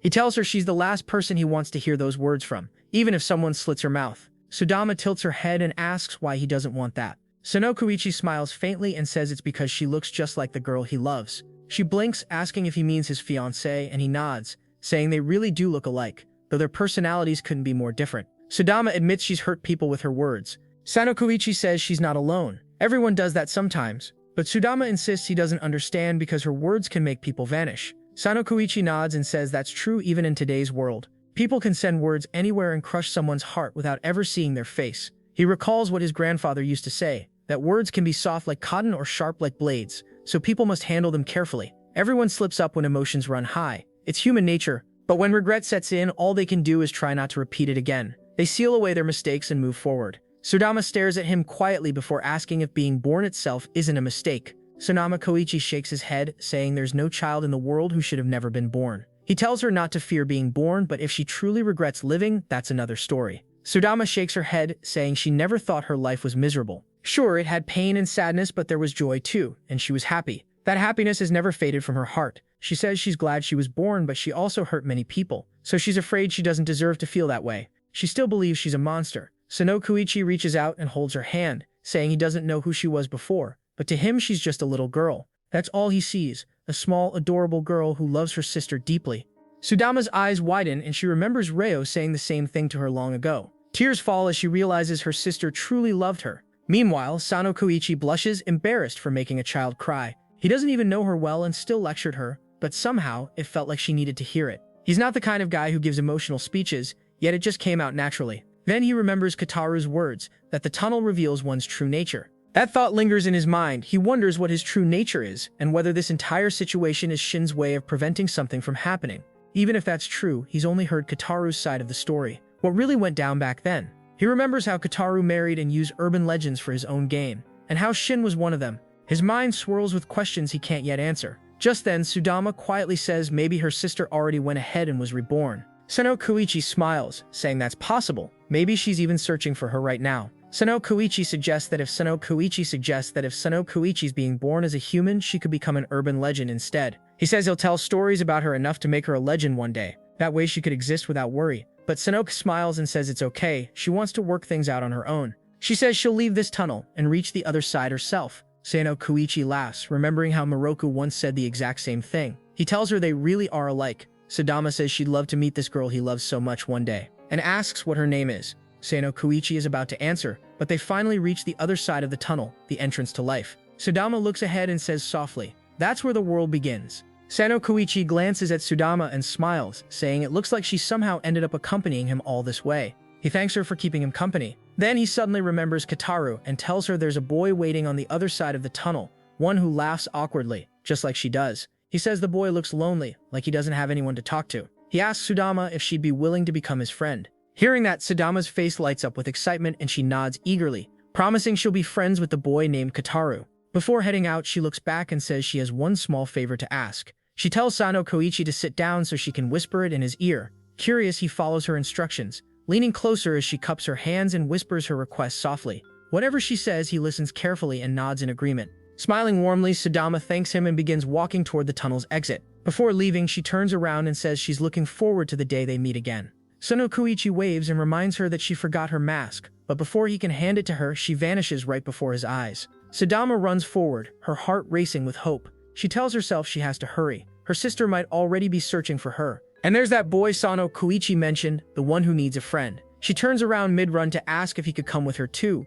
but when she looks back, Sono Kouichi is gone. The tunnel behind her is silent and empty. She clutches her hands close to her chest, then smiles softly before continuing on. When Sono Kouichi opens his eyes again, the first thing he sees is Miroku falling right on top of him. He blinks, dazed, staring up at the broken ceiling above them and wondering what in the world just happened. Miroku hugs him tightly, tears welling in her eyes, scolding him for taking so long to wake up. She calls him a stupid husband and tells him not to make her worry like that again. He laughs weakly, feeling her warmth, and says softly that he's back. Miroku holds him tighter, whispering that she's so glad he's safe. The two of them stay like that for a moment, reunited, holding each other close, their bond restored. No distance, no curse, not even vanishing itself could ever break the connection they share. As the two share their moment, Satoru and the rest stand nearby, watching like an awkward audience. Satoru crosses his arms and laughs, asking if making love in front of everyone has become their new hobby. He jokes that Sono Kouichi really woke up by pulling a move straight out of an urban legend. Annoyed, Makoto yells at him to stop, saying Sono Kouichi shouldn't be lumped in with them like that. He insists it's not what woke him up in the first place. Uda steps in and tells Miroku it looks like she found the mask. He praises her for all the effort she put into locating it, clearly relieved that she succeeded. Miroku looks toward Uda, who assures her that Sono Kouichi is fine and slept like a baby the entire time. Holding the mask, Uda notices it's cracked and broken. Sono Kouichi takes out his own mask and hands it to him for comparison. Miroku explains that she found the matching mask worn by the girl and was told the two masks were connected. All she had to do was break one to turn herself back to normal, and wake Sono Kouichi up. Uda frowns and asks what she means by normal, and who told her to do that. Sono Kouichi wonders aloud if it was the masked girl who gave her that advice. Uda sighs, saying he's just glad both of them made it back safely. He mentions that Miroku actually fell through a beam earlier. Shocked, Miroku glances up and sees the broken ceiling. She nervously asks if she really caused that hole. Sono Kouichi teases Uda, asking if that's really what he's worried about right now. Miroku apologizes, but Uda waves it off, saying he's not angry. Sono Kouichi asks if it's because he already made everyone mad, but Uda shakes his head. It's not them he's angry with. That's when Satoru realizes Uda's glare is aimed at him. He awkwardly apologizes for letting Viola escape. Sono Kouichi recalls that before he fell asleep, Viola had asked if he wanted to have a child with Miroku. He tells everyone about the conversation, and Uda sighs, saying a lot happened afterward. Makoto grabs Satoru by the collar and smacks him, yelling that he was supposed to be watching her. Satoru defends himself, saying he didn't let her escape on purpose. He insists she didn't actually run away. She was taken. The group falls silent in shock, wondering who could have done that. Suddenly, the pond ripples and Amabiko emerges from the water, the ruler of the old urban legends. Everyone freezes, stunned by her massive form. After a moment, she shrinks to fit the pond, casually remarking that it used to be bigger the last time she used it. Uda steps forward and introduces her to everyone, explaining that Amabiko used to live in this pond and was one of the spouses of the third clan head, Kataru. He notes that Amabiko is genderless, so wife might not be the right word. There are 6 like her, and together they govern the older legends. Uda asks if she's the one who took Viola, pointing out that Viola was born in the Heisei era, well outside Amabiko's jurisdiction. Amabiko nods calmly and explains that this is Viola's second life as an urban legend. It's troublesome, but cleaning up such matters is their responsibility. Noroku asks what cleaning up means and what will happen to Viola. Amabiko assures her that they won't do anything cruel. Then she turns to Sono Kouichi and says he's been too protected by the adults around him. He's ignorant of many truths, so they had to use illusions to show him. She mentions the existence of a child born between a human and an urban legend, a revelation that stuns everyone. Uda stammers, saying it's the first time he's heard of such a thing. Amabiko says the child only discovered the truth at the end and asks Miroku to tell the full story later. Sono Kouichi turns to her in shock, asking if she knows about this child. But Amabiko cuts him off, saying story time can wait. Sheen appears beside them, explaining that she showed each person a different illusion. She says it'll take time for everyone to understand what they saw. When Uda's snake lunges at her, he demands to know if she gave everyone those bizarre visions. Sheen laughs and says she only showed them what they needed to see. Uda got something extra though. Furious, he asks why and Sheen giggles, saying she just wanted to play with him. She turns back to Miroku and Sono Kouichi, telling them that if they're planning to get married, it's natural to think about having children one day. She apologizes to Sono Kouichi, saying she never meant to vanish him. He nods, saying he already figured as much. She did it to stop something from happening again. Sheen admits she doesn't intend to stay much longer. She's about to leave when Miroku grabs her hand. Miroku says she doesn't think she could ever like Shin's illusions, but she does like the name Shin gave her. Shin smiles faintly and tells her she has no more business with her, so she won't come to visit again. She bids farewell to Miroku and walks off with Amabiko. As they go, Amabiko asks if Shin told them about those children to make sure another Kataru would be born. Shin laughs softly, saying it's actually the opposite. She wanted both Kataru and that girl to be reborn. She says everyone she ever loved eventually grew afraid of the world and tried to escape it, but she couldn't bring herself to accept that. She loved this world because it allowed her to meet them. She couldn't accept that those precious to her didn't want to return. After all, she and that girl knew the full truth behind Kataru's birth. Amabiko asks if that girl was Sudama. Shin nods, explaining that by the time Sudama began marrying urban legends, she had already changed her name back. She admits she was terrible at naming things. She even tried to make their names match. Shin says that if Sudama refused to be reborn, she thought she could push her forward. If she imprinted her life onto Miroku, maybe she could recreate her. But in the end, she realizes that was impossible because they were never the same. Amabiko nods, saying a refresher now and then isn't so bad. She smiles and says she'll handle the food and drinks for their farewell gathering.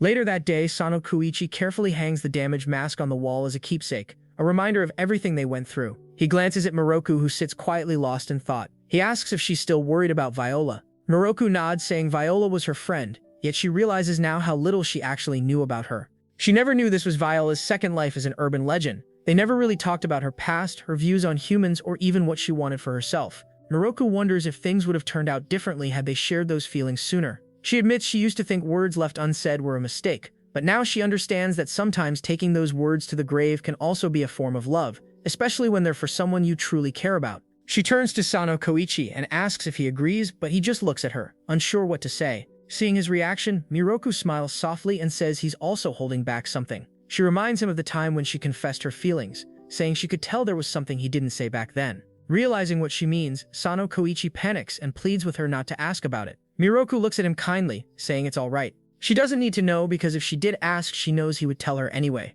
She can tell he doesn't want to talk about it, so she lets it go. Her calm understanding catches him off guard, and for a moment, he can't help but admire her. Moved by her quiet strength, Sono Kouichi tells Miroku that he really likes that side of her. She looks at him with a faint smile and says it feels like it's been forever since she last heard that. He laughs awkwardly, asking if she means hearing him say that he loves her. She nods, her voice gentle as she says she's just glad he's okay. The moment hangs in the air between them, warm and peaceful, after everything that's happened. Then Miroku straightens up and asks if he has school today. The closing ceremony, right? Sono Kouichi nods, saying he made plans with his friends afterward, so he'll be home later than usual.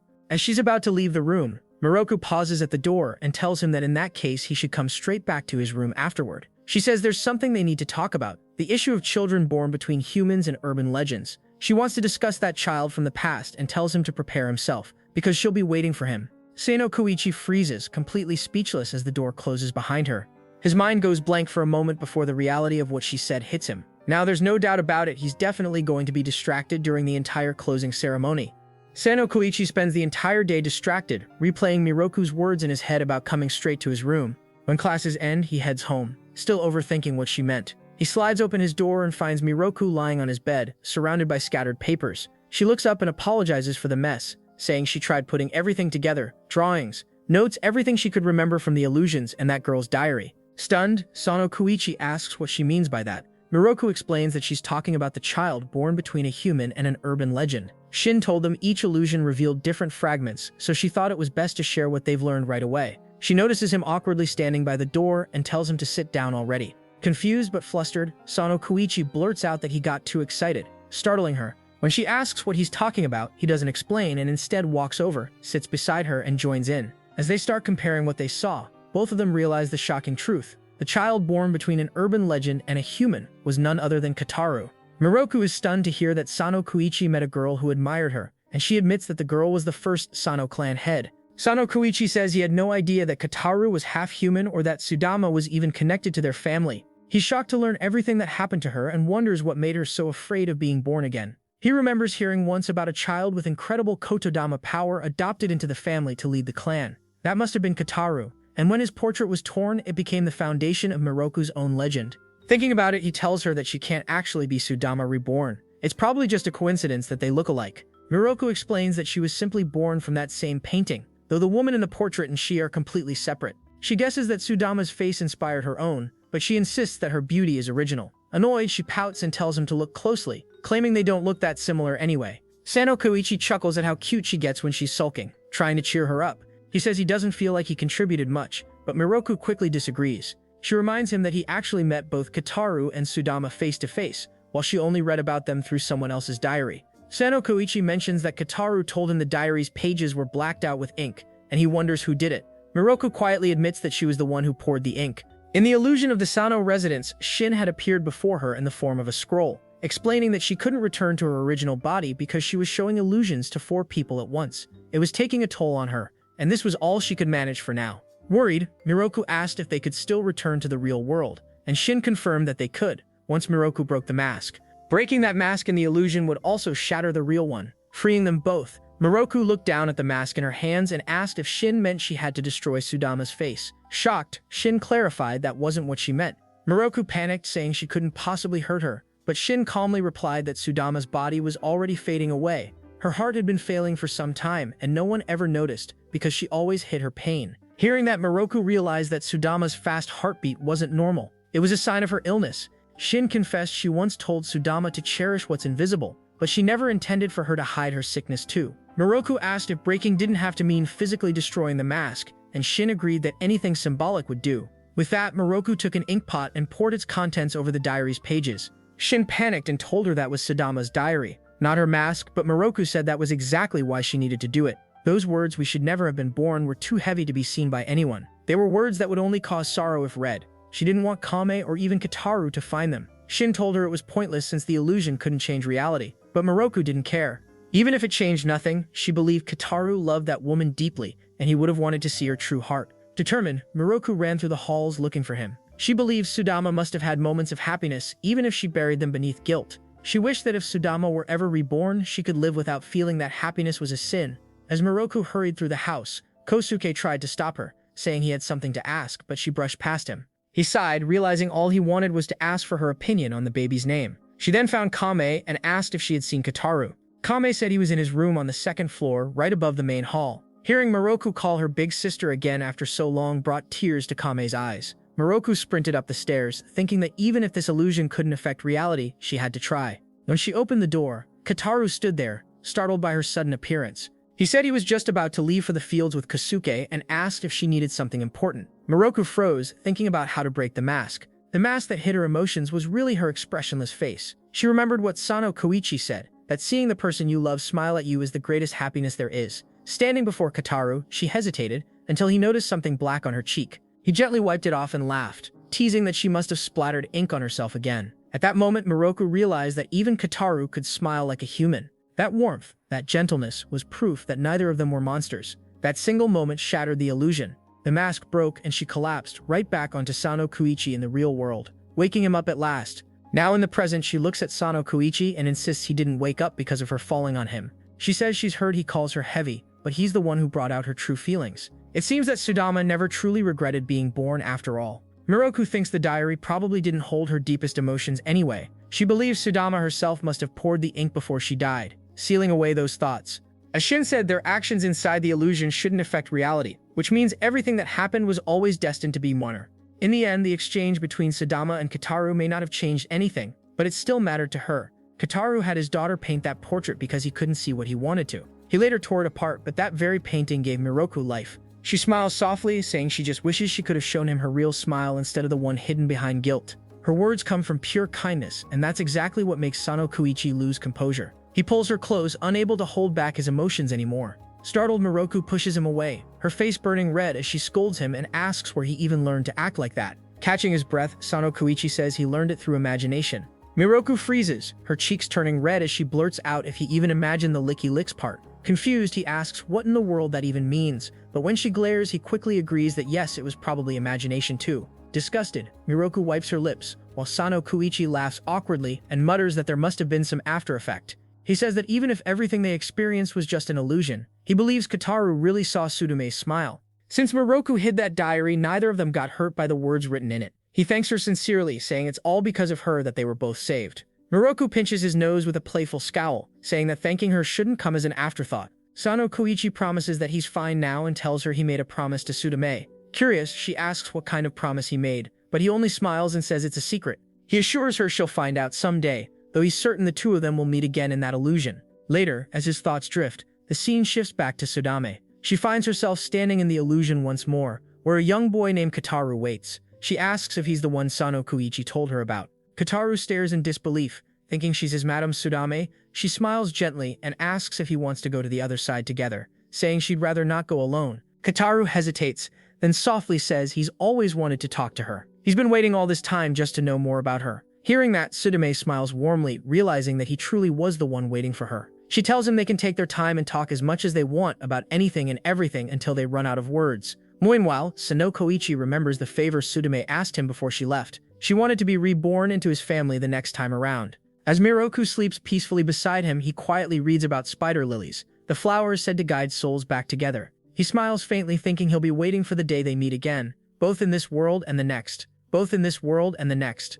After the incident with the Shin of Mirages finally ends, a few days later, Moroku finds herself facing another problem. Uda sits with Makoto and explains that urban legends are born from Kotodama, the power created by the spirit that dwells within all things. Every human carries a spark of that power, but the Sono family's Kotodama is in a league of its own. Their words can influence reality far beyond what normal humans can achieve. The strength of that power varies between family members, yet even the weakest still surpass ordinary people. Makoto nods and says he already knows all this, adding that it's the reason weaker urban legends have always married into the Sono bloodline. He explains that human Kotodama grows stronger through stories passed down and retold, and urban legends are just those stories given form. Because of that, bonding with a member of the Sano family is the best way for an urban legend to survive. He says it's practically therapy for the soul, and that's exactly what Miroku has been doing all along. He asks why Uda is suddenly bringing this up now after so long. Uda sighs and says it's not about Miroku this time, but about Sano Kouichi. He explains that lately Kouichi's words might be carrying far more feeling than usual. Normally his Kotodama isn't that strong, but when he speaks with genuine emotion, those words tend to linger deeply in the hearts of others. Uda continues, saying that ever since Kouichi learned about Tsudadama and Kataru, his emotions have grown stronger. Makoto asks if that could be dangerous, and Uda nods slightly. He says that when it comes to Miroku, Kouichi's words might affect her legend itself. He's deeply in love with her, and that bond could shape her story in unexpected ways. It's not that his words will turn into reality, but they might still influence her nature. As the Kuchisake Onna, Uda admits he's not truly worried. But just to be safe, he wants Makoto to keep an eye on him whenever he's outside, and he'll do the same when Kouichi is home. Makoto agrees to help, though he doubts anything serious will happen. As graduation season approaches, Kouichi and his friends talk about how all their seniors are moving on and how they'll be the oldest next year. They joke about entrance exams and upcoming trips, excited about their class festival and all the events lined up. Their conversation shifts to the growing rumors about the Kuchisake Onna. Kuchiyama says even his sister has been talking about her, and apparently she's been appearing in TV shows and movies. They laugh, guessing that maybe it's because they used her as the model for their class cafe last festival. The story seems to be changing though. Now her favorite food isn't beko ame anymore, but candied strawberries, cotton candy, and even donuts. They laugh, saying the modern Kuchisake Onna sounds kind of cute now. From a distance, Makoto overhears and feels a weird sense of pride in his sister's rising fame. Then one of Kouichi's friends jokes that if she keeps eating like that, she'll end up getting fat. Kouichi bursts out laughing and agrees without thinking, saying she really would if it kept up like this. Later that day, when he gets home, his laughter freezes on his face. Standing before him is Miroku, except now she's round, soft, and entirely transformed into a giant ball of fluff. Kouichi stares in horror, realizing instantly what he's done. He panics, saying this has to be his fault. At the same time, Makoto freaks out too, shouting that it's also his fault for not stopping him. He was supposed to be watching Kouichi and still let this happen. Kouichi admits that he was just so happy hearing his friends talk about the girl he loved that he got too emotional. Tears welling in his eyes, Makoto snaps at him, asking if he's learned nothing about being careful with his words. He reminds him how many warnings he's had, even being taught firsthand by Shin. As he vents, Uda cuts in, telling him to calm down. Miroku looks at Uda and narrows her eyes, realizing he's part of the problem too. She asks why he kept feeding her this whole time. Uda scratches his head and admits he noticed something was off, but she looks so happy while eating that he couldn't stop. He laughs awkwardly, saying he just wanted to see how round she could actually get. Makoto loses it completely, yelling at Uda to give him back his elegant, graceful sister. The room fills with chaos, and Sano Kouichi sinks to the floor, realizing once again that in the Sano family, words can literally reshape the world. Sano Kouichi looks at Miroku and then turns to Makoto, asking if she's really fine like this. He says she looks round, adorable, and genuinely happy while eating all those sweets. Knowing there's now a bit more of her in the world somehow makes him smile. Makoto admits he's not wrong, but she looks like she could explode any second. Worried, he asks what they would even do if she burst like a balloon. Kouichi laughs and tells him nothing like that will happen, though Makoto still seems uneasy. He asks if it isn't hard for her to move around in this state. As they speak, Miroku waddles past them and steps into the pond, only for the surface to crack beneath her feet. The two watch in shock while she gasps, asking if that was her power. Kouichi quickly replies that it's not her power but her weight, which doesn't make her feel any better. He turns to Makoto, half panicking, asking if this is what things were like while he was asleep during the Shin incident. Makoto denies it and explains that she only cracked the frozen surface. Miroku sighs and admits she knows she's gotten a little too chubby. She looks at Makoto nervously and asks if he started to dislike her now that she's like this. Overcome with emotion, Makoto runs straight to her and insists that isn't true. He says he could never dislike her and that no one here is unhappy about how things turned out. In fact, he says they all seem strangely cheerful about it and he's happiest when she's happy too. But deep down, he knows this can't go on. He says he wants her to smile, but this just isn't healthy anymore.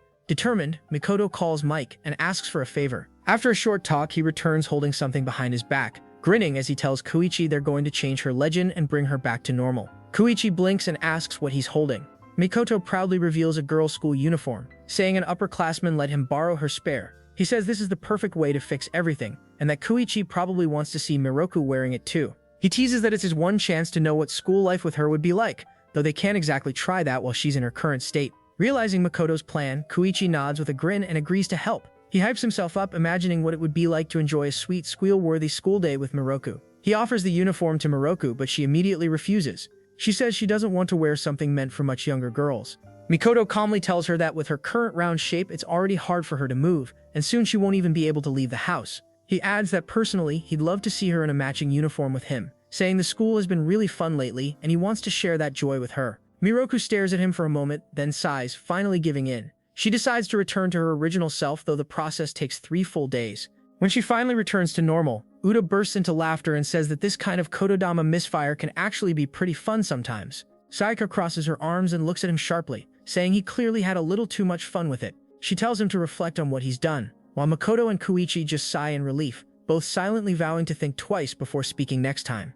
After their chaotic but funny ordeal, Miroku decides to visit Momoji and Mike. The moment she arrives, Mike bursts into tears, complaining that their honeymoon phase is officially over. She says things have changed and her husband hasn't been messaging her lately. He used to send her a line message every morning and every night, no matter how busy he was. Miroku asks if her husband is working overseas right now, and Mike nods. Sniffling, she says he's probably living his best life with some blonde girl because he got bored of a tomboy like her. Momoji stares in disbelief, asking if these are the side effects of late-stage marriage blues. Momoji gently asks Mike if she ever tells her husband how she feels about him. She says he's probably always the one saying I love you, and Mike has gotten used to hearing it. She warns that if she never says it back, he might start feeling lonely. Mike folds her arms and says they're not one of those cringe couples who gush over each other all the time. Momoji laughs, saying she and her husband tell each other I love you regularly. Mike rolls her eyes and calls them the definition of corny. Then she turns to Miroku and jokes that the Sono family must be the same way, always too expressive with words. Momoji reminds Mike that her husband isn't much different from the Sonos either. He married her right away just to make sure no one else could come near her. She says his love runs deep, which is why he's probably just busy right now, not distant. Momoji suggests that maybe Mike has simply gotten too used to his constant attention, and that's why the silence feels so heavy. She encourages Mike to make the first move this time, to say the words herself. Expressing love, she says, can make people fall for each other even deeper. Then she turns to Miroku for her opinion. Miroku nods in agreement and tells Mike to try it. She says that next time she talks to him, she should say something like I love you or I miss you. Mike groans, saying that's way too embarrassing to say now. Miroku laughs and tells her it'll only take a moment. Just say it straight and confidently. It shouldn't be that hard. Mike crosses her arms and asks if Miroku tells Sano Kouichi those things all the time. Miroku opens her mouth to agree but stops halfway, realizing she's never actually said it before. They've done so many things that show she loves him, but she's never spoken the words. The realization hits her hard. She suddenly feels like a hypocrite. Feeling disappointed, Miroku goes home to fix it. She tells herself she needs to say it, that she can't just give advice to others without doing it herself. Still, she gets nervous just thinking about it. She wonders how she's supposed to say it now, after everything they've already gone through. She's the one who confessed and decided to marry him, yet she never said those 3 simple words. It's embarrassing to admit, but if she wants to set an example, she has to do it at least once. Determined, Miroku decides to go see Sano Kouichi and finally get it over with. She opens the door and calls his name. Kouichi looks up from his book, asking if she needs something. Trying to sound casual, Miroku asks how he's doing today. Kouichi blinks and says he's doing fine, though he looks confused. She stands there awkwardly, wondering why she suddenly feels nervous. Her heart is racing and she keeps thinking maybe it's just the sound of the door that startled her. She tells herself she just needs a minute. Then she calls his name again, hesitating as she tries to say she loves him, but the words don't come out. Instead, she blurts that she'd love to go scuba diving and asks if he wants to come with her. Kouichi agrees, and just like that, they end up going scuba diving. Later, she tries again but fails once more, this time asking if he wants to go watch ski jumping. After that, she tries yet again, and somehow they end up learning about Scorpio africanus instead. Sitting alone later, Miroku groans in frustration. She wonders why she can't say it. Why can't she tell him she loves him? The more she struggles, the more she starts to understand exactly how Mike felt. Miroku stands beside the wooden pillar in the main hall, lost in thought. When Sano Kouichi walks in, he immediately senses something's off. He asks if something happened, wondering if his mom or Mike said something to upset her. Miroku quickly denies it, saying their girls' day out was actually fun. Still, her mind drifts back to her earlier thoughts. She wonders if their bond of words is what's holding her back. Maybe that's why saying her feelings out loud feels impossible. It's only 3 words, yet the weight of them feels heavy enough to split her heart open. She gathers courage to tell him but hesitates again, her lips refusing to move. Seeing her struggle, Sano Kouichi steps closer and gently makes her look at him. He tells her that her actions already speak louder than any words could. He smiles, saying at first she seemed like someone who'd never let herself be swayed by him, and yet here she is now, trying so hard just for his sake. He laughs softly, saying that effort alone is enough because the way she never gives up is honestly adorable. His words fluster her more than she'd like to admit. Then Kouichi looks her in the eyes and says that he loves her. The words come out so naturally, so easily, that Miroku freezes.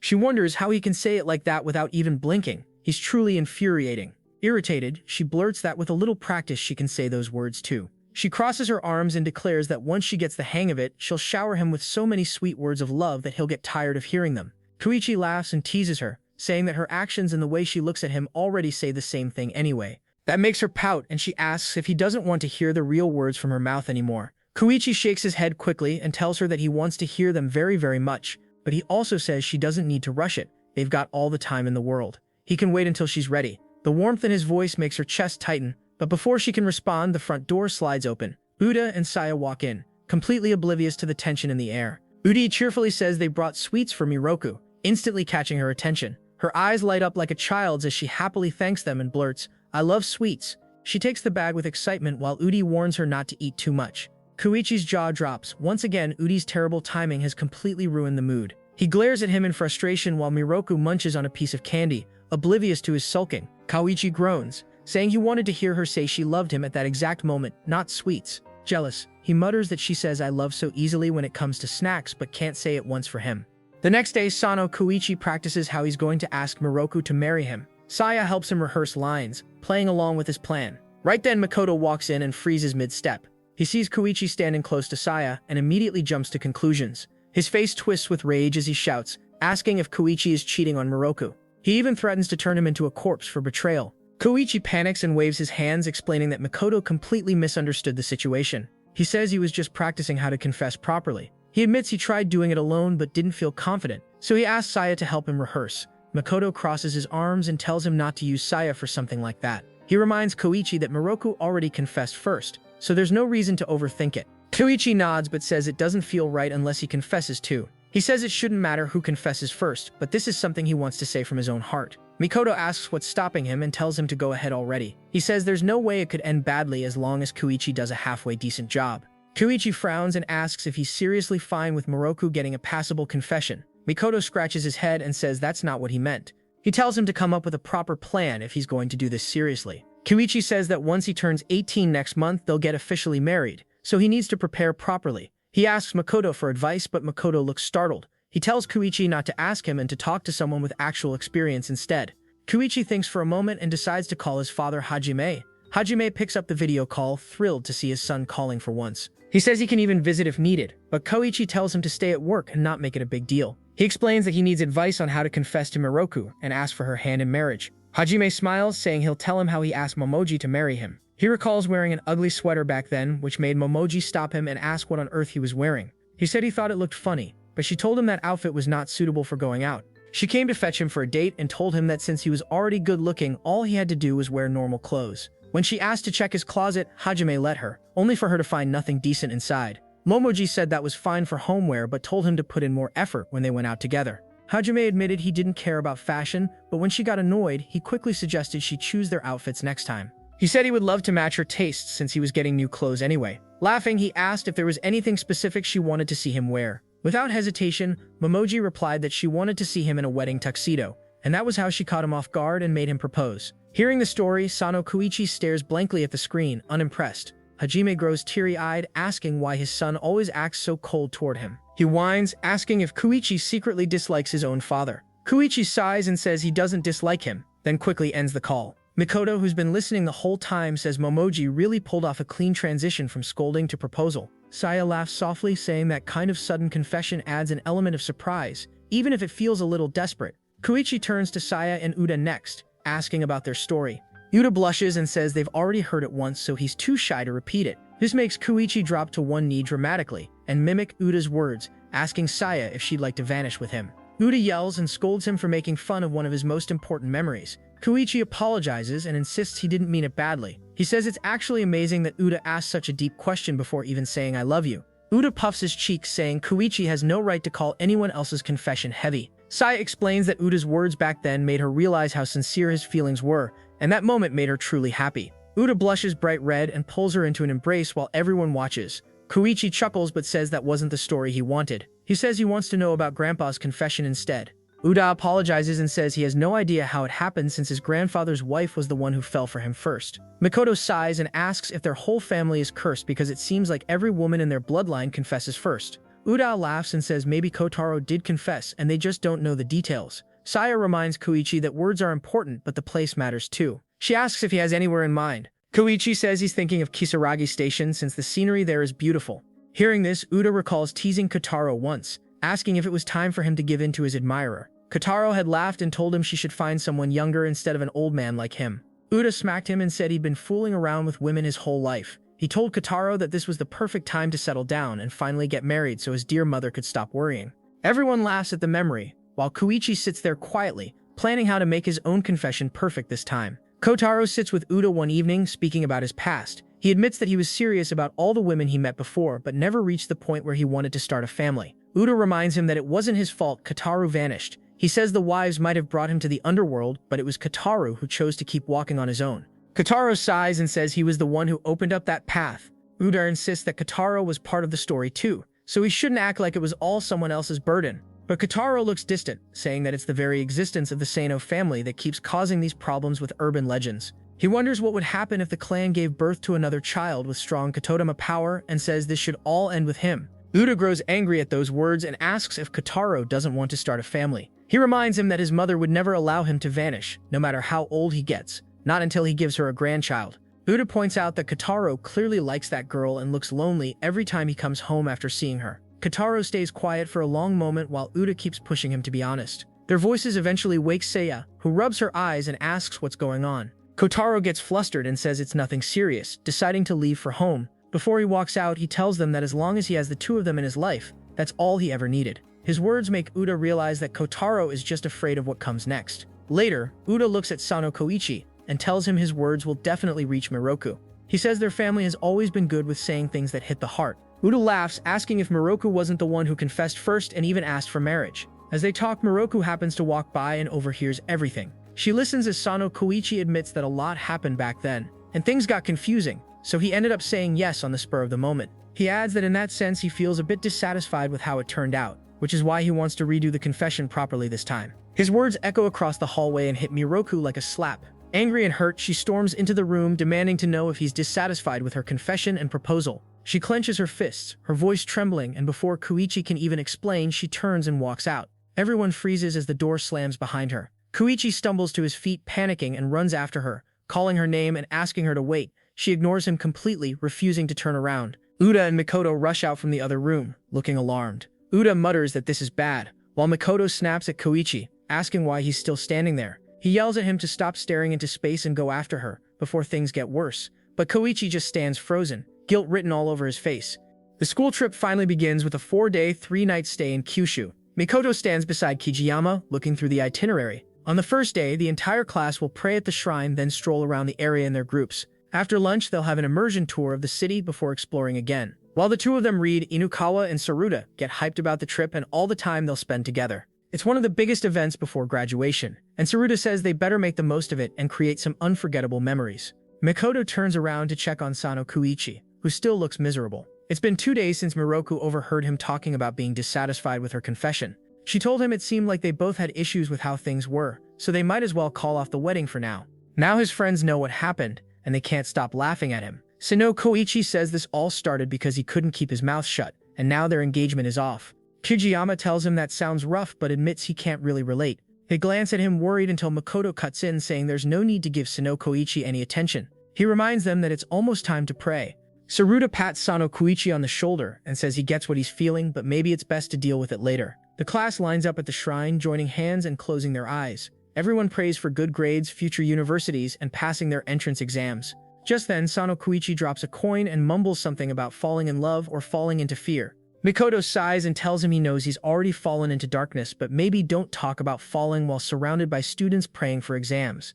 Sono Kouichi shrugs, saying people ask God for help, but in the end these things depend on their own efforts. Makoto looks at him in disbelief and asks when he suddenly became so enlightened. He tells him everyone's prayers are sincere, so he should quit talking like that. Kijiyama jumps in, saying Sono Kouichi actually has a point, but maybe it's better to promise to work hard and pray for support instead. He adds that he isn't even taking the exam. Makoto looks at him surprised and asks if he's heading straight into work. Kajiyama nods and says he'll start part-time for now while figuring out what he really wants to do. His parents want him to go to university, but he's not sure yet. Inukawa says he's going to university, since he wants to work in the gaming industry one day. Saruta admits he doesn't have a clear dream yet, but going to college will give him more choices.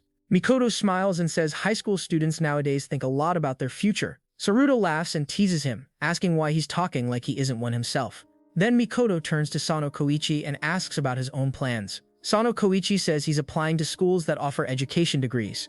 Mikoto raises an eyebrow and says he can't really imagine him as a teacher, but then again, Momoji manages a school, so maybe it fits. Sono Kouichi explains that apart from joining the family business, schools are great places for spreading stories. Since rumors travel fast among kids, he thinks that could help with their other line of work too. Mikoto admits that's actually well thought out. Sono Kouichi smiles faintly and says of course since he plans to marry Miroku. As soon as he says it, the sadness rushes back and he starts tearing up again. Makoto groans and tells him to stop with the gloomy vibe already, reminding him that they're on a group trip. Saruta calls over, saying there's another shrine nearby, and asks if Sono Kouichi wants to check it out. The group heads over together, but as they approach, they notice the place is packed with girls. Saruta searches it online and learns it's a matchmaking shrine famous for its charms, which explains the crowd. The charms have fancy designs that seem to be a hit among the girls. Saruta points out the stand where the charms are being sold. The group gathers around to take a look and agrees they're adorable. Inukawa tells Sono Kouichi he should buy one for Miroku as a souvenir. He says it might be too early for gifts since it's only day one, but Sono Kouichi could buy something new each day. This way he'll have stories to tell and a collection of memories. Smiling, Inukawa says he'll help him make up with Miroku and suggests they all go souvenir hunting together. He pats Sono Kouichi's back and tells him to cheer up. Just then, Kijiyama joins the group, saying he'll grab a few charms for his sister too. Saruta decides to do the same, saying he wants to get something for his sister as well. The three of them start checking out charms together, trying to find the best ones for their beloved sisters, while Sono Kouichi watches quietly from the side. Inukawa tells them that the lady at the stall mentioned each charm's meaning is written on the back, so it's best to read them before choosing. Mikoto flips through a few and tells Sono Kouichi that if he's getting one, he should hurry and pick already. He says he can't choose his until Sono Kouichi does because he's also getting one from Miroku. He adds that it's better if they choose different charms and shows the one he's planning to buy. Sono Kouichi smiles and thanks Inukawa, saying he feels a lot better now. Inukawa grins and says he's happy because Sono Kouichi's happy. Saruta looks at Inukawa suspiciously and asks who he even is to Sono Kouichi. Inukawa proudly replies that he's Sono Kouichi's fan. Later that night, the boys unwind in their hotel room, laughing and tossing pillows at each other. They play all kinds of games until late, and when things finally calm down, Sono Kouichi steps outside to make a call. When Miroku picks up, he hesitates before asking if she's still mad at him. He tells her about how they all bought charms at the shrine and thought carefully about the people they were buying them for. He says they imagined what kind of charms would make those people the happiest, how they'd react, and what each one would mean. That's when it hit him. The words she gave him that day were also words she chose carefully. After a lot of thought, he sighs and admits he should have realized that sooner. He says he knows it might sound like an excuse, but when he said he wanted to redo things, he didn't mean he wanted to undo everything. Her confession made him the happiest person in the world. He just wanted to give back something that meant as much or even more than what she gave him. When he said he was dissatisfied, it wasn't about her, it was about himself. He was panicking, and the only thing he managed to blurt out back then was a simple yes. Miroku listens quietly before saying she already knows that. She knows he was only responding to the conversation at the time, and she understands those words weren't meant directly for her. She tells him she isn't angry anymore. Relieved, Sono Kouichi asks if that means she's still calling off the wedding, but Miroku assures him she isn't. She tells him to stop overcomplicating things. She admits that she also got caught up in the heat of the moment, and that once she said those words, it became harder to take them back. The timing just made everything worse. She apologizes for what she said. Sono Kouichi quickly tells her there's nothing to apologize for, but Miroku insists she was too harsh and says she started worrying afterward. When he asks what she was worried about, she says she was afraid he might start disliking her. Sono Kouichi laughs softly and tells her she's adorable. There's no way he could ever dislike her. He says he loves her, and he's heading home right now. Startled, Miroku asks what he's talking about, but he insists that he wants to see her, so he's leaving. He even starts wondering aloud if there are any flights out of Fukuoka this late at night. Panicking, Miroku tells him to stop and asks where exactly his school trip is. Sono Kouichi replies that they're in Kyushu, traveling from Fukuoka to Nagasaki, and asks why she wants to know. She doesn't answer directly, and instead tells him to focus on enjoying the trip. It's a big event, and he shouldn't waste it worrying about her. She tells him to have fun and make memories. Sono Kouichi agrees and says he'll bring back lots of gifts and stories for her. Miroku smiles faintly through the phone and tells him to look out for Makoto while he's away. After saying goodnight, she hangs up. As she steps outside, Miroku sighs, muttering to herself that she doesn't know who's more foolish, him or her. She could have waited, but instead, she's out here chasing after him. To make matters worse, she realizes she ended up at the wrong place entirely. Looking around the quiet station, Miroku groans, realizing she's all alone in Kyoto and wondering what in the world she should do now. Miroku decides to call Mary for help. Within minutes, Mary and Storu arrive in Kyoto, leaving her completely stunned. She thanks them for coming all this way, but Storu laughs and asks who in the world confuses Kyoto with Fukuoka. Flustered, Miroku tries to explain that she and Sono Kouichi had an argument, so she never asked exactly where his class was headed. She says she always thought school trips across Japan were either to Kyoto or Nara. Storu laughs harder and asks why she's chasing after him in the first place instead of waiting at home. Mary cuts him off, telling him to stop teasing Miroku and go buy their tickets. With no choice, Storu grumbles but heads to the counter. Because it's already late, all the trains and flights are fully booked, so they decide to stay at an inn for the night. Storu tells Miroku she'll have to wait until tomorrow to travel. They stroll through the quiet streets together, their breath visible in the cool night air. As they walk, Mary asks Miroku again why she's so determined to follow Sono Kouichi. Miroku admits that after their argument, she just wants to patch things up. She explains everything that happened, and Mary sighs, teasingly asking if Miroku might be the sly one in all this. Miroku laughs weakly and says since she's already come this far, she might as well go all the way, though she's starting to think she should have just stayed home and waited. She says that technically they already made up over the phone anyway. Mary smiles softly and says she hopes Miroku also makes up with Viola someday. Just then, Storu comes running back with a grin, holding up a ticket for the first train out in the morning. He even managed to get Miroku a ticket for her return trip. The two walk her back to the inn before saying goodbye. As they leave, Miroku realizes it would have been faster if she'd just asked Mary to teleport her there, but now it's too late to bring that up. At the front desk, a cheerful lady greets her, proudly saying their hot spring is the pride of the inn. Hearing that, Miroku forgets all her worries and decides she might as well enjoy herself. She thinks that as long as she makes it within 2 days, she's fine. Smiling to herself, she decides to relax for the night. She's never bathed in a hot spring before, and maybe she should have done this sooner, with some sightseeing to go along. As she's heading toward the bath, she overhears two women talking about a tall lady with very pale skin who looks like a tourist. Miroku freezes. She knows exactly who they're talking about. She quickly changes and rushes to the hot spring. Sure enough, when she steps inside, she finds Viola sitting in the water. The two old friends sit side by side in the steaming spring. Viola looks at her quietly before asking if she'd like to be friends again. She apologizes for putting Sono Kouichi in danger and says she really likes Miroku, hoping she doesn't hate her for what happened. As she starts scrubbing, Miroku moves closer, reaches over and lightly squeezes her nose. She tells Viola that if she likes someone, she shouldn't hurt them like that. Viola bows her head and apologizes again, explaining that she did ask Shun if it was dangerous to put Sono Kouichi through that, but Shun assured her he wouldn't vanish. Miroku asks why she even agreed to help Shun in the first place. Viola says it's because Shun is her friend, and she'd made her a promise. She says when she first asked everyone to hide, she worried Sono Kouichi would panic if she disappeared. When Shin heard that, she decided it was a good chance to carry out her own plan, using it to help Sono Kouichi understand what it truly means for an urban legend to disappear. Miroku sighs, saying that part of the lesson came across clearly enough. Viola nods and says Shin believes Sono Kouichi would only understand fully if he was the one to tell her to disappear. Miroku realizes that what Viola says makes sense.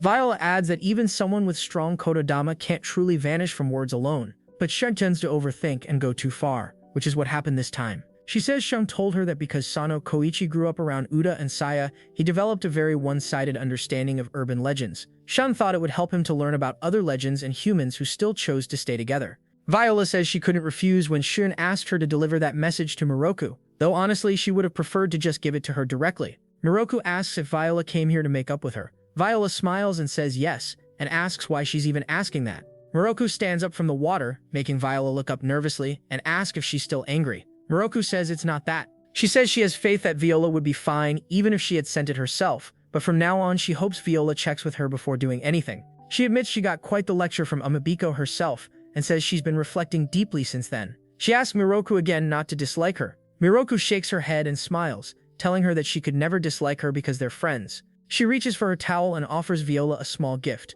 a neatly handmade ribbon. She tells her to think of it as a symbol of their friendship. She says she's good at sewing, so she decided to make something simple but meaningful. Viola stares at the ribbon for a long moment before smiling warmly, saying this is the first gift she's ever received from a friend. Miroku looks at her with pride and formally introduces herself again as Miroku, the slit-mouthed woman. She says it's her pleasure to be Viola's friend.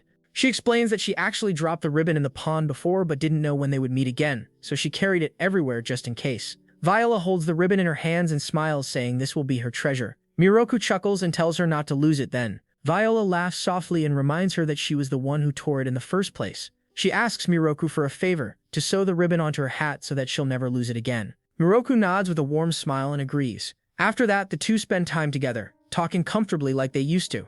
Miroku brings up something she heard from Amabiko, saying that this is Viola's second life as an urban legend. Viola nods and admits that she doesn't remember much from her previous life. Still, sometimes she catches herself saying things that don't quite add up, as if old memories are slipping through.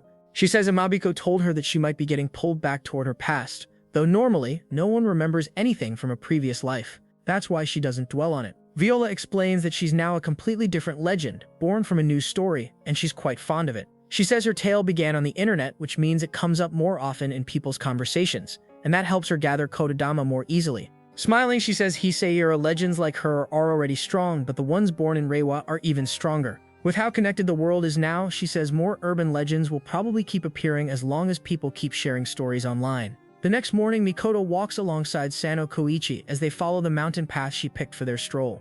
Looking around, Makoto frowns and says this trail isn't even in the guidebook. He asks what exactly they're supposed to find here. Sano Kouichi glances ahead and tells him there's been a rumor about this place lately. Since they're already nearby, he figured they might as well check it out. He adds that the story has been spreading across social media, and who knows, maybe they'll even run into a brand new urban legend.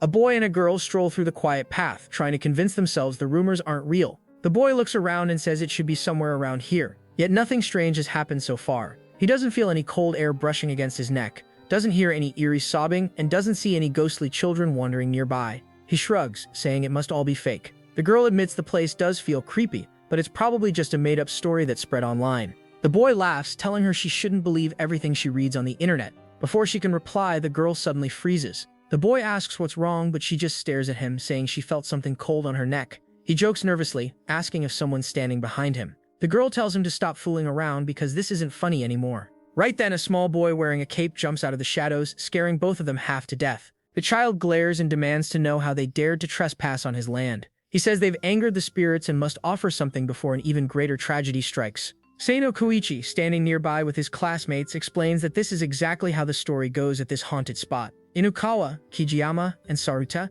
instantly regret coming and ask why they have to visit creepy places like this on their school trip. Sano Kouichi tells them the real site is a bit farther ahead. If they keep walking, they'll reach a path lined with old wooden torii gates, one after another. He says he isn't sure if the ghost actually appears, though. Kijiyama looks at Sano Kouichi and asks how he even knows so much about this stuff. Sano Kouichi grins and says he gets it from his parents, and also from social media. Lately, tourists have been posting rumors about the area. Inukawa sighs, saying Sano Kouichi must really love this kind of thing if he's dragging them to a spooky spot during a school trip. Sano Kouichi laughs and promises they'll be fine. As long as they leave an offering, the ghost should let them pass. Besides, they'll head back before dark. Saruta agrees, saying that as long as it's daylight, it shouldn't be a problem. Inukawa teases him for being scared, while Kijiyama says he'd rather skip it entirely. He reminds Sano Kouichi that he said they didn't all have to go. Both of them ask if Sano Kouichi and Makoto aren't scared at all. Makoto crosses his arms and asks Sano Kouichi why they even need to check the rumor. Sano Kouichi explains that even if only a few tourists are talking about it, the fact that the story's spreading means a new urban legend might have been born. Whether it started from imagination or a made-up tale doesn't matter. Once people believe it, it becomes real in its own way. Makoto asks if the Sano family really has to confirm the birth of every new legend. Sano Kouichi shakes his head and says they usually don't interfere, but brand new stories can grow violent if left alone. Sometimes they twist into something darker.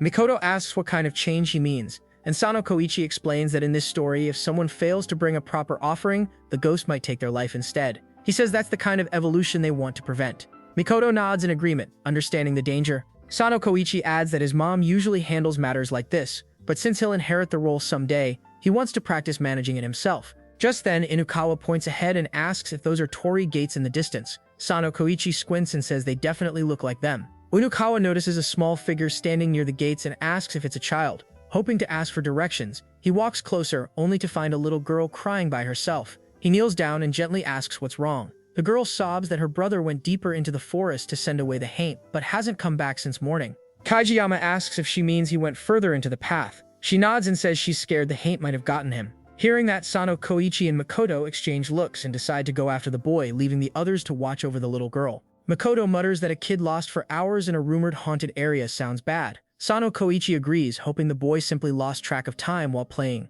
Still, he can't shake the feeling that something else might be waiting ahead, something born from a story that's just starting to take shape. As they move deeper into the mountain path, Makoto frowns and asks if there was ever any mention in the legend about people getting trapped and never being allowed to leave. Sono Kouichi replies that the story must have already been twisted with added violence over time, and that's exactly what he came to confirm. But now it might be too late. Since the boy still hasn't returned, there's a chance he failed to make an offering, which could mean he vanished entirely. Mikoto tenses up, but Sono Kouichi quickly adds that he doesn't think that's the case. Mikoto nods, saying they're probably just overthinking it. Urban legends don't actually take lives, he explains. They might act like they can, but normally they don't. Still, he admits he isn't sure if that rule holds for a newly born legend. As they walk, Makoto suddenly hears faint crying echoing behind them. He stops and listens closely. Sono Koichi's eyes narrow. This fits the rumors exactly. He wonders aloud whether a wandering ghost has awakened into an urban legend, or if a simple rumor transformed into something powerful enough to give birth to one. Makoto tells him they don't need to figure that out right now. It's true that most urban legends aren't aggressive, but hostile ones still exist, so he warns Sono Kouichi to stay alert. The two continue forward, scanning their surroundings. Sono Kouichi says there's also the possibility that it's just a ghost who hasn't fully turned into a legend yet. If that's true, then maybe they can still guide the story in a safe direction. Before he can finish, Makoto suddenly covers his mouth and tells him to keep quiet. Following the sound of the crying, they carefully trace it through the trees until they finally find the source. Standing before them is a figure with a raspy voice, saying it's been waiting for them. The ghost grins, muttering that it's rare to have visitors and that they'll make great offerings. It mocks them, asking why anyone would willingly visit a haunted place like this. When the ghost finally turns around, its smile disappears because standing there is the headless corpse of Makoto. The ghost freezes in shock and vanishes in an instant. Makoto sighs, wondering if he might have gone a bit overboard. With the danger gone, the two decide to rest and grab something to eat. They notice a strange smell and realize someone nearby is making mentaiko. The cold touch they felt earlier suddenly makes sense. The crying too turns out to be a smartphone recording hidden in a hollow tree. It's all been a setup by a mischievous kid pretending to be a ghost to scare visitors. The snacks scattered around are the offerings he collected from frightened tourists. Sono Kouichi chuckles, asking if it's Halloween already since the boy's dressed up and pulling tricks for treats. Makoto folds his arms and says the boy went out claiming he'd exorcise a ghost, but it turns out he was the ghost all along. He tells the kid to think about his actions. The boy, still amazed, asks Makoto how he did that headless ghost trick, and begs to learn it for next time. Sono Kouichi raises a brow and asks if he plans on doing this again. The boy nods, saying it's fun to see everyone scared and that ghosts aren't real anyway, so it's harmless. Sono Kouichi crouches and tells him that even so, he can't keep doing this. Maybe it's just a prank for now, but the rumors are already spreading. One day those lies could turn real, and then he might end up in danger. He asks if the boy really wants to become a ghost himself. The kid's face turns pale at the thought. Sono Kouichi says it's not theft exactly, but what he's been doing is close to extortion. Makoto sighs, saying that means they'll have to take him to the police station. Horrified, the boy asks if he's getting arrested, and Makoto nods, teasing that he's too naughty to get away with it. The boy quickly promises never to pull the ghost act again, trembling as he swears to keep his word. Curious, the boy asks how Sono Kouichi figured out his secret when nobody else did. Sono Kouichi smirks and says the crying voice sounded familiar. He asks if the recording he used was actually his sister's voice. Before the kid can answer, Inukawa and the others arrive. Inukawa spots the boy and asks if he's the crying girl's brother. The boy nods shyly. Inukawa laughs and says they were starting to worry. The little girl rushes over, hugs her brother, and cries. The boy apologizes for making her worry and promises not to do it again. Inukawa says everything turned out fine. Sono Kouichi got to explore his haunted site, and they got to help the kids. Saruta sighs in relief, admitting he's just glad he didn't have to go inside. He says if Sono Kouichi had taken any longer, they probably would have called the police. The boy bows and apologizes again for causing trouble, but Sono Kouichi waves it off, saying he's used to situations like this, thanks to a certain someone. Meanwhile, on a train headed toward Kyushu, Miroku sneezes suddenly as if sensing her name being mentioned. When they finally return, Saruta can't believe the ghost was a kid all along. Kijiyama laughs, saying the boy basically turned the whole place into a haunted house. While they joke about it, Makoto says he hopes the kid at least feels a little guilty. Sono Kouichi nods and says the boy promised to clean up all the offerings tomorrow. He's just glad they caught it early before the story spiraled out of control. Even if rumors keep spreading, he says the idea of offerings has already taken root. When he asks Makoto if this counts as his first job, Makoto shrugs and says he doesn't know anything about that. In the end, no new urban legend was born. As they laugh it off, Inukawa mentions the kid's tricks were pretty convincing. He admits that when he passed through the torii gates earlier, he had tiny handprints all over his back, but they vanished once they got out. Everyone stares in silence for a moment. The chill returns to Sono Kouichi's expression as he realizes something unsettling. There might have been more than just one presence in that place. The next morning, the group heads out to visit the seaside, standing before the calm waves of the Seto Inland Sea.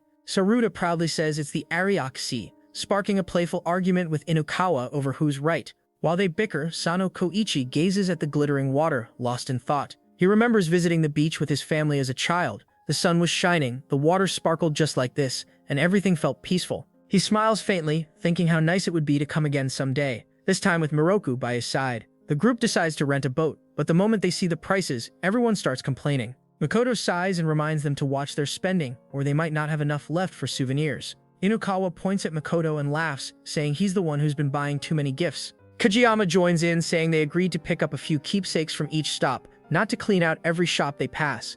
Makoto tries to defend himself, saying it's not like he went on a shopping spree for fun, it just happened that way. Kouichi smirks and tells him to be honest. He's clearly enjoying himself. Makoto gives up pretending and admits that he is having fun. He says Uda gave him some spending money before the trip, and he's using it to show his gratitude. Kouichi says Uda gave him money too, quite a generous amount in fact. He decides to buy Uda a gift, and ends up picking out a silver dragon chain. Makoto rolls his eyes and says chains like that are sold at every tourist spot. Kouichi shrugs, saying it's not about how fancy it is, but about the thought behind it, and he knows Uda will like it. As they cross the bridge, Kouichi suddenly stops, glancing down toward the boats below as if something caught his attention. Makoto asks what's wrong, but Kouichi brushes it off, saying it's nothing. Below the bridge, Miroku crouches out of sight, clutching her bag tightly. She almost got caught. It's been a long, exhausting trip just to get here after her earlier mix-up, but she's relieved she finally made it to Kyushu.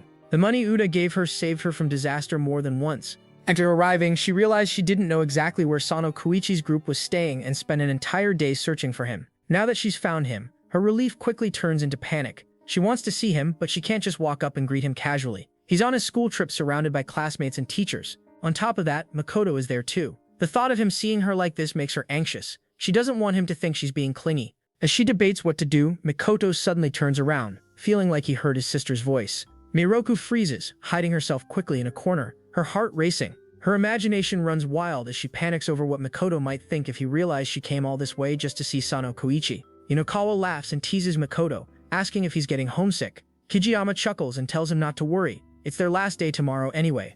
Makoto looks around once more before shaking his head, saying it must have been his imagination. Miroku takes a deep breath and decides she's already come this far. She might as well say a quick hello to Kouichi before heading home. She decides to follow him quietly, waiting for a moment when he's alone so she can approach him unnoticed. But the more she trails behind him, the more frustrated she gets. Kouichi is never alone, not once. He's always surrounded by friends, laughing or talking. Miroku sighs, realizing this is her first time ever trying to tail someone, and it's not going as smoothly as she thought. As Miroku trails behind the group, she starts reminiscing. She remembers the time she misunderstood Kouichi's connection with Mike after accidentally mistaking her wedding invitation for a love letter. Back then, she thought Kouichi and Mike were secretly dating, only to find out later that he had simply been helping Mike choose a wedding gift for her husband. The memory makes her cringe a little, and she wonders if she should buy a gift for Kouichi too. She isn't really sure how these things are supposed to work, but since she's already in a tourist area, she figures she might as well look around. While she's deep in thought, a familiar voice startles her.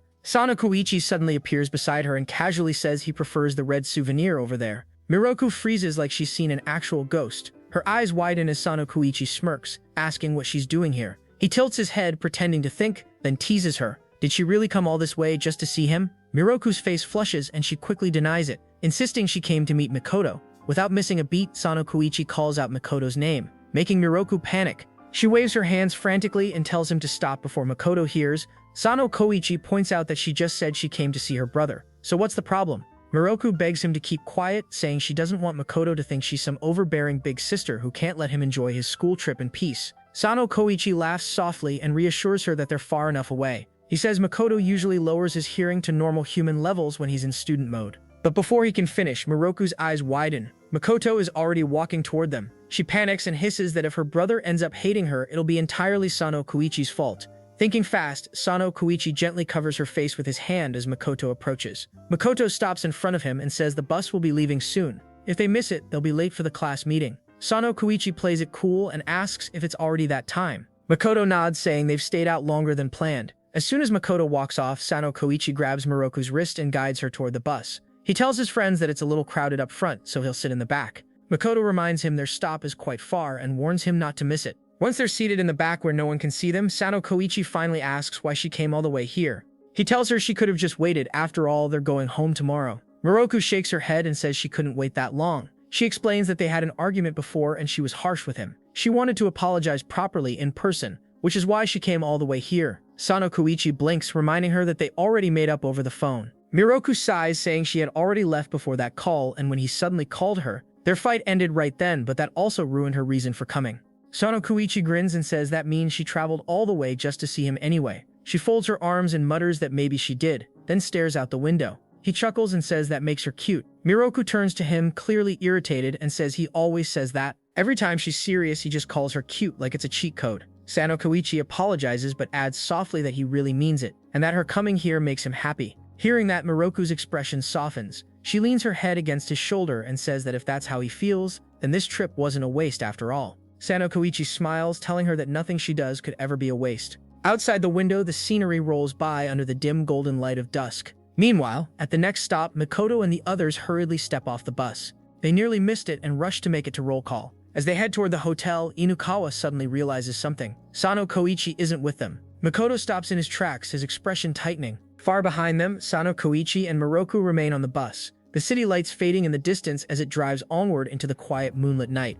While sleeping, Miroku dreams about a boy. She asks him if she's pretty and repeats the question when he doesn't answer. Just as he looks up, a snake slips out of his bag, scaring her. Terrified, she runs away, leaving the boy alone. Back home, she grumbles that she's one human short of her quota for scaring people. She tells Makoto that her legend has been fading lately because humans keep spreading half-baked stories, gossip and rumors that twist her image. When those stories turn inconsistent, her existence gets messy too. She asks Makoto to look at her fangs. They're all jagged now, nothing like they were in her prime. Maybe the slits lack impact, she says, which must be why she couldn't scare that last kid. She even wonders if she should reinforce them by sewing. Makoto tells her there's no need. Her slit mouth, and she herself, are the most frighteningly beautiful sights anyone could ever see. That child just couldn't grasp her beauty. Manhwa admits the kid neither called her pretty nor scary, but she swears she'll make him say it someday. When Makoto asks what exactly she wants him to say, she replies that he'll say what she wants him to say. She wakes up from the dream, thinking it felt nostalgic, though she can't remember why. Looking around, she finds the bus completely empty.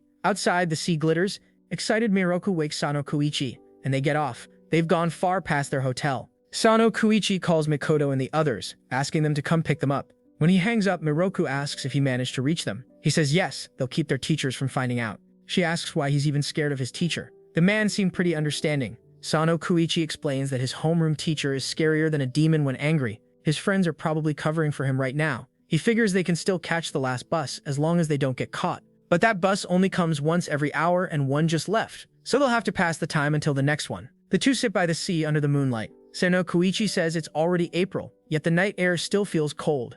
Miroku asks if he gets cold easily. He wonders if urban legends even feel hot or cold, saying he's jealous if they don't. She warns it'll be trouble if he catches another cold, then takes off her scarf and tells him he can have it back. Smiling, she suddenly declares that they're going to run. He tells her no, but she bolts toward the water anyway, laughing that it's a race. Since they have to kill time, why not have fun and warm up while they're at it? If he can catch her and take the scarf back, he wins. Sono Kouichi loosens his tie and shouts that he's actually a fast runner. He sprints after her and catches her in no time. Miroku yells that his focus is scary and tries to run again, but he catches her anyway. Both tumble into the shallow water with a splash. Miroku gasps and scolds him for getting them soaked. He laughs, saying it's her fault for running so far, he was going too fast to stop. As he looks at her, he notices some of her stitches coming loose. He offers to fix them and carefully ties the thread. While doing it, he recalls Makoto's words about the red thread of fate, how he couldn't imagine Miroku being bound to him of all people. He decided to keep reaching for her, and in the end, Miroku herself chose to be bound to him.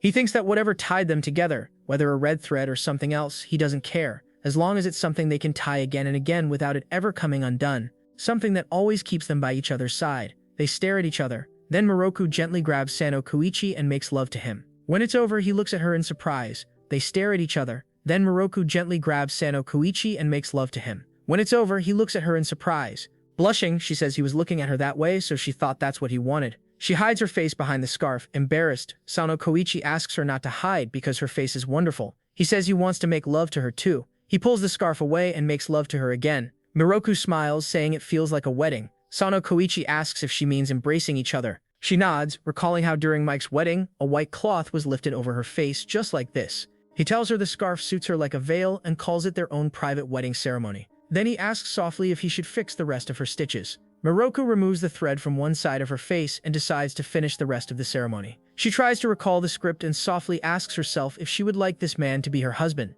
After a pause, she answers herself, saying she does. Sono Kouichi looks amused and asks if they are seriously doing the entire thing. Miroku continues the lines of the ceremony, saying in sickness and in health, to love and to perish until they are separated by being vanished away. Smiling, Sono Kouichi tells her to skip the perishing part for now. After that, Miroku walks along the quiet sea while Sono Kouichi watches her. He thinks that since it isn't a traditional wedding between two humans, it's fine. Though he can't help imagining her in a white dress or kimono. He is sure she would look stunning, and he decides that they are keeping that part of the tradition someday. He thinks no matter what she wears, Miroku always looks beautiful. Then Miroku calls out to Sono Kouichi and asks if she is pretty. Without hesitation, he replies that she is so beautiful, it is frightening. Hearing those words makes her remember the rest of her dream, the one where she told Makoto she wanted that kid to tell her she was frighteningly beautiful. Miroku steps closer, looks into Sono Kouichi's eyes, and says she somehow feels like she has waited a very, very long time to finally hear those words from him.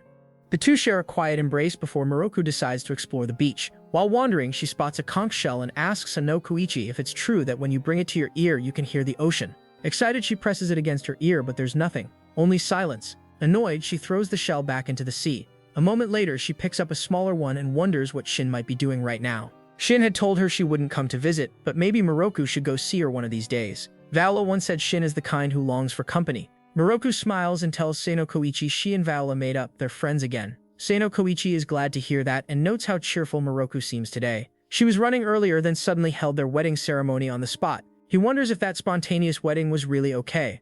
Remembering Makoto once said that supernaturals tend to gather near water, he thinks maybe Miroku's excitement comes from being by the ocean. Looking out at the waves, he recalls how bright and glittering it looked in the daylight. But now under the night sky, it feels endless and dark, so deep it's unsettling. Miroku interrupts his thoughts, asking if they should head back. To Sono Kouichi, the ocean's two sides, its calm beauty and its bottomless mystery, are what make it so fascinating, just like Miroku. He runs toward her and the two talk about their time together while waiting for the bus. Then Miroku looks at him and says he never actually told her she's pretty. Shocked, he asks if the time earlier was really the first. Miroku nods, and he can hardly believe it. He's told her he loves her plenty of times but never said she's pretty. He laughs that it just went without saying, so maybe that's why he never mentioned it. Miroku folds her arms and tells him he's just making excuses. Still, she admits it's fine that he never said it before. In fact, she's glad. To her, when he finally said it earlier, it was perfect timing. She says those words were better than any vow, whether it was a confession, a question, or a declaration, it was perfect all the same. And after all, today happens to be his 18th birthday.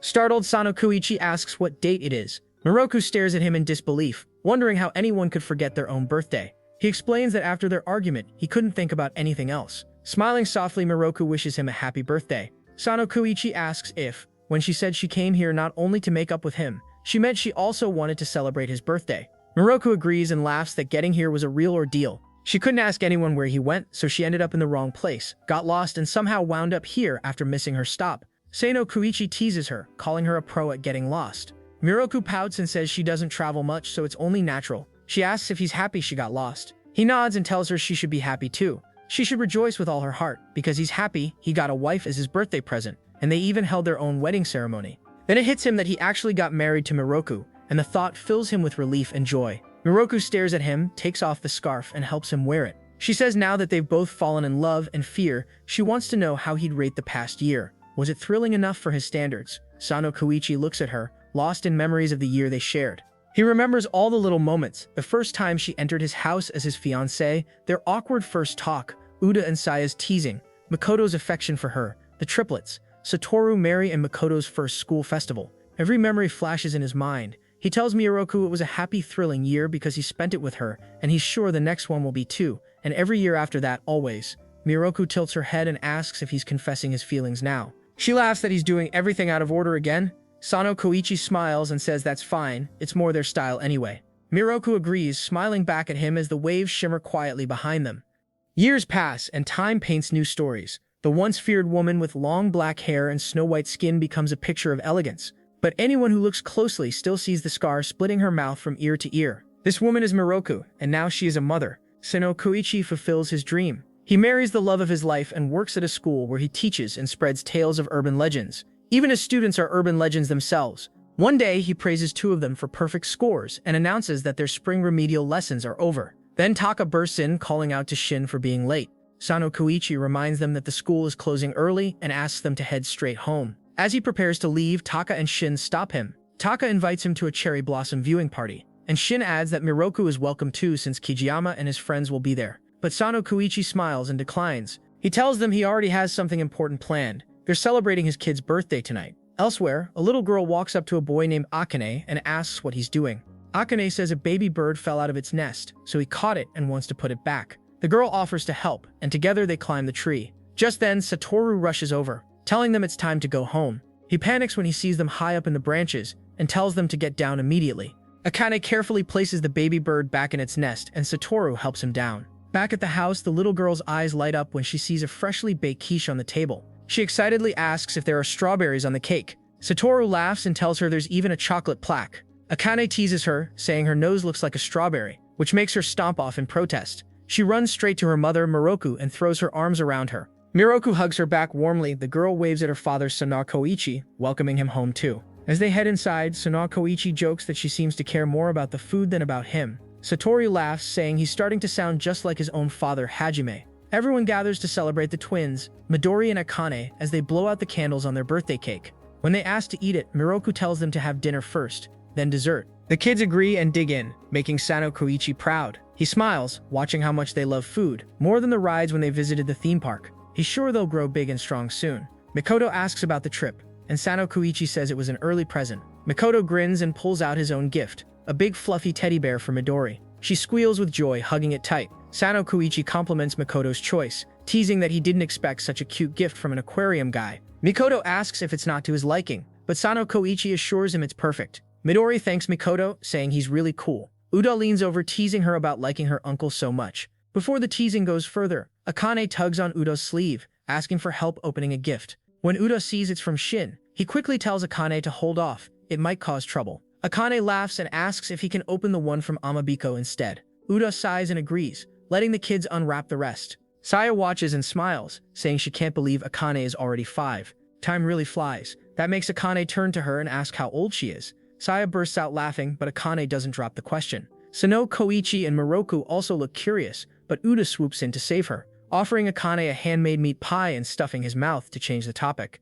Satoru helps Midori wipe her face as she makes a mess eating. She starts talking about Mike, Sono Kouichi, and Miroku's first meeting, a story she clearly heard from Satoru. He shushes her, telling her to focus on her food, but she doesn't listen. He grumbles that she talks too much, and Miroku laughs, saying Akane's mouth is even bigger. Mary smiles at the sight, telling Satoru he's gotten good at taking care of the twins. Viola agrees, saying he's always been the type to look after others. Satoru scratches his head, embarrassed, saying he's not sure about that, but admits Akane is kind and well-behaved, even if Midori is a handful. Mary chuckles that Akane can be noisy too, and their laughter fills the room as the warm glow of family surrounds them. Midori proudly tells Satoru that she's 5 now and a proper big sister. She asks Sono Kouichi to let her take care of the baby, saying he can go eat while she handles things. Laughing, he agrees and hands the baby over. Midori calls Akane to join her since it's milk time, and Akane runs off after asking Miroku to call them when it's time for cake. Miroku smiles and asks one of Uda's kids to keep an eye on them, calling him the house's official babysitter.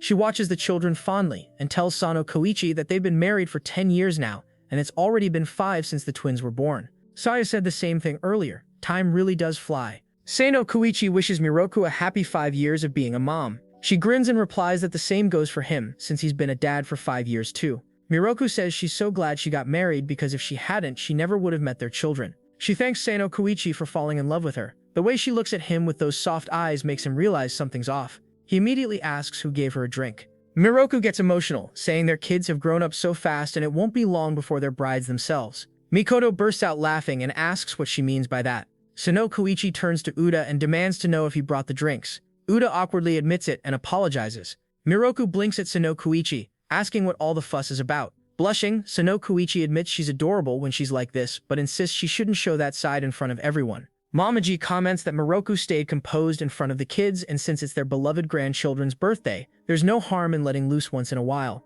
Horrified, Sono Kouichi now realizes his mother is also tipsy and asks who let her drink. He tries to wake Miroku, but she just giggles non-stop. Meanwhile, Akane and Midori are quietly babysitting. Midori sighs that the grown-ups have started their usual racket again and asks Akane if he thinks they're right. Akane shrugs and says they'll calm down once they go inside, and if not, they'll just have to go bam. Midori looks down at the baby and smiles, calling her a quiet little angel. She asks if she likes the milk and the baby coos happily in response. Akane says they've gotten so many gifts and delicious food today that he's really happy. Midori nods, saying it would be nice if life could always stay like this. Then she asks if he's glad they were born again. Akane agrees, saying he's happy they get to live again. Midori suddenly remembers that their parents' anniversary is coming up. She suggests planning a surprise party for them and says they should ask Satoru and Uda for help. She's sure Mama and Papa will be thrilled. Akane loves the idea and says they should make it a big surprise. Just then, the baby gurgles again, and Akane asks if she wants to join their plan too. The two laugh and decide to start organizing it right away. At that moment, Hajime calls everyone inside for a family picture. Uda gathers everyone together in one frame, adjusting the camera. Moroku asks Midori what the three of them were doing outside. She's about to spill the secret when Akane quickly stops her, whispering that they can't tell anyone until the big day. The twins whisper to each other, promising not to say a word even if someone tries to make them. They vow to keep the surprise hidden until they can make their parents happy. Sano, Kouichi, and Moroku watch their kids whispering and wonder what they're plotting when Uda shouts for everyone to get ready. He asks them all to smile for the camera, and in that perfect moment, their laughter, warmth, and love freeze together into a single photograph, one that will be cherished forever.